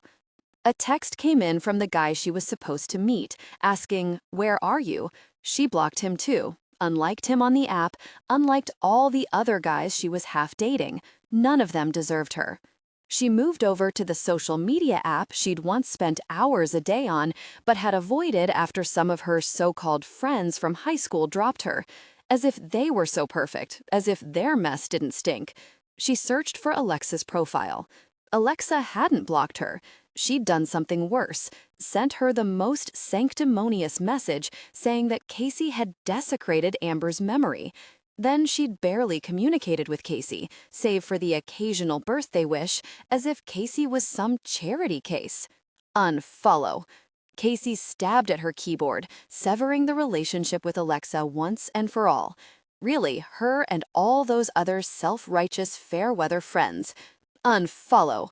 Casey pounded the button with relish. Unfollow, unfollow. Why hadn't she done this years ago? It felt so good, like getting rid of clothes you didn't wear anymore. Clear out the closet to buy more stuff, better stuff. And that was when she saw it. A message from Melissa Crane. She had not heard from Amber's weird little sister since the funeral, nor had she expected to. Casey couldn't stand that kid, and she had sensed the feeling was mutual, which always pissed Casey off because that dork Missy wasn't cool enough to dislike Casey. But here she was, after 7 years, reaching out to Casey and asking about how to get in touch with Calvin. A wave of nausea rose up in her so suddenly she didn't have time to get to the bathroom and was forced to retch into a plastic shopping bag. Calvin calling, asking about Amber? Melissa writing, asking about Calvin? Her heart started to pound, and black spots skated across her vision the way they had that day in the parking lot when Alexa told her Amber was dead. She was scared, and there was only one person she could think of who might make it better. She picked up the phone. She called her father. "Amber, Dad calls a family meeting. Mom makes tea. Melissa pops popcorn. We all gather on the couch like this is any other discussion to talk about slacking off on chores or treating one another with more respect. It's like nothing has changed. But everything has changed." Dad clears his throat. "I cannot pretend to understand how it is you are here with us, Amber, but I have decided it's not for me to question." Dad looks at Mom with a familiar tenderness. "Your mother always said God works in mysterious ways. I should have trusted you. How could you when I couldn't trust myself? Mom replies. And none of that matters now. What matters is that we're here, together. How that is, why that is, we may never understand. That's what makes it a miracle. Your mother always said both of you girls were miracles. So maybe neither of us should be surprised that we've been bestowed with another one, Dad says, reaching for Mom's hand. This time, she does not shake it off. We may never agree on how or why you are here, but we agree on one very important thing, Mom says. We have to protect Amber. How? I ask. By leaving. It makes sense. Whatever I am, I no longer fit into the mold of my old life. I have to go away, start life somewhere new, as someone new. My family could come visit me, Dina could come visit me, but no one else would ever have to know. I mean, maybe I'm not even the only one. Maybe there's a whole bunch of dead people who've come back on the down low, like in some kind of witness protection program. When do I go? I ask. Where do I go? Not you, Mom replies. Us, the whole family, Dad agrees. Where? Melissa asks. As far away as possible, Mom says. Where no one knows us, Dad adds. But what about... Melissa trails off. She takes several deep breaths, like she's trying to calm herself. But I think I know what she wants to say. What about me? What about the girl I am in love with? I know it will be hard with Lenny, Mom says. But you're about to graduate and start a new life anyhow. And you're young, Dad adds. You'll meet someone else. How can you say that? I cry. You two met when you were only a few years older than Melissa is now. Maybe Lenny is the love of her life. I won't let you ruin it on my behalf. I turn to Melissa. I won't let them do that to you. I'm sorry I wasn't a better big sister before, but I'm going to change that now. I turn back to Mom and Dad. Send me away. Let Melissa have her life. How can I do that? Mom asks. Maybe it's selfish, but I can't lose either one of you now. Melissa understands that. Does she? My sister has folded herself into a ball, hands clasped around her knees, as if trying to make herself invisible, but I see her body quaking. I rush to her and encircle her in my arms, holding her tight as I can, refusing to let another thing break apart because of me. I thought I knew love before. I talked about it all the time with Calvin, but what I feel now for my sister is a tidal wave, taking over my entire body. A different kind of love than anything I've ever experienced. I wish I could have protected her better when she was younger. She claims I did after I died. And I'll be very if that's going to stop because I came back. I refuse to let this happen, I tell Mom and Dad. You can go back and forth between here and wherever you want to send me. You can take turns, like how divorced parents share custody. But then we'd have to be apart from each other, Dad says. And there's already been too much of that. He looks at Mom, who nods at him. A tiny gesture, but it's enough. They are going to try again. It was one of the things I wanted, one of the rifts I needed to mend, but not like this, not at Melissa's expense. Someone has to die in order that the rest of us should value life more, Melissa says in a quiet voice. Huh? I ask. The Virginia Woolf quote from your yearbook, she says between juddering breaths.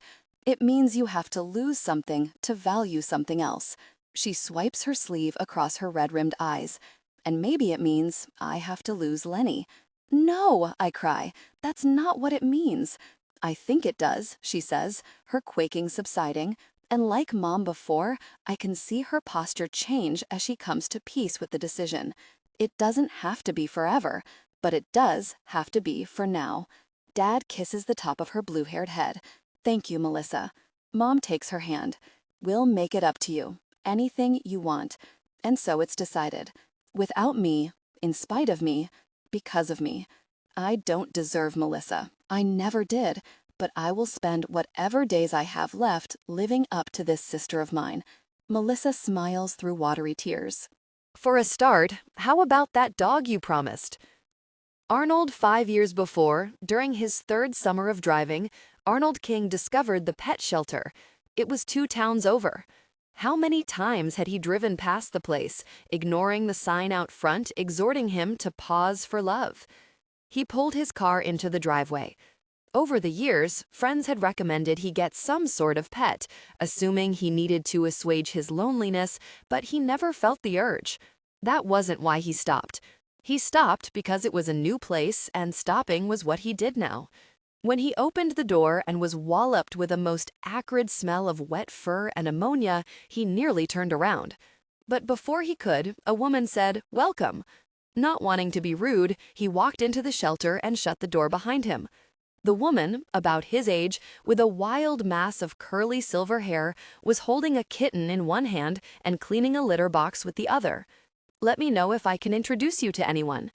He'd been charmed by that. Introduce you? The door opened again. In came a woman. She was familiar, but so were many people around here, a byproduct of having taught 100+ students a year for decades. "Ah, you've come back for barley," the older woman said. "I have," the younger woman replied in a tremulous voice. "Thank you for all your patience, Nancy. Picking out a new family member is a process." She turned to Arnold and handed him the kitten. "Here, hold her for a second." "But Arnold began, but she was gone before he could tell her he was not much of an animal person. The kitten also didn't appear to get the memo, as she inserted herself into the crook of his wrist and began purring with a muscle car motor. The older woman, Nancy, returned with a small, wiry-haired gray dog on a leash. When he saw Arnold, he barked and jumped on his hind legs. The cat in his arms looked up for a second and then promptly went back to her nap. "No, Barley," Nancy said. "He's not your new human. She is. This is Gloria, and she's going to take you home." She led the impish mutt toward Gloria, who crouched down to scratch him behind the ears. Then she began to cry. Out of nowhere, Nancy produced a crisp blue handkerchief and gave it to the crying woman. "It's all right." As Gloria dabbed her eyes, the dog wandered over to Arnold and wound its leash around his legs until he was immobilized, with a weeping woman to his right and a kitten in his arms. This was not a scenario he'd ever imagined himself in. "I promised my daughter a dog," Gloria was saying, "and I couldn't handle a puppy, but an older dog might." At that, a fresh round of tears poured from her eyes. "It's just, I lost Mr. Fluff not long ago, and you saw how hard that was on me." "I did," Nancy said, putting her hand on Gloria's wrist. "It's okay. You must think I'm an idiot." "Not at all. I know how painful it is to lose something so precious to you," Nancy said, her voice soft, her expression knowing. "I just don't know if I can do it again. I don't know if I can handle that loss again." She directed this, for some reason, to Arnold. Suddenly, he recognized her, remembering her from parent-teacher conferences, and from the funeral. "I understand," he said, even though how could he? One benefit of being single, childless, petless, was that you didn't open yourself up to that kind of loss. "I feel so terrible," she cried. "What will happen to the dog if I don't take him? He won't go to the pound, will he?" Arnold very nearly volunteered to adopt him, but before he could, Nancy said, "Don't worry, another family has already inquired about him, so I think he'll get scooped right up." Arnold, who was not an animal person, nevertheless suffered a wave of disappointment. After Gloria left, the air in the shelter seemed to have changed. Alone, facing Nancy, holding the kitten, Arnold felt awkward, tongue-tied, and so very young. "She took your handkerchief," he said. "Oh, I keep a stack of them. Tears happen here more often than you would think." She gestured for Arnold to hand the kitten back. As soon as he did, the spot where she'd been nestling felt much colder. "I would think adopting a pet is a happy occasion," he said. "It often is, but sometimes it's bittersweet," Nancy said, depositing the kitten back into the cage where she did 3 clockwise circles before lying down in a ball. "Some people adopt pets to fill the void of some other loss." She bent down to scratch Barley between his ears, while his tail beat a staccato rhythm against a shelf. "I started volunteering here for the same reason." "Your husband?" Arnold asked perversely, hopeful that she was a widow. "Oh, Tom died 20 years ago. My son, Jeremy, he didn't die, he disappeared." "Which is harder?" "I can only imagine. Sorry, that's a lot to unload on you." "I don't mind." And though Arnold had cultivated a life to avoid people unloading on him, this was true. He was happy for this woman to tell him anything she wanted to. So, does this guy really have another family who wants him? He asked. Oh, Barley, my old man Mutt's sweetheart. He's been here a while. Not a lot of takers, but I've been wanting to bring him home, and I think this was just the push I needed. All was meant to be in the end. Pause for love. That's what the sign had said. Arnold generally disliked sentimentality as much as he did puns, and he certainly did not believe in anything like fate, but in that moment, he had a vision of Nancy on a couch, reading a book, and him next to her grading papers. Barley on a pillow at their feet, the kitten, now a cat, they would name Lady, in his lap. He could see it so clearly. This life so different from the one he'd known. It was right there. Nancy, he said, I hope this doesn't sound hasty, but I would like to adopt that kitten, and I would like to take you to dinner. The look on Nancy's face was one of pure shock, as if she had not expected the day to go that way. Then again, neither had he. But in the last 3 summers, he'd trusted the road to take him where he needed to go, and it had taken him here. I'll need you to fill out an application and provide references. She handed him a sheaf of paperwork. And we're closing soon, so you probably can't collect the kitten until tomorrow. She'd sidestepped the dinner invitation. He wasn't surprised. A 66-year-old bachelor? Not much of a catch. She didn't even know his name. That vision, though, it had been so strong. He took out his marking pen and clicked it open. He would go through with the adoption, if not the dinner. He filled out the application, listed 2 references, handed it back to her. She peered at it. Thank you, Arnold. She put the papers down. As for dinner, I'll need to get Barley settled at home tonight, but why don't you let me cook you dinner tomorrow night after you collect the kitten? You can even bring her if you want. I have some old cat bowls and a litter box you can have. And she's quite fond of dogs. The vision struck Arnold again. It would happen. It was already happening. He had paused for love, and love had paused back. What a wondrous place this world could be. Amber. Mom and Dad disappear into their bedroom, and when they come out a while later, Mom announces the plan. We are moving overseas. Really? I ask. I was thinking we'd move across the country or something. We have to get far away, possibly get new identities, Mom says. Your passport, Amber, is thankfully still valid. We got it just before graduation, so I could take a trip to Tulum with Pauline. I remember how it was good for 10 years. I think if we do a land border crossing, they won't check, Mom says. We get to Mexico and can fly from there, and once we're somewhere new, we look into getting false identities. Mom, I never knew you had such a criminal mind, I say. Desperate times call for desperate measures, Mom says. Happy desperate, Dad clarifies. Good desperate. What are we going to do for money? Melissa asks.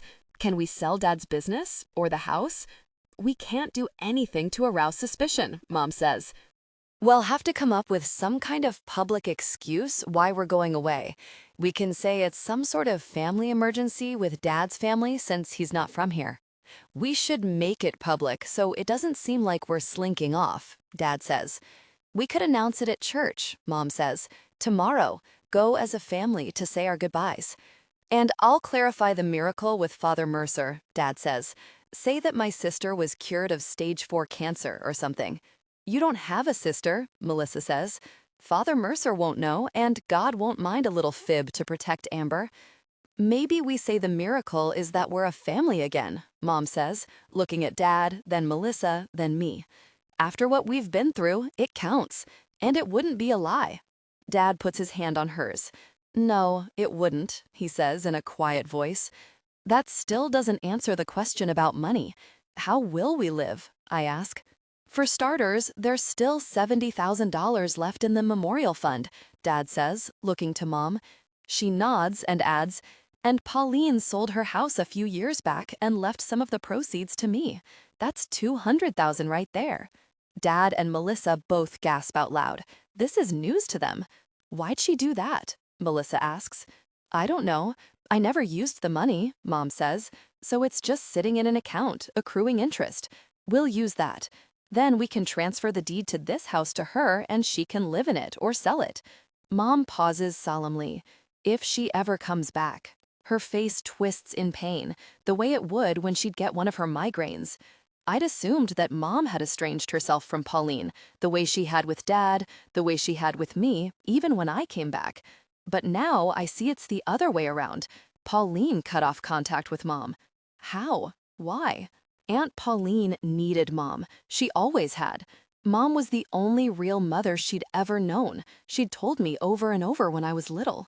I sent her the invitation to Melissa's party, assuming she'd want to come back, that she'd been waiting for an opening. It hadn't occurred to me that Mom was the one waiting for her own invitation. She lost us both. Poor Mom. Poor Pauline. Why did Pauline go away? I ask. Why did she stop talking to you? She thought it was her fault, Mom says, because she got you the bike. She said she couldn't face me, couldn't face herself. That's ridiculous, I say. I know, Mom says quietly. I should have tried harder, but honestly, when two people are drowning, they only drag each other under. I couldn't save her. I couldn't even save myself. But now we can. We can move to New Zealand. We can all be together again. That's the first place they look for us, Dad says. If they look for us, which they might. But even so, who cares? This is Pauline, I cry. She's your sister. I look at Melissa now. I can't imagine ever being separated from her like that. It would kill me. Again. I know, Mom says softly, and you're my daughter. And right now, being with you is my priority. She takes my hand and squeezes. There are tears in her eyes, a smile on her face. For her, the sacrifice is worth it. Was Melissa right? Was Virginia Woolf right? You have to subtract something to add something. Gain a daughter, lose a sister. Gain a daughter, lose a life. Why is the common denominator losing? Why is the common denominator me? Nick. One day before. The invitation had been emailed 8 weeks before, but Nick had only opened it the previous week as he caught up on his backlog of messages in the Sydney Airbnb he'd rented in between assignments. Arnold King and Nancy Halyard invite you to celebrate second chances. It was a wedding invitation. Good for you, Arnold, he said to his laptop screen. When Nick had gotten his advance copy of the National Geographic article with the photo essay about ghost bicycle memorials, he'd sent it to Arnold, care of Kennedy High School, with a sticky note that said, "You were right." Arnold had written him back, care of the magazine, and after that the two had kept up a steady correspondence, at first by airmail letters, and then, when Nick's globetrotting and lack of a permanent mailing address made that impossible, by email. Nick shared stories of the adventures from his photojournalism assignments, which had fallen from the skies like raindrops after the National Geographic article. Arnold updated Nick on his own life, more eventful than he could have imagined. He'd gotten a cat named Lady and a dog named Barley, and moved in with his girlfriend, Nancy, and recently retired from teaching. And now, here they were, getting married. Sitting on the veranda of his rented apartment overlooking Bondi Beach, Nick couldn't help but feel that it was Arnold's life that was exotic, enviable. The wedding was in less than a week, but he had time between assignments and more airline miles than he could ever use. He could do it. He hadn't been back to that town miserably working for Ansel Fitch Photo Studio, assuming his life was over at 33, since the National Geographic piece launched his career, sending him all over the world. There was no reason to go back. He had no family there, no particular connection save for an old dead-end job, but suddenly he felt a pull to return. He would see Arnold again, the first time in person since they'd met near Amber Crane's bicycle memorial. And perhaps he would contact Amber's family. He'd contemplated this for years, wanting to tell them how their daughter had altered the trajectory of his life, but he'd held back, unsure if this would be comforting to them or reopen old wounds. It was now well past the RSVP date, but Nick emailed Arnold and Nancy that he would love to come. Arnold responded immediately, delighted. Will you be bringing anyone? There was no anyone, just a parade of someone's. It'll be just me, he wrote back. 2 days later, he sat in a bar at the Sydney airport, having second thoughts. His head was already fuzzy with jet lag, anticipating the 16-hour flight ahead of him, which was just the first leg before his connection. He sighed loudly. Next to him, a woman said, "I second that emotion." He turned to her. She was tall, sunburnished, eyes crinkled with smile lines. Sorry, she said. I'm a nosy Parker. So am I, Nick said. By profession. Are you a spy? Close. Photojournalist. I didn't realize they still had those. She gestured to her smartphone. It's a dying profession. Everything is when you think about it. Her accent was hard to pin down. Softer than Australian, maybe Kiwi with a twang underneath. Where are you from? Take a guess. Her eyes sparkled with mirth. I'm gonna say Australia, but that you've lived abroad a lot. Not sure whether to be flattered or insulted. From the States originally, but I've been living outside Christchurch, New Zealand, heading back for the first time in 7 years. 7 years? How very biblical. You don't know the half of it, she said. And what's bringing you back? Nick asked, and hoped that she wouldn't say boyfriend or girlfriend, which was a ridiculous and presumptuous thing to hope, but since when had hope ever been rational? I've been invited to a party. Must be some party to go halfway around the world. Oh, it's very posh, very VIP, very special. What about you? I'm on my way to a wedding. Ah, they must be good friends if you're traveling halfway around the world. Actually, I've met the groom once and the bride never, but he changed my life. Once is all it takes. She paused. Was it for the better or the worse? Nick thought of his life. He had achieved his ambitions. He had raced across the Sahara on camelback in Niger, witnessed the mourning rituals of killer whales from 50 feet away in Alaska. He had been to pockets of the world few knew existed. He'd been happy and lonely. He loved this life, and he wanted more. Not more career success or money, but something else. Both, he answered. What brought you to Australia? She asked. First rule of journalism is show don't tell, he said, handing her his phone and opening up to the folder where he had loaded a few of his favorite shots from the trip. She scrolled through. Surfers, she said, sounding a little disappointed. Surfers, but particularly Aboriginal surfers. There's a whole movement of embracing the water as a way to reclaim the ocean and reconnect to the culture after the damage of colonialism. She smiled, and when she did, even her smile lines smiled. She kept scrolling and then stopped on a photo of stones laid out in a circle against the stark red clay of the Australian outback. What's this? That's not for the article. What is it? In some Indigenous communities, when a person dies, there's a period of mourning when it's forbidden to say the name of the dead or show anything that bears the person's likeness, so they create symbolic representation. He paused. I got friendly with one of the surfers. He invited me to his family's compound in the outback and told me about it. They call it sorry business. So you don't have pictures or mention the name of the deceased because it's too painful? Those glorious smile lines of hers became something else, worry lines, grief. It was a different kind of beauty, but beauty nonetheless. I suppose that could be part of it, Nick replied. But my friend explained that if you say the name out loud, you might pull the person back into this world, and if you do that, they can't inhabit their next life. So it's a way of letting go? I suppose so. She sighed. Maybe I should try it. I don't appear to be so good at letting go. People in the West struggle with it. Maybe because it's so final for us. We have a thick curtain between life and death.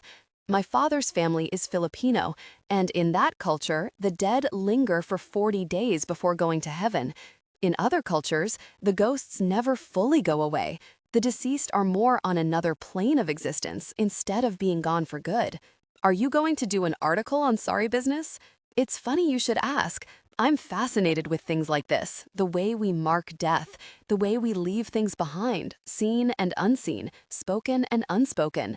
I don't mean to sound morbid, but I've been drawn to things like this for years.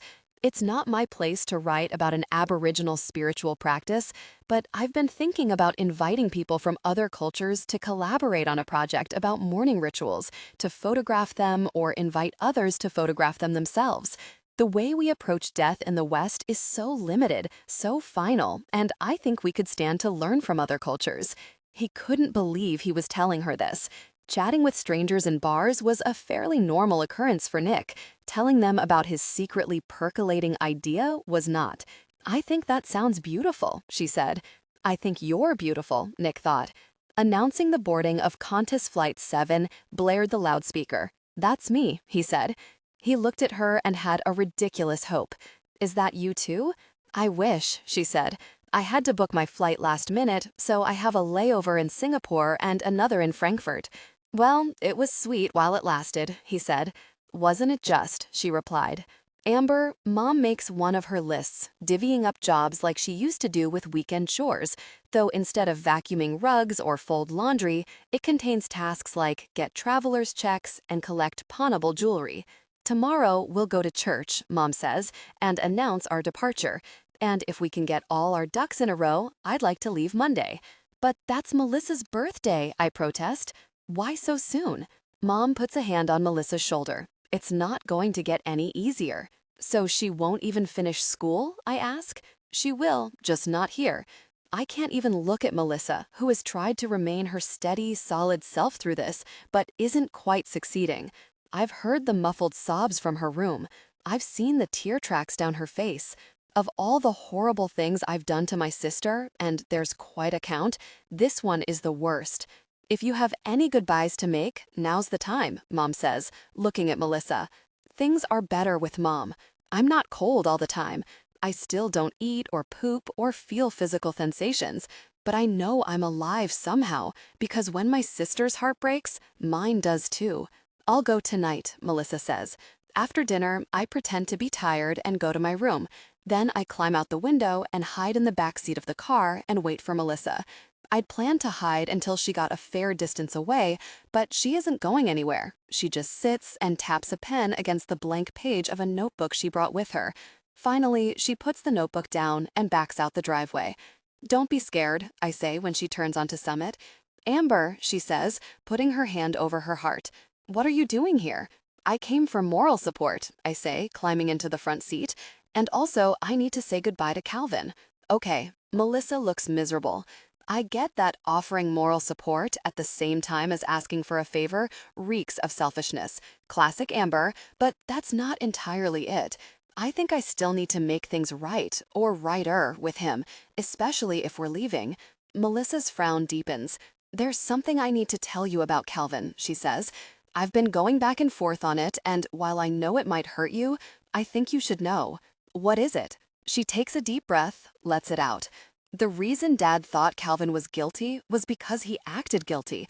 He just disappeared, didn't come to the funeral, refused to answer any questions about your mood the afternoon of the accident or where he'd been, and he had a black eye that Dad was convinced you gave him in some sort of scuffle. The thought of me giving Calvin a black eye nearly makes me laugh. It's like a sparrow attacking a grizzly bear. Let's say for a minute he knocked me off my bike. It would have been an accident. And anyhow, what does it matter now, I ask? He definitely didn't knock you off your bike. He had an alibi, corroborated by 2 other witnesses, Casey Locke and her mother. Why would Casey and her mom have anything to do with this? As she drives, the streetlights flash across Melissa's face, illuminating her brightly before plunging her back into darkness. Because they were sleeping together. Calvin? Calvin and Casey? Yeah, Melissa replies. We drive in silence as the betrayal sinks in. It might have been 7 years ago, but the sting is a fresh wound. My boyfriend was intimate with my best friend. My best friend was intimate with my boyfriend. I was alive, and then I was dead. I was dead, and then I was alive. Is nothing in this world true? Is nothing in this world permanent? When did it start? I think back to senior year. If anything, Casey, who'd never loved Calvin, was even nastier about him than ever. I don't know the particulars, she replies, but it was going on when you died. How do you know that? Because, she swallows, Calvin was with Casey when you died. They were together intimately when I was killed? Melissa nods. I'm sorry. She turns on her indicator light and turns right. Was it wrong of me to tell you? It was wrong of them not to tell me, I fire back, staring out the window at the town I thought I knew. Correction, it was wrong of them to do it. He said I was his forever love. Forever is a long time, Melissa answers. And people make mistakes. She pauses and looks at me again. Even good people. Was it all just a lie? Did anyone love me? Did I matter at all? Of course you did. Really? What did I do with my life, aside from dying? You did plenty. You helped me.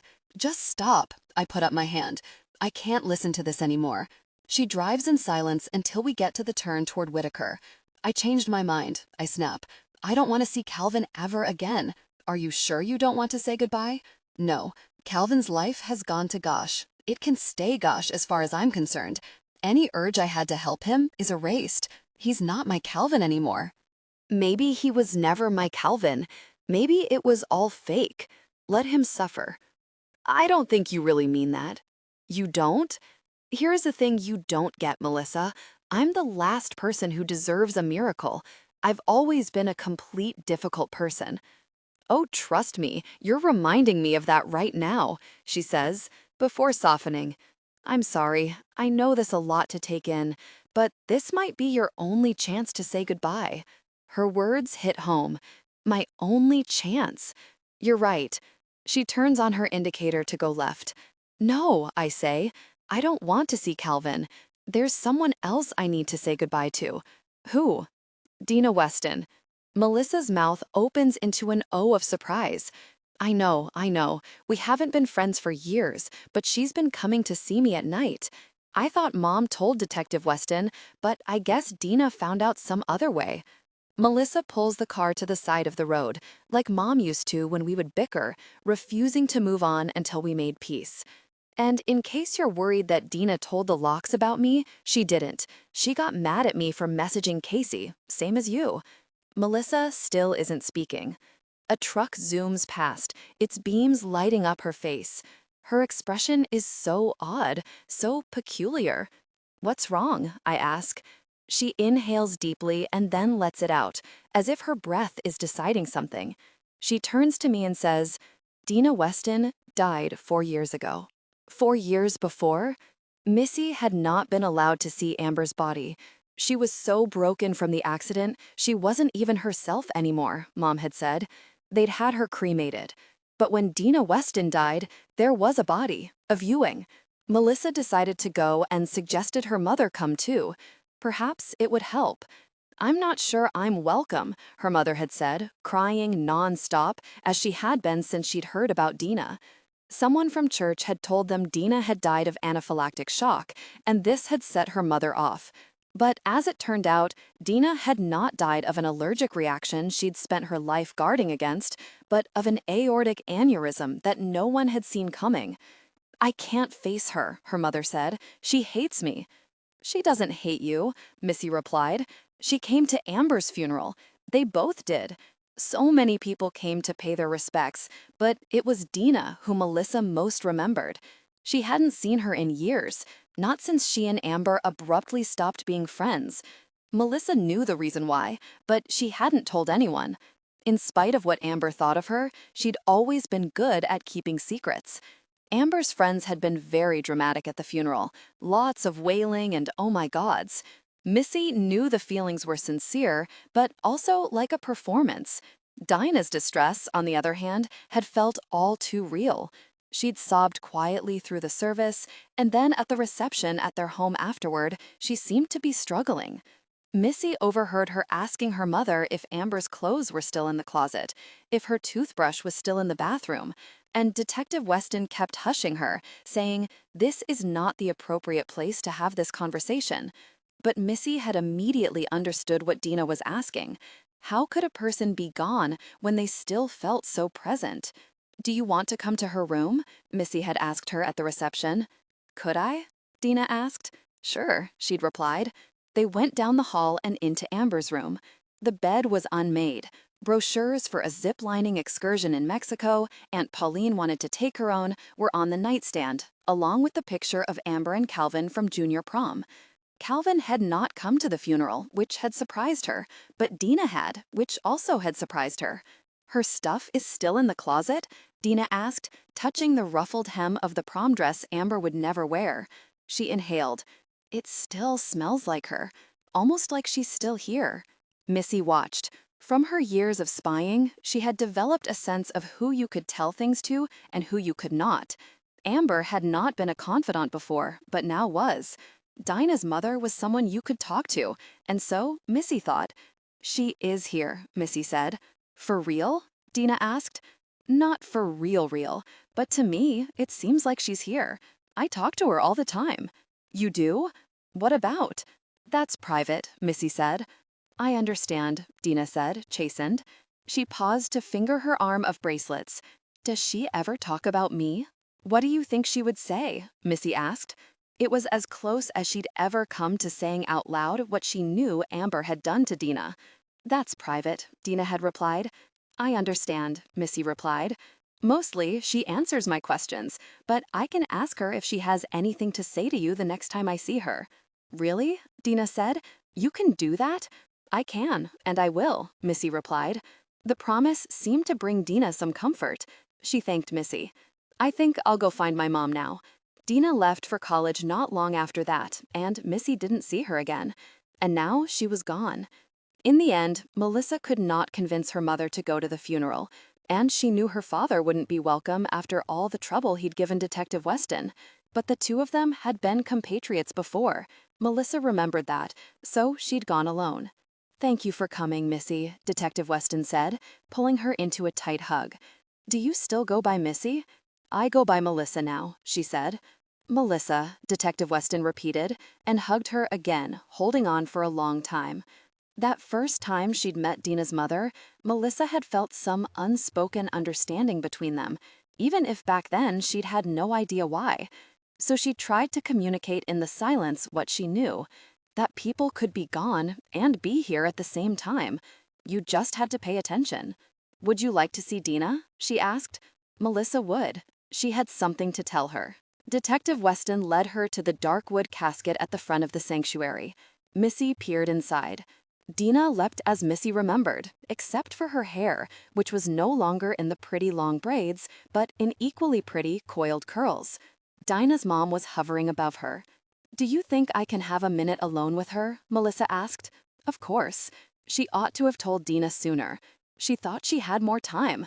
But that was the thing, wasn't it? You didn't know. You never knew. Melissa leaned over so she could speak in Dina's ear, though she knew this was unnecessary. They could hear you no matter where you were. I asked Amber about you, she whispered, and she said to tell you that she was really, really sorry. Amber. To my sister's credit, she does not freak out that I've been chatting with a dead girl, but then again, she didn't freak out when her dead sister returned. I, however, am a different story. Because suddenly it's not now or 7 years ago even, but longer. It's a few weeks before middle school graduation. Dina and I are sitting together in the cafeteria. I've unwrapped my sandwich. Dina is picking it up and saying, "What do you have today?" and taking a bite. We'd been eating lunch together for years, and she knew that I knew all the rules. Except that day. I'd broken them. On purpose, never contemplating what would happen. Which was that she took a bite before I could tell her it was a peanut butter sandwich. I'd been warned about the severity of her allergic reactions, but I had never seen one like this. It happened so fast. She started taking these panting breaths. She threw up. She passed out. She'd stopped bringing her EpiPen with her every day. It was middle school. It was embarrassing. She knew the rules so well. So did I. She could have died. That was what Detective Weston told me after Dina had been rushed to the hospital. Her throat had closed up. They'd had to insert a breathing tube. She could have died, Amber, her mom told me. I didn't mean to. I'd cried. And I hadn't meant to hurt her, not like that.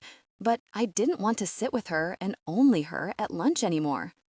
When we went to high school, I wanted to eat with whoever I wanted, make new friends with people who didn't get snickered at in the halls for being weird, who, at age 13, didn't want to still spend weekends galloping around pretending to be horses. I thought that if I ate a peanut butter sandwich while sitting next to Dina, I could trigger a mild reaction. Then I'd no longer be allowed to sit at the special table. I thought it was a way to tell her without having to say the words that I wanted other friends. I didn't mean to, I told her mother a third time. I find that hard to believe, Amber, she said. She was a detective. She paid attention. After that, Dina and I didn't sit at the same table anymore. After that, Dina and I didn't speak anymore. Good riddance, Casey had laughed when I told her the story. By freshman year, I'd upgraded to Casey as a best friend and had convinced myself that the incident with Dina had been an accident. She was such a loser. You're so much cooler than her. The shame of it was suffocating. Not just that I'd done it, but that some part of me agreed with Casey. I was better off without Dina. I couldn't tell anyone what I'd done. Not my family, not even Father Mercer during confession. I didn't see how even a merciful God could forgive this. Was it, was it an allergic reaction? I ask Melissa now. The thing with allergies is that they get more severe with every exposure. That peanut butter sandwich I'd given her could have made her next reaction even worse. No, Melissa says. She had an aortic aneurysm. They say she died instantly. She pauses. Same as you. Same as me. We had been friends, best friends. There is no way I'm a miracle. Even before I died, I destroyed things. She's dead? I whisper. Melissa nods. How can I see her? My sister shrugs. How can I see you? Because I'm here. I'm back. Melissa turns on her indicator light and pulls a U-turn. You keep asking why I'm so calm about you returning. It's because to me, you never left. You've always been here. Melissa taps her heart. And here, she taps her head. I could see you and hear you and talk to you, and I could feel you. And it didn't feel like you'd gone away forever so much as moved to a different sort of existence. And you were by my side so much, you helped me so much. Me help you? Help anyone? Please, I only make everything worse. I always have. I was always a terrible person. How I was with you and with Dina. My voice gives out. Shame, it turns out, has a long half-life. You have no idea what I did to her. Of course I do, she says. I stare at her. She raises an arm from the steering wheel. What can I say? I really was a good spy. She knows. My sister knows. She has always known, always paid attention. Then how can you even bear to look at me, let alone sacrifice your entire life for me? I'm not sacrificing anything. Nothing is forever. So I don't mind leaving if that's what brings our family back together. And for what it's worth, you are a good sister. You weren't, always. You screwed up because you were learning, because you were human, but I know you would have figured it out. You did figure it out. You have no idea how much you've helped me these past few years. But I was dead, I cry. How do you even know you were talking to me? How do you even know I'm back? She doesn't answer, just keeps driving. I press my nose to the window and look at our town. It's then I realize we are heading back in the direction we came, back toward home.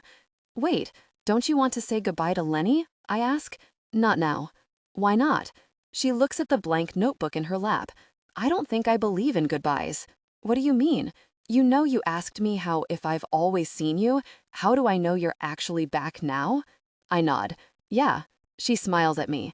Her eyes are so full of love and also pain. I don't. We get to the light at the top of the hill, where all sectors of the town are laid out. In one direction is the school, the business Dad spent the last 25 years building, the house Mom and Pauline grew up in, the one that Pauline briefly owned but never lived in and then abandoned to Mom as some sort of penance. In another direction is our house, the one Pauline moved to when she was evicted from Granny's house, the one we all grew up in together. In the other direction is Casey's house. I used to envy her for it, with its 3 floors, swimming pool, finished basement with a screening room, and her bedroom with the wide canopied bed, where she was with Calvin the day I died. In the last direction is Whitaker Court, where Calvin lives. The sting of the betrayal is already receding, if it was ever there. Like the ember from the fire Dad built that landed on me, it can't truly hurt me now. I'm different, maybe because I was dead and then I wasn't. Or maybe after being dead 7 years, I still grew up a little. Or maybe Melissa is right, and it's not too late to become a better person. I want to be that better person, to be more like my sister. Hey, I say to Melissa, taking hold of her notebook and pen, can we make one more stop? Calvin, 5 years before. He'd always known he was going to hurt her. From that first kiss, he'd known. It was unavoidable. She was planning this forever life for them, but he knew it wasn't going to happen. He was going to ruin it. That was why he'd applied to that other school, not the one he and Amber agreed to go to together, but the one 1,000 miles away. He was surprised when he'd gotten in, more surprised when they'd offered him nearly a full ride if he wrestled for them. and most surprised of all that he wanted to go. He didn't know how to tell her. He knew that he would hurt her. He'd always known. And then one day, just before senior year, Casey had texted him to come over. She needed to ask him something. He'd assumed it was something about Amber, so he'd gone. But what Casey had asked him was, "Do you think I'm pretty?" He should have said no. He should have said, "Doesn't matter what I think because I have a girlfriend I love and you have a best friend you love." But instead, he said yes. And when she'd kissed him, he'd kissed her back. See, he was fated to hurt Amber. He understood now why Mr. Crane had changed his tune about Calvin. It wasn't that he and Amber had been intimate. It was that he'd known who Calvin really was. His mama worked at the hospital where Amber was brought. She knew first. She called to warn him. The next day when the police came to see him, she rushed home from work. "Don't you dare question my boy," she shrieked. "He's a child who just lost the love of his life." "We aren't questioning him," the policewoman had said, but Calvin could feel her clocking the black eye Casey's father had given him. "We're just trying to see if anyone has any information on the driver." "He doesn't," his mama had said, "and he didn't even have the car that day. I did. I was at the hospital. Check the parking lot security footage." When they left, his mama seemed relieved, but Calvin was bereft. He'd wanted to be taken away in cuffs, to be punished. He didn't go to the funeral. How could he? How could he face her family? They'd known all along. When the private detective showed up a few years later, wanting to know not just where Calvin had been the afternoon of Amber's death, but who he'd been with, why he hadn't graduated from school or gone on to any of the colleges that had accepted him, Calvin had been relieved. He'd invited the man in, had brought him to his bedroom, showed him photos of him and Amber, the sheaf of drawings he continued to make of her after her death. Half an hour into the visit, his mama had come home and found them in Calvin's room. "Who are you?" she asked, and when the man introduced himself as Earl Simcox and produced a business card reading "Private Detective," she grew enraged. "Get out of my house. Don't think I don't know why you're after my boy. You got nothing. You aren't even police." The man left. Calvin wanted to call him back. He wanted to tell someone. So bad. It was eating him alive, literally. Since Amber had died, he had dropped 50 pounds without so much as trying. He looked Earl Simcox up online. He was easy to find. Calvin drove out to his office. The detective seemed surprised and oddly protective. "Does your mother know you're here?" was the first thing he asked. "Do you think I killed Amber Crane?" Calvin asked. Mr. Simcox blanched, as if he'd been singed by shame. Calvin recognized the feeling. "I'm a private detective. I just do what I'm paid to do," Calvin told the detective. "Everything." When he finished, he held out his hands in front of him, as he had seen criminals on TV shows do before being handcuffed. But the detective was not a cop, and he didn't have handcuffs. So when Calvin put his wrists together, ready to fall on the sword, all the detective did was take his shaking wrists in his own hands. "Son," he said, though they both knew Calvin was not his son, was not any man's son, never had been, never would be. "Oh, son, Amber. While the rest of my family is at church, I make lunch. It's what Dad used to do. Missy, Mom, and I would go to Sunday Mass. Dad would stay home and prepare a huge meal. We'd eat, and then Mom and Dad would take a nap, and Missy and I would finish homework, and that night we'd have sandwiches or pizza while watching a family movie. I'm not going all out like Dad would have, no leg of lamb or anything like that. But I bake a cake from a box for Melissa's birthday tomorrow. She's turning 17. I'm not letting the day pass without some celebration. As a light rain falls outside, I dig out some chicken breasts from the freezer and apricot marmalade from the pantry. I defrost the chicken, caramelize some onions, mix them with the jam, spread the mixture over the chicken, and add a few shakes of paprika. I have not made this recipe in years, apparently, but it comes back to me. I can't smell it, not really, but I can imagine the aroma greeting my family, the comfort of a waiting hot meal. It's funny the things you take for granted. Sunday lunch with your family. This is something I've always had, so I didn't notice it. But now I do. Now I notice everything. Like Melissa, I'm learning to pay attention, because clearly I wasn't before. Calvin and Casey, how could I have missed that? The anger has passed now. I loved Calvin once. We said it was forever, but as I wrote him in my letter, I'm not even sure what forever means, what time means, or even what death means. To Melissa, I'm alive. I've always been alive. Then again, my sister is special. She always was. I just wasn't paying the right attention to understand that. I'm frosting the cake when Mom's car pulls into the driveway. I fluff the rice and check the chicken. I pull plates from the cabinet and start to set the table. "Wow, it smells amazing in here," Melissa calls as she comes inside. "Amber, are you cooking?" Mom asks, shaking off her umbrella. The rain has started to come down heavier now. "Yeah," I say, feeling oddly shy around my family. "I made Sunday lunch." I give the frosting a final swirl. "And birthday cake. A real celebration," Dad says, his eyes shining. Mom takes over the table setting for me, not with the regular plates, but the wedding china that she only uses for special occasions. She extracts the beeswax taper candles she buys from an apiarist on the edge of town and lights them. "This is really nice," Melissa says as we sit down at the table, the four of us, like we used to do. "Thank you." "Happy birthday." "Not until tomorrow," she says. "Is it weird that we'll both be 17? I pause. Am I 17 or am I 24? "These are all details we can work out later," Mom says. She takes a piece of chicken from the tray and is about to pass it to me, but then she looks at me for a long moment and passes it to Melissa. It's a little thing, but from Mom, it means a lot. She knows there's something not right with me, but she's accepting me for what I am.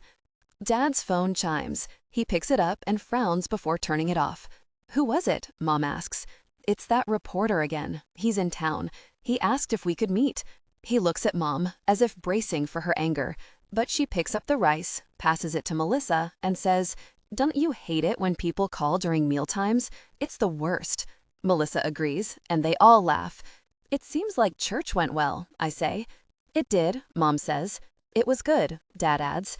"Nice. It felt right to be there, together." "Maybe we can find a church that has room for lesbians and atheists who believe in miracles and God," Mom jokes. "I think that's the Unitarians," Melissa quips. "I don't need church to confirm what I believe in," Dad says. "I just need this family. I believe in us." "Me too," Mom says, and they brush hands like they used to. "Did you make an announcement?" I ask. "Were people suspicious?" "Not really," Mom says. "We met with Father Mercer ahead of time and told him we got back together, and that this was the miracle," Dad says. "And he agreed it was," Mom says. "Then we told him we would be traveling for the next few weeks for family matters," Dad says. "He didn't blink," Mom says. "I don't think he told Scott Locke. So maybe we don't have to leave?" I look at Melissa. Diplomatic as always, my sister changes the subject. "Mom and Dad weren't the only ones getting a blessing.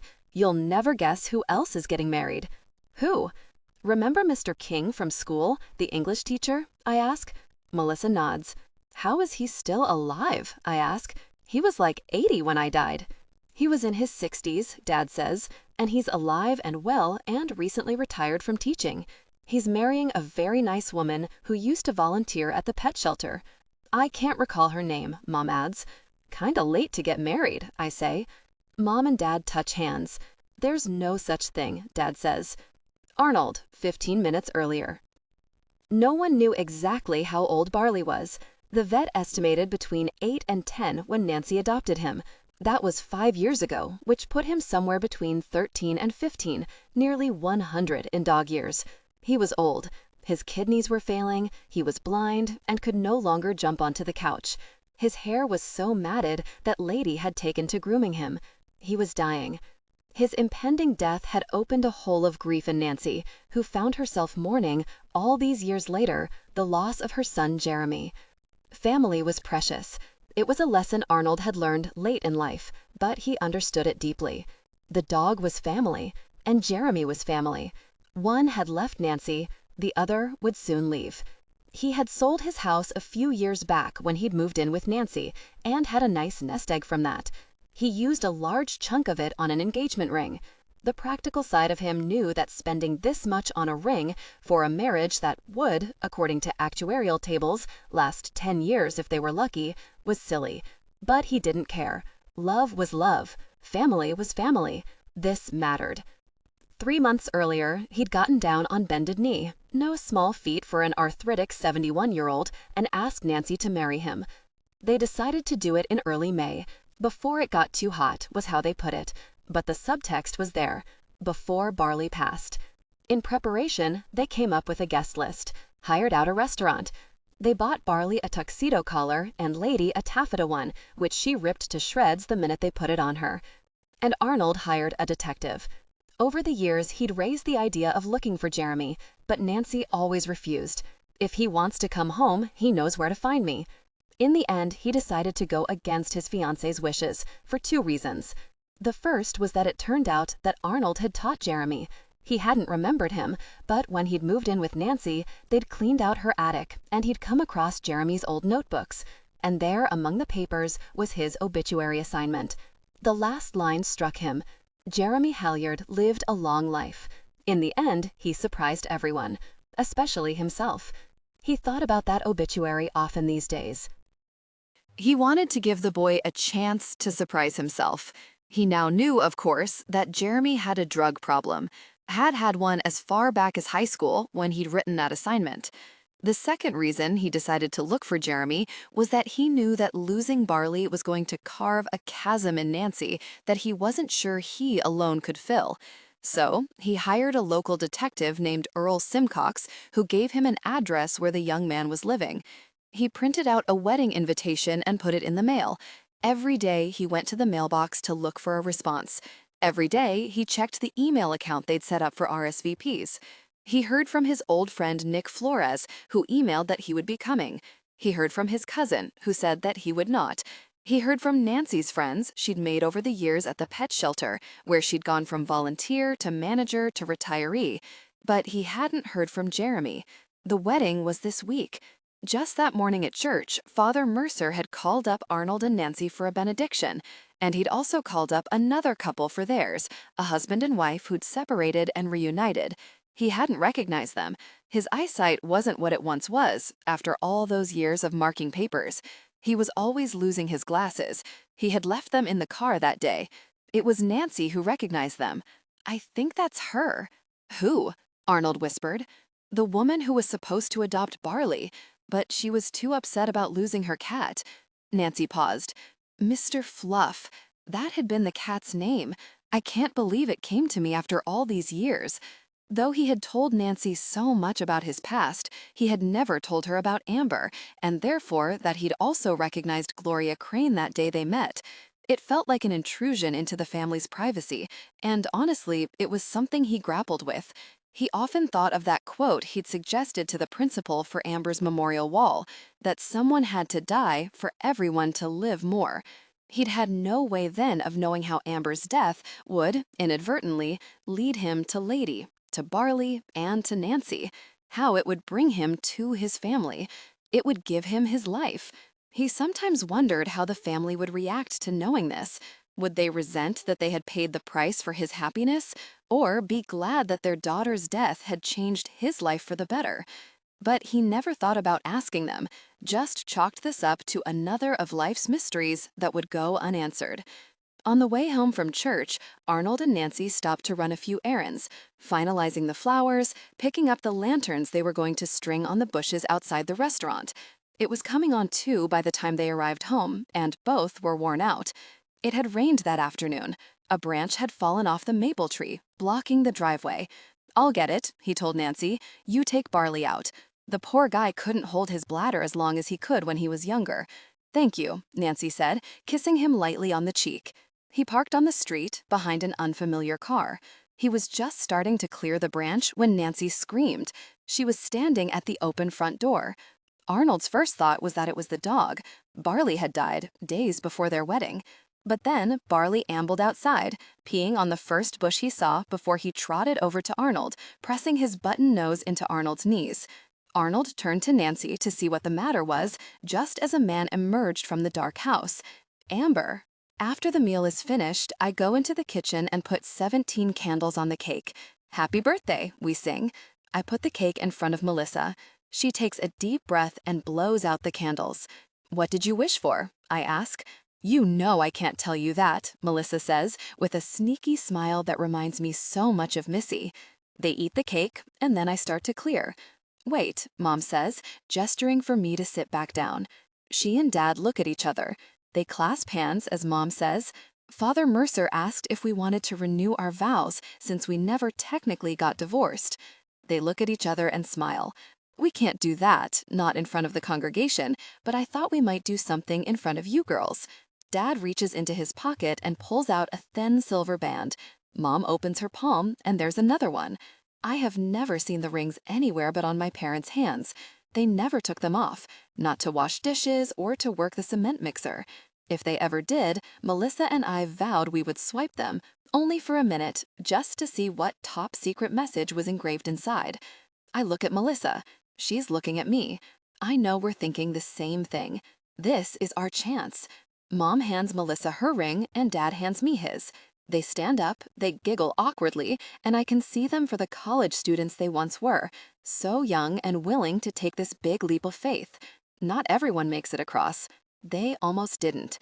I love you, Brian, Mom says. I always have. I always will. And I won't let anything life throws at me muddy that again. We are each other's forevers, and I will love you forever. Dad's eyes are wet as he takes Mom's hand. I've always believed in miracles, Gloria, he said, because that's how I found you. I turn to Melissa, who is smiling with her whole heart, and I know, even if she'll never tell me, this is what she wished for. They look at us. Rings, please, they say. I almost forgot. I glance quickly at the engraving and almost laugh. We'd thought it was some grand mystery, but they've been saying it all along. Brian. 26 years before. The wedding had gone by in a blur. His mother had warned him it would, but he hadn't expected how time would contract and snap like that. And one minute he would be in the all-purpose room of the church helping Pauline clasp on a necklace, and the next minute he and his bride would be sitting on the folding chairs looking around the empty banquet hall full of plates smeared with cake frosting and flowers now wilting in their vases. The last guest had left. The DJ had packed up. The waiters were clearing the remaining dishes and pulling off the white polyester tablecloths. They weren't going on a honeymoon, not with Gloria's father so sick and their decision to save for a down payment on a house. Instead, they were spending the night at the Red Lion Inn, where, with help from Pauline, Brian had decorated the walls with tear-outs from travel magazines of all the places they would go one day, an idea he had shamelessly stolen from It's a Wonderful Life. Still in their wedding gown and tux, but barefoot now, they made their way to the parking lot. Brian's car was in the corner spot he'd left it at 6 hours and another lifetime ago. They were married now. Their lives were forever linked. At his bachelor party, a tame affair at the bowling alley, his friends had teased him for being yoked to a woman at the ripe old age of 22. He'd hearty-heart along with them, but didn't tell them the truth, that the idea of being joined with Gloria forever made him inexplicably happy. It was all he wanted. They drove to the hotel, and he unlocked the door. Brian carried Gloria over the threshold, and the two of them gasped. The plan had been for Pauline to put up a dozen or so pictures, London, Paris, New York. But she had papered the walls with travel images of places both familiar, the Sydney Opera House, and less so, the temples of Samarkand. Pauline went a little overboard, Brian said. For Pauline, this is tame, Gloria replied. She was laughing as he kissed her. Kissed his wife. It gives us something to aim for, see the world, Brian said. I don't care about seeing the world. As long as I'm with you, that is my world. Brian fingered his wedding band, the same style as Gloria's. One day, he would buy her the diamond she deserved.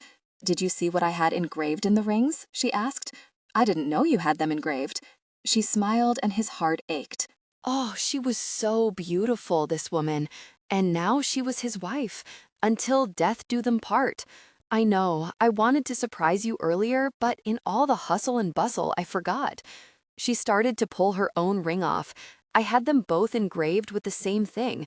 I hope you like it. Brian twisted his ring off and stared at his hand. He'd worn the band for only a few hours, but already his hand felt naked without it. He glanced at the inside of it.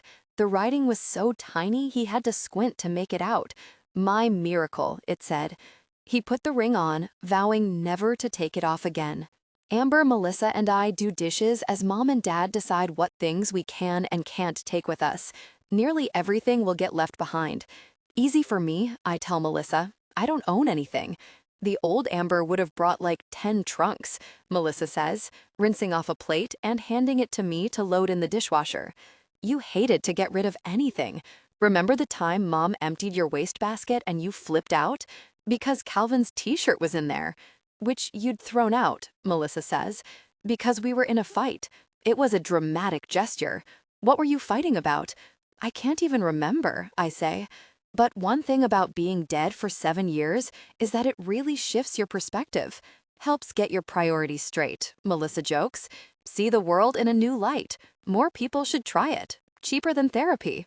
We giggle, two sisters being goofy. For a moment, everything feels so right. And then the doorbell rings. Who is that? Mom calls, her own voice ringing in alarm. Melissa peers out the kitchen window. It's Scott Locke, she says in a shout whisper.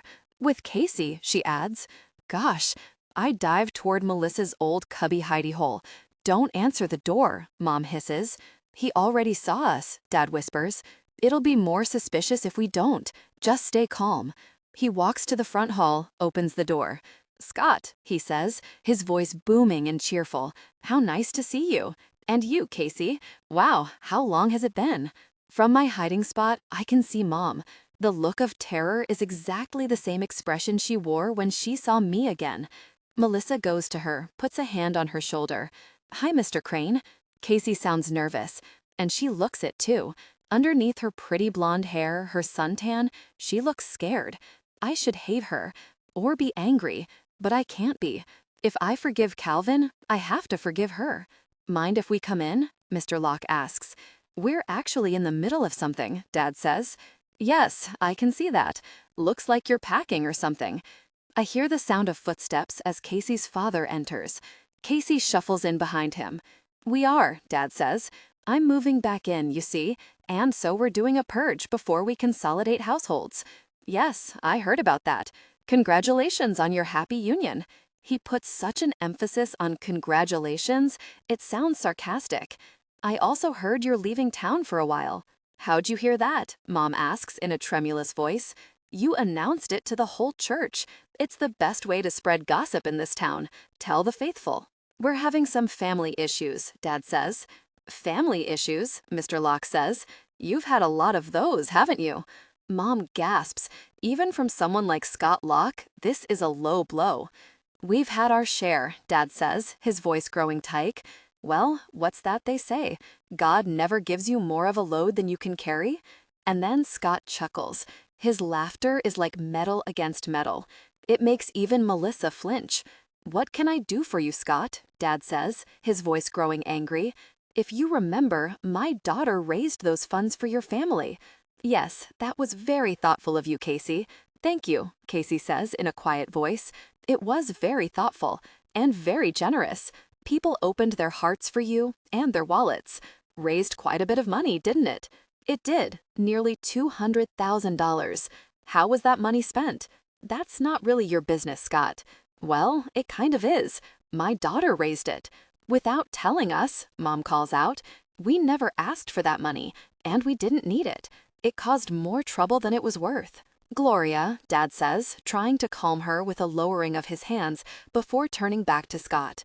We appreciate Casey's generosity, but as the money was not solicited and as no conditions were put on its use, we haven't done anything wrong. That's just the thing, Scott drawls in an almost playful tone. He's enjoying this, the way a cat will play with a captured mouse before killing it. You haven't done anything wrong if Amber is actually dead. But is she? Mom lets out a cry and puts her hands over her mouth. Of course she's dead, Dad says, but he doesn't sound so convincing. Here's the odd thing. Casey got a call from Calvin Judd, that old boyfriend, and he said that he saw Amber. He spoke to her. That boy is troubled, Dad says in a choked voice. He's a druggy loser is what you mean. Such a shame, but not a shocker. Scott's tone is casual and sadistic. I try to grab a better glimpse of Casey. She had to grow up with this? Why hadn't she told me? Why hadn't I noticed? Still, he swore he saw her, twice in fact, Scott continues. And then Casey got a note from your daughter here, asking to get in touch with Calvin. It all seems a little suspicious. What exactly did Calvin tell you? Dad asks Casey. Casey stutters. But before she answers, there's another knock at the door. The hinge squeaks open, and Casey's father laughs again. Speak of the devil, he says. Casey. Now, as soon as she sees Calvin, Casey regrets coming. No, that's not entirely true. There'd been that niggling warning anxiety in her stomach ever since she told her dad about Calvin's strange call and the message from Amber's sister. I smell a rat, and we're going to smoke this out together, her father had said. Casey didn't believe that Amber had come back from the dead, obviously, and she didn't really think the Cranes had faked her death either. But her father was so emphatic about her coming, about salvaging the family's reputation, her reputation. Plus, he'd already bought her a plane ticket, business class. So she ordered a car to the airport and flew home. Her dad was waiting at baggage claim, something he hadn't done for ages. You'll never believe this, he said, as they peeled onto the expressway. But according to your mother's friend Kathy, the Cranes were in church this morning, even the father, who never goes. I thought they split up, Casey said. Her mother had reported this to her years ago, almost gleefully. No one saw that coming, she'd texted, and Casey could hear the words in the same gossipy tone that she felt sure people employed to snipe about the Locks. I thought a lot of things, her father replied, but you haven't even heard the most damning part of all. He shook his head and squeezed the steering wheel so tight the padded lever sighed under his grip. The Cranes are going away for a few months to tend to family matters. Family matters? Can you believe that crock of nonsense? Her father laughed, like attending to family matters was for chumps. The hard kernel of unease that had sat in Casey's belly since she'd called her father seemed to grow, a tumor swelling into a boulder. It would flatten her from the inside out. As they pulled into Amber's driveway, Casey's knees were shaking. What if Amber was there? What if she was alive? What if she knew about what Casey had done to her? She talked such a big game about not caring if Amber found out about her and Calvin, but a weird silver lining of her death was that it had guaranteed she never would find out. When Mr. Crane opened the door, Casey nearly turned around and ran away. This man had always been kind to her, adding extra chocolate chips to her pancakes on mornings that she slept over because she told him that her mother would never allow chocolate with breakfast. Too fattening. And his explanation about all the boxes, that he and Mrs. Crane were getting back together, it sounded legit to her. But now Calvin shows up. Screaming, "Amber!" and waving a piece of paper in his hand, and all that sadness and regret metastasizes into fury. Amber! It's always about Amber. It's always been about Amber. What was so special about her? She was cute enough and smart enough and had a good singing voice, but she wasn't going to Broadway or anything.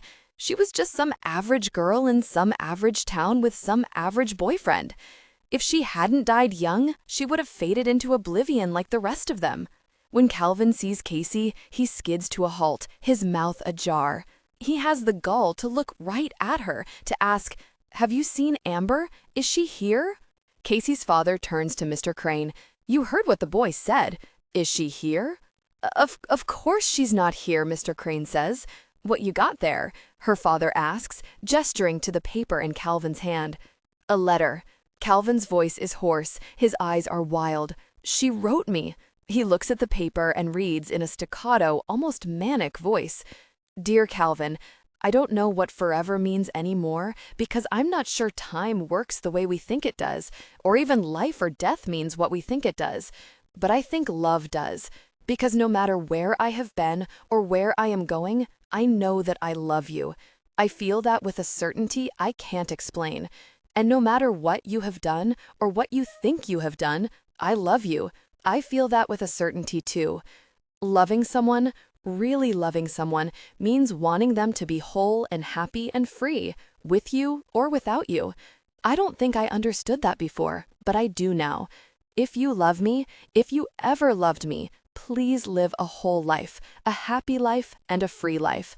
Yours, forever, Amber." Calvin finishes reading and collapses into sobs while Casey's father laughs.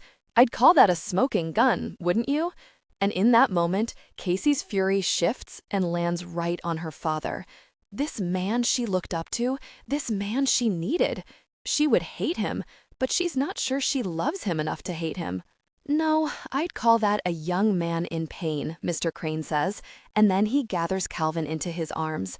Calvin is so much skinnier than he used to be, but he's still tall, and he flops over Mr. Crane like a tired toddler as silent sobs rack his emaciated body. "I've got you, son," Mr. Crane murmurs. "I got you." And then he too starts to cry. Casey's father whips out his phone. "I'm calling the police." "Dad, leave it," Casey says. "Just leave it."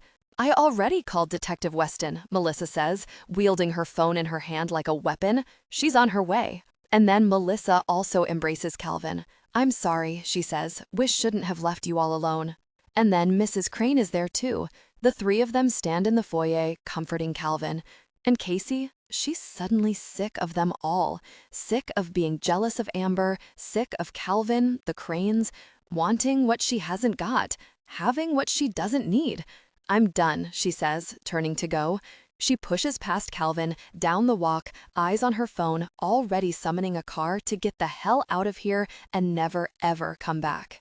At the edge of the sidewalk, she nearly smacks into a tall, thin black woman with short-cropped graying hair, who she vaguely remembers as the mother of that weird girl Amber used to hang out with. The cop who confirmed Calvin had been with her when Amber died? She probably hated Casey. Everyone in this town did. But the woman's voice is kind. "Casey," she says, "are you okay?" "I gotta get out of here," she says. Black spots are dancing before her eyes. She feels drunk, dizzy. "Okay, first I want you to sit down." The detective takes Casey gently by the elbow and leads her back up the walk to a wooden bench on Amber's porch. "Put your head between your legs and breathe." The front door is still open. Casey can still hear her father arguing with Mr. Crane. "What seems to be the issue?" Detective Weston calls into the house, never removing the hand from Casey's shoulder. From the dark space between her legs, Casey listens to her insane rant. The Cranes faked Amber's death to steal the money their family raised, only to trash his family's reputation.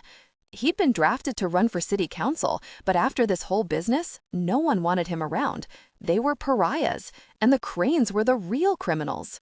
The detective listens quietly, giving Casey's shoulder a little squeeze, as if to tell her she knows this isn't Casey speaking. She absolves Casey, at least from this. "She's not even dead. The boy saw her. Just ask," her father is yelling. "Calvin," Detective Weston says, "have you heard from Amber?" "Yes," he gasps. "She came to see me the other day, and she wrote me this letter." He waves the paper at Detective Weston, and all of a sudden he gasps. "She's here. I see her. She's in the kitchen." Casey forces herself to look up as Calvin moves from the foyer toward the kitchen. She stands up. If Amber is really here, she'll face it. That's the least she can do. "Amber!" Calvin cries as he runs toward the kitchen. Detective Weston follows, bringing Casey with her. "Okay, where is she, Calvin?" Detective Weston asks, gesturing toward the kitchen counter where Calvin is holding his arms tightly around himself. "Amber," Calvin keeps saying. "I don't see anyone, Calvin," the detective says. "There was a letter," Casey's father shouts. "He just read it." He snatches the piece of paper from Calvin's grip and, without looking at it, hands it to Detective Weston. Casey is right next to her, so she can peer over the detective's shoulder to look at it. The paper is blank. "Amber," Calvin is holding me tight, crying, calling my name over and over. He holds me as Dina's mom ushers Casey's father outside, telling him in a quiet voice that our family has had enough grief by now, and if the harassment continues, she'll have him arrested. Calvin continues holding me as Mom turns to Detective Weston. "She's here, Peg. Can you see her?" Detective Weston shakes her head. "I can't, but I'm so glad you can. You've missed her so much. I've missed her so much that I couldn't let myself remember her because I thought it would be too painful. But she is here, and I love her. I love my girl so much." Mom starts to cry. "I know," Detective Weston says, crying now too. "I love my girl so much. Every single day, that love keeps me going too. That love never dies. It lives in us forever." My mom and Dina's mom hold each other, pulling Melissa into the embrace. I'm right there, but Detective Weston doesn't see me. Just like Casey and her dad didn't see me. Because they didn't need to see me. I'm back, and I'm not. I died, and yet I stayed alive. I'm here, and I'm leaving. I turn Calvin away from me. I push him toward my family. My family has so much love. When I left, my parents didn't know what to do with it all. It curdled. But love needs to be spent, lavished, not squandered. My father grips Calvin again. We see her, he says to Calvin. We see her too. And then they're all crying again, hugging each other in grief and in joy and in togetherness. I stand to the side. I hear my father say to Calvin, I'm so sorry we never did that fishing trip. Summer's coming. Maybe we should make a plan. Calvin wipes his eyes. I'd like that, sir. Detective Weston puts her arm around Calvin and leads him out of the house, murmuring something into his ear. He slumps into her, and I get the feeling that Calvin is going to be all right, that my whole family is going to be all right. Nick. 10 minutes after Nick. Nick was never good at sleeping on planes. The years of travel have not improved matters, so by the time he arrives at the Crane residence, it's been 2 days since he last slept. So when he sees her, the woman from the airport in Sydney, emerge from a taxi in front of the same house he's just parked his rental car in front of, he assumes he's hallucinating. He had spent the long flight regretting not getting her number or email address or even last name so he could track her down. And now he's hallucinating her. But if he is, it's a very realistic vision because it's laughing and crying and waving at him. What are you doing here? Nick manages to sputter. I'm here for the party, she replies. What are you doing here? I've been trying to get in touch with the family, the Cranes, and he stops himself, remembering her beautiful sadness. What was it she'd said in the airport when he'd told her about sorry business? I don't appear to be so good at letting go. Amber Crane was... Nick trails off. My niece, but also like my sister. We grew up together. Her mother, Gloria, practically raised me. I haven't seen her. Now it's her voice that breaks. Nick takes her hand and clasps it, and something in his restless spirit stills. She squeezes his hand back. Do you want to go to a party? I'd love to, he says. She rings the bell. It opens. A woman opens the door. Amber's mother. Nick sees the resemblance immediately. Gloria, she says, as Gloria says. Pauline. Pauline. Her name is Pauline. Pauline and her sister hug for a long time, crying and laughing in each other's arms. Nick has long grown accustomed to being an observer of such things, but usually the lens allows a barrier between himself and this intimacy, this messy thing called life. But now he doesn't have his camera, and he doesn't want to hide. He wants to dive in, to all of it. And then another car pulls up, and out steps Arnold King. Okay, he must be hallucinating. Arnold, he calls. Is that you? Nick? Arnold replies. What are you doing here? Just then, the back door of Arnold's car opens, and out steps a woman, silver curly hair, a kind face. This, he knows, is Nancy. From the other door emerges a man younger than Nick, but who seems, in his stooped demeanor, older than Arnold. The younger man spots the house and leans over to retch into a patch of rose bushes alongside the driveway. Both women recognize the change in the air. What's going on? Pauline asks. Miracles. Brian, come here, Gloria calls. Brian steps out, followed by a young woman with short blue hair who squeals when she sees Pauline and hugs her. Then Pauline once again takes his hand. The young woman turns toward the driveway. Mr. King, she asks. Yes, hello, Melissa, Arnold says, and Nick can hear in his voice the teacher he once was. Brian, Gloria, he says, nodding at the Cranes. One of the things that makes Nick such a good photographer is the sense for when things are about to happen. A surfer about to emerge from the maw of a 40-foot curl, a sunrise about to explode. And he knows this is one of those moments. He stands still, he pays attention, he holds on to Pauline's hand. Arnold steps forward, along with the woman and the terrified-looking man.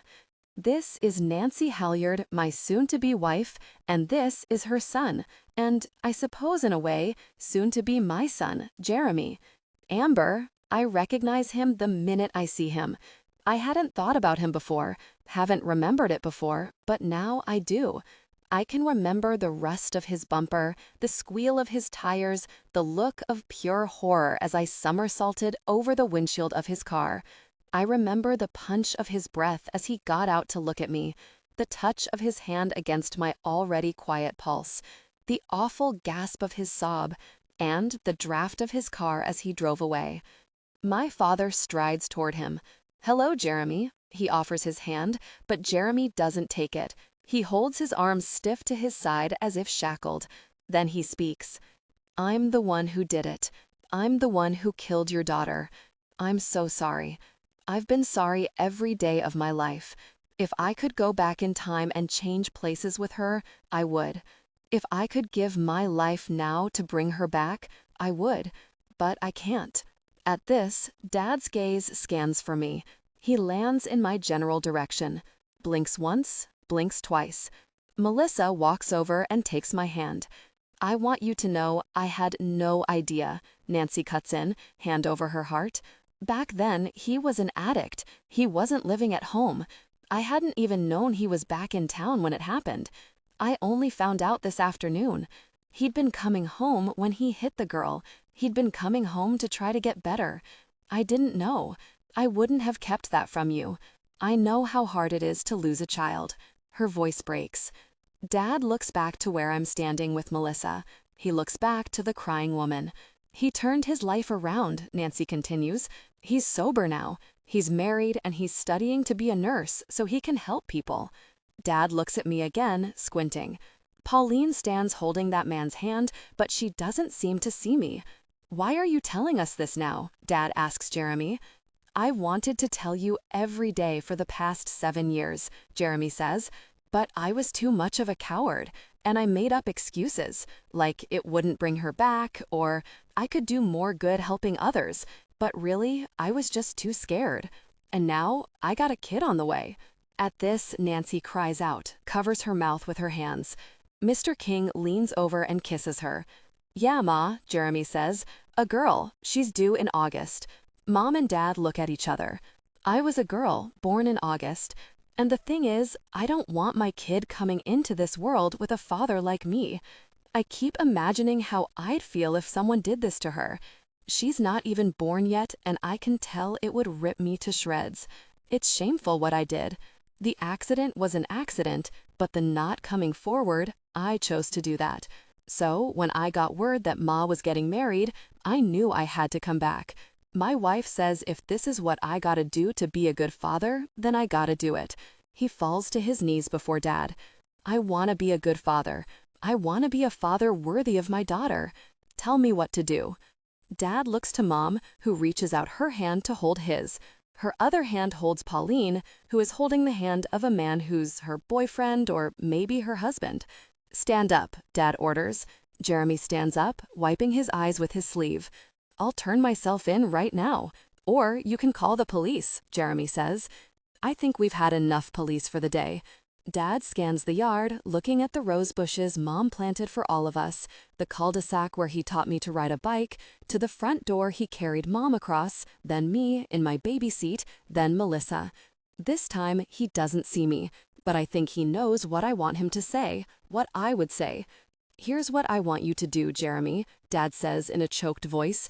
"I want you to love that daughter of yours with all your heart. I want you to be there for her and for your wife, even when things get so hard you don't think you can walk another step. Can you do that for me, Jeremy?" There's a brief pause before Jeremy answers, and in the silence, I hear everything. Babies crying, and bicycle bells ringing, and hands clapping, and lips kissing, and waves lapping, and crickets chirping, and choirs singing, and all the sounds of life, life, life. And then Jeremy answers, "Yes, sir, I believe I can." Melissa gets Amber's bike from the back of the garage where her father had hidden it. Is it a bike? Has it really been hidden? These distinctions never mattered much to Melissa. Seeing something is not the same as believing, and believing something does not always require seeing. Her mom has sent Aunt Pauline inside with her boyfriend, both of them delirious with exhaustion, to rest. It's just the immediate family as Melissa wheels the bike out front.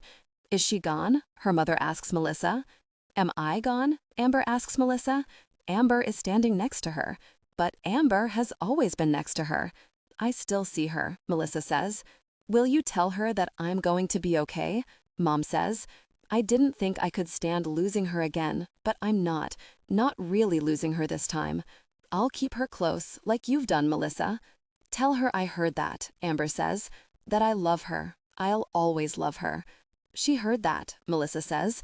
She loves you. She'll always love you.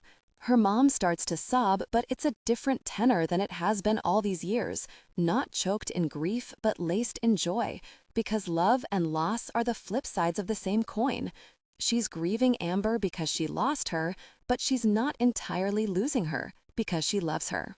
Did you always know I wasn't going to stay? Amber asks. Melissa wasn't sure until Amber told her that she'd seen Dina. Then she knew. It was why she didn't break up with Lenny. Well, part of it. She really didn't believe in goodbyes. People stayed around so long as you kept them close. I guess I wasn't really a miracle, Amber says. Melissa disagrees. If you pay attention, you see that miracles are everywhere. In a sunrise, in a bicycle accidentally locked to another, in the way that memory and love and belief can keep a person around long after they're gone. She hands her sister the bicycle. Amber takes it. I'll see you soon, Melissa tells her, because she will, as she always has. And then she takes her mother and father by the hand and walks them back into the house. Amber, I pedal back out of the driveway. 3 houses down, at the end of the cul-de-sac, I know I will find Dina. She's sitting on her front lawn, picking at a yellow dandelion, waiting for me. I get off my bike, and then I tell her, I'm sorry. It's so easy to say. Why did I wait so long? That's okay, she says. Can we be friends again? I thought we already were. She looks toward the house, where Detective Weston and another woman, Kathy, I guess, are in the kitchen talking. Will I see you again? In the whatever?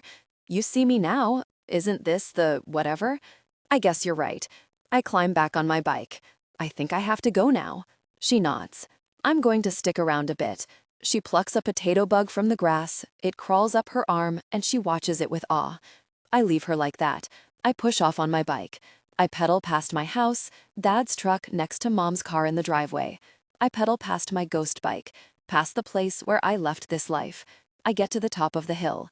From here, the town is spread out in front of me. Somewhere out there is the high school, and the kids who will walk past the mural of me, heading toward futures still unknown. Somewhere out there is Mr. King, about to get married. Somewhere out there is Lenny, who will celebrate Melissa's birthday with her tomorrow. Somewhere out there is Calvin, with his composition book in his lap, drawing pictures. Somewhere out there is life, starting and ending and ending and starting. Melissa was right. Life. Death. We don't know. We can never know. We can just have faith. I pause at the crest, in that perfect moment, the feather suspended in the air. It's downhill from here. I push myself off, letting go of the handlebars, raising my hands to my side. I feel light as air. The wind whips under my arms, so strong, like it might lift me off this bike, like it might carry me home.